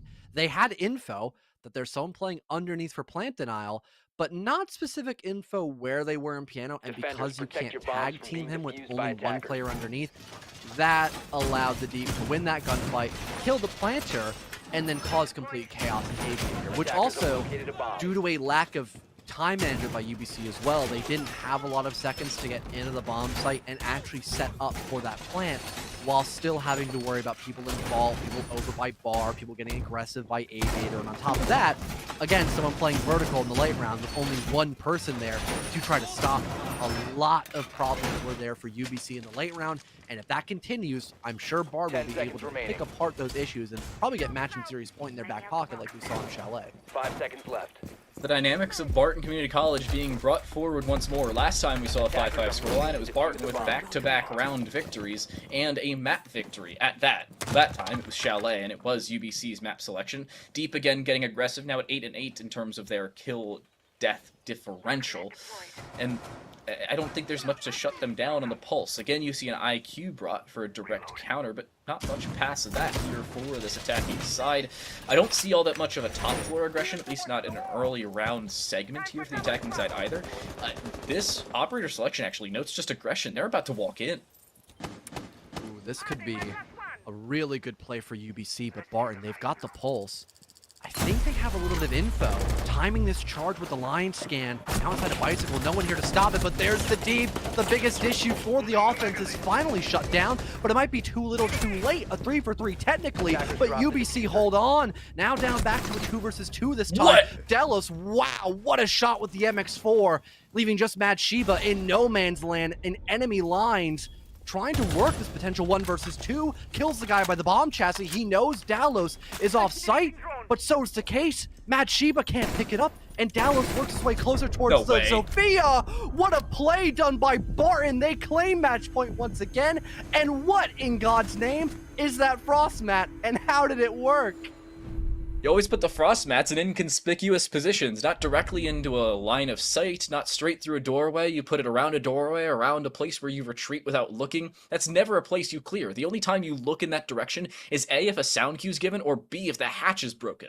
If the hatch is open, yeah, you look down, make sure you don't fall through. If it's not, you don't look in that general direction because you've probably had a drone clear that out. Unfortunately, a drone apparently didn't clear out the actual frost mat that was denying Defenders, your protect feet your from bombs from walking. being defused A little by bit of attackers. incapacitation down and decapacitation, apologies, on that pantry side.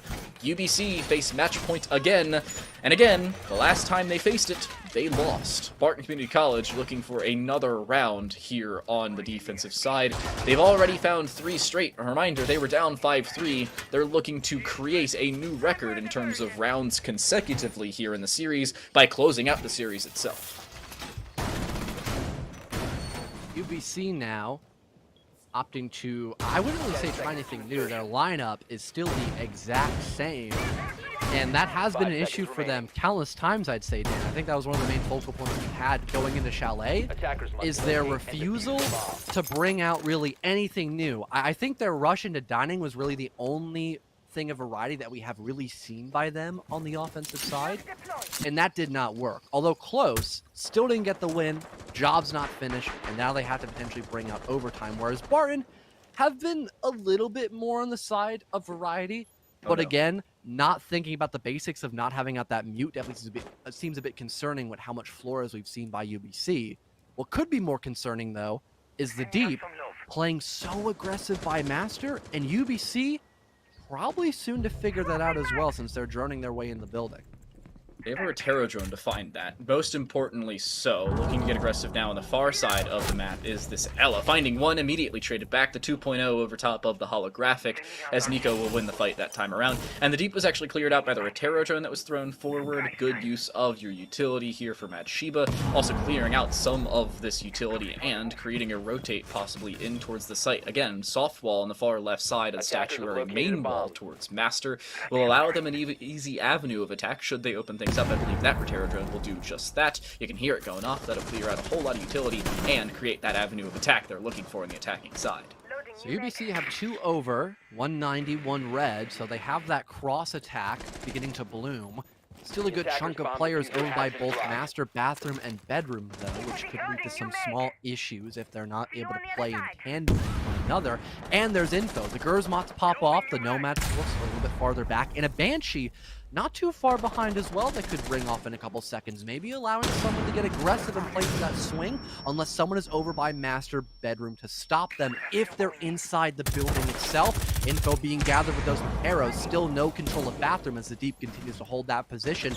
And now with a minute left, an opening has to be found by UBC, but so far it hasn't appeared just yet. Attackers have recovered their diffuser. The 200 IQ strategy of hurry up and wait here for UBC may very well cost them. Dallas finding the kill across onto Nikadim, no more kills found by the Nomad, at least not here in regulation. Salty will prone behind that trophy desk in order to stay alive, but only for the time being. Dallas, their previous frag, now met, and by no means easily, onto them no less. They will have site control, but a flank has now been established, and there isn't all that much they can do to compete with it. The Claymore is taken out, should it have been put down, alongside that would-be put-down Aerojab. A down onto Salty Archer, a nade to follow up, but that's cleared out with an ADS. They will get the diffuser down.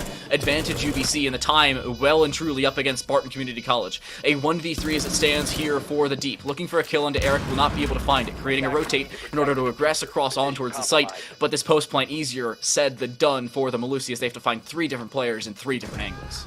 Not much time left to do that either. Ooh, an air jab blasts them back to info now for UBC as well as to where exactly the Deep is playing and currently in this 1vx. OT. Such little time left to get this round down as well. Flashes come flying in through. UBC, they want to confirm this overtime position, playing so well inside not only the bomb site, but the bedroom position itself. And Barton, not having that successful flank, leaves them exposed to having a bigger emphasis by UBC on the bomb site, lets them get that plant down once again. Really, besides that one Aviator round time delay, we haven't seen really a lot of proper denial for these post-plant positions. And because of that, UBC get the round win, and now for the first time, we get to see overtime. Well, first time for you. I saw overtime with I was going Chalet to in correct the myself series. too, and then I was like, you know what? Maybe he won't notice it, and then he did. There you go. L. I know Major. Attackers and I've need to seen locate all. and defuse But, bomb. hey, at least consistency between the 2 series. This time it's OT on Villa rather than Chalet, but Chalet still going the distance earlier on a 7-5 victory for all of you who are just joining us for Barton Community College. That's the reason they're up around and why it's just past midnight on the East Coast. Neither of these teams on the East Coast by any means. Barton around Kansas and UBC in British Columbia. That's why they are the University of British Columbia, or of British Columbia, rather than like the University of Alberta, just casually in British Columbia. That would be weird.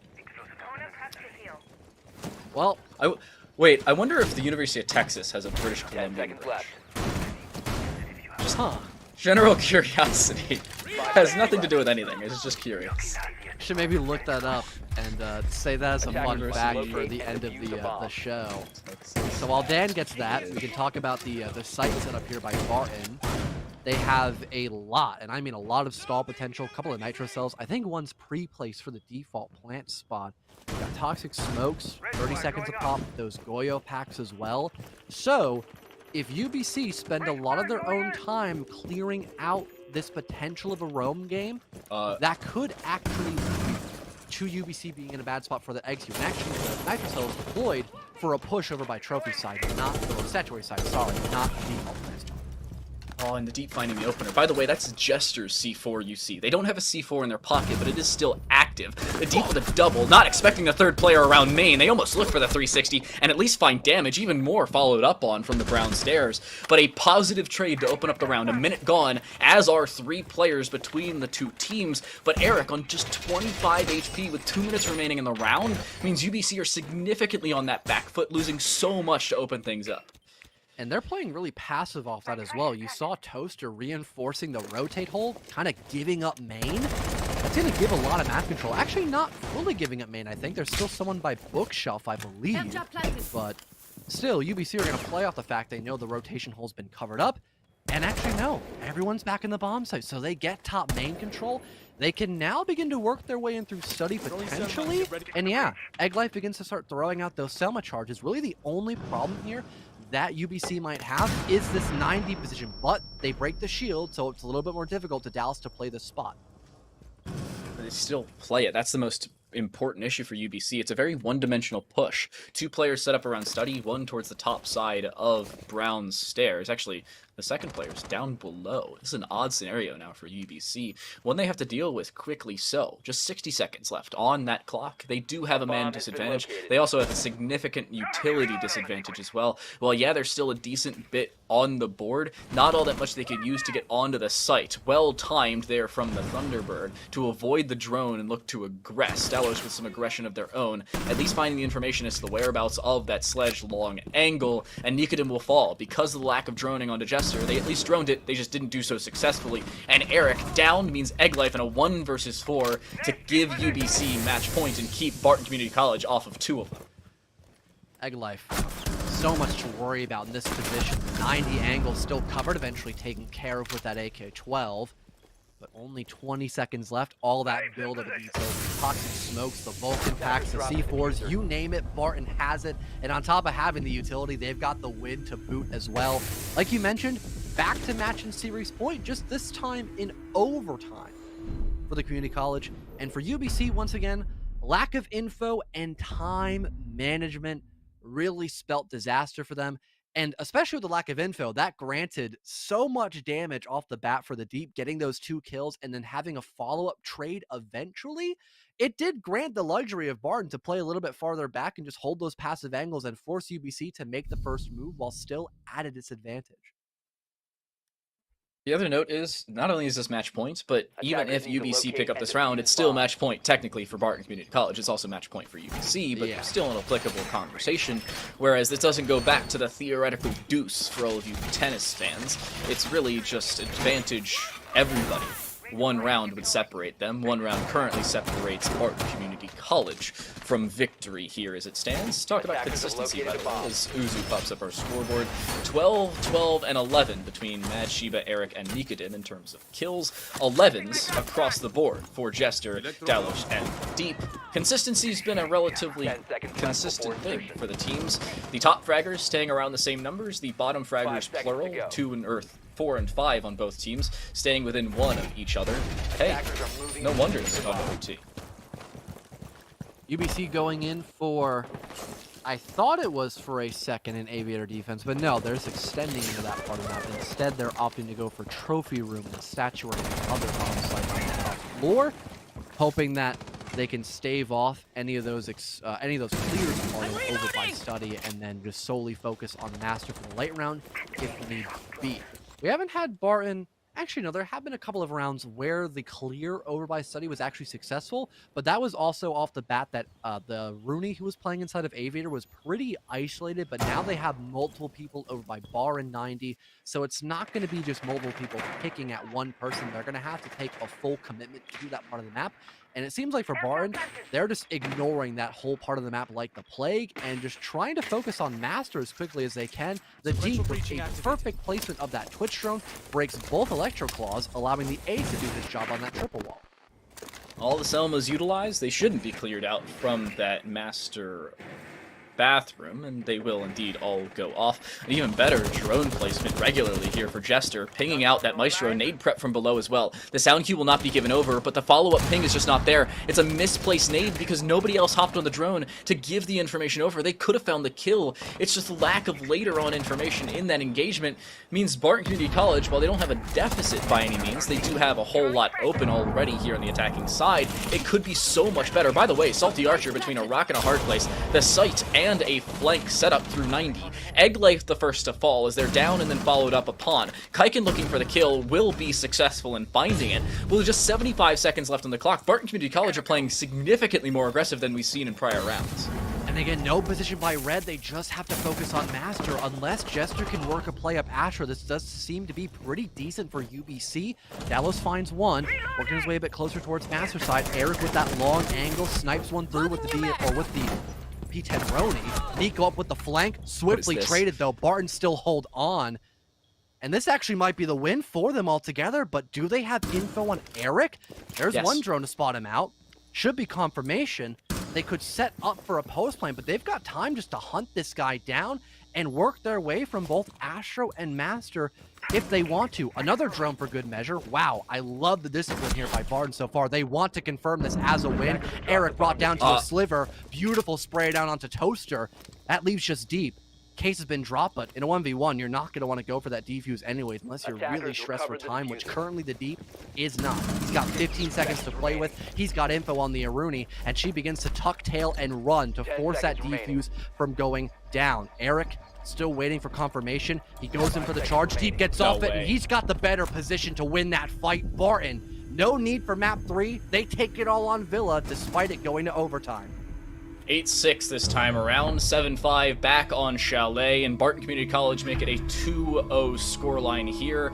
No requisite of a third map to close things out in our second series of the day, following up with our first UBC ever so narrowly in a lot of those rounds, and the problem they continued to run into was the fact that they just were not well prepared for a lot of those Barton Community College attacks. You could see it was consistency on the attacking side. Most importantly, it was definitive round wins on the defense for Barton to really bring them into OT and to close things out. It was their attack picking up where it left off, albeit a little bit more successful than the first half, but a win nonetheless. I'd say altogether the setup, especially on that last round, was pretty good by UBC. At least in that round, they were expecting what Barton were going to do, but they still weren't in a good enough position to win some of those fights. And again, a big talking point has been the isolation. I still think that Barton had a little bit better in that department, able to still get those 1-for-1s, and we saw how consistent the trades were on that end. In this meta, when there's so many 50-50 gunfights you got to take, if you can equalize immediately after your teammate dies, that's massive. So really good on Barton for, once again, playing with their tempo really well to make sure that although UBC were prepared for what was going to happen, they still couldn't get everything dwindled down during the actual execution of all that chaos. But all that being said, that does conclude the night here for NECC's R6 division. We got more action here for NECC tomorrow, but until then, we hope you all have a great rest of your night and to see you all again very, very soon for the next broadcast soon. Take care, guys.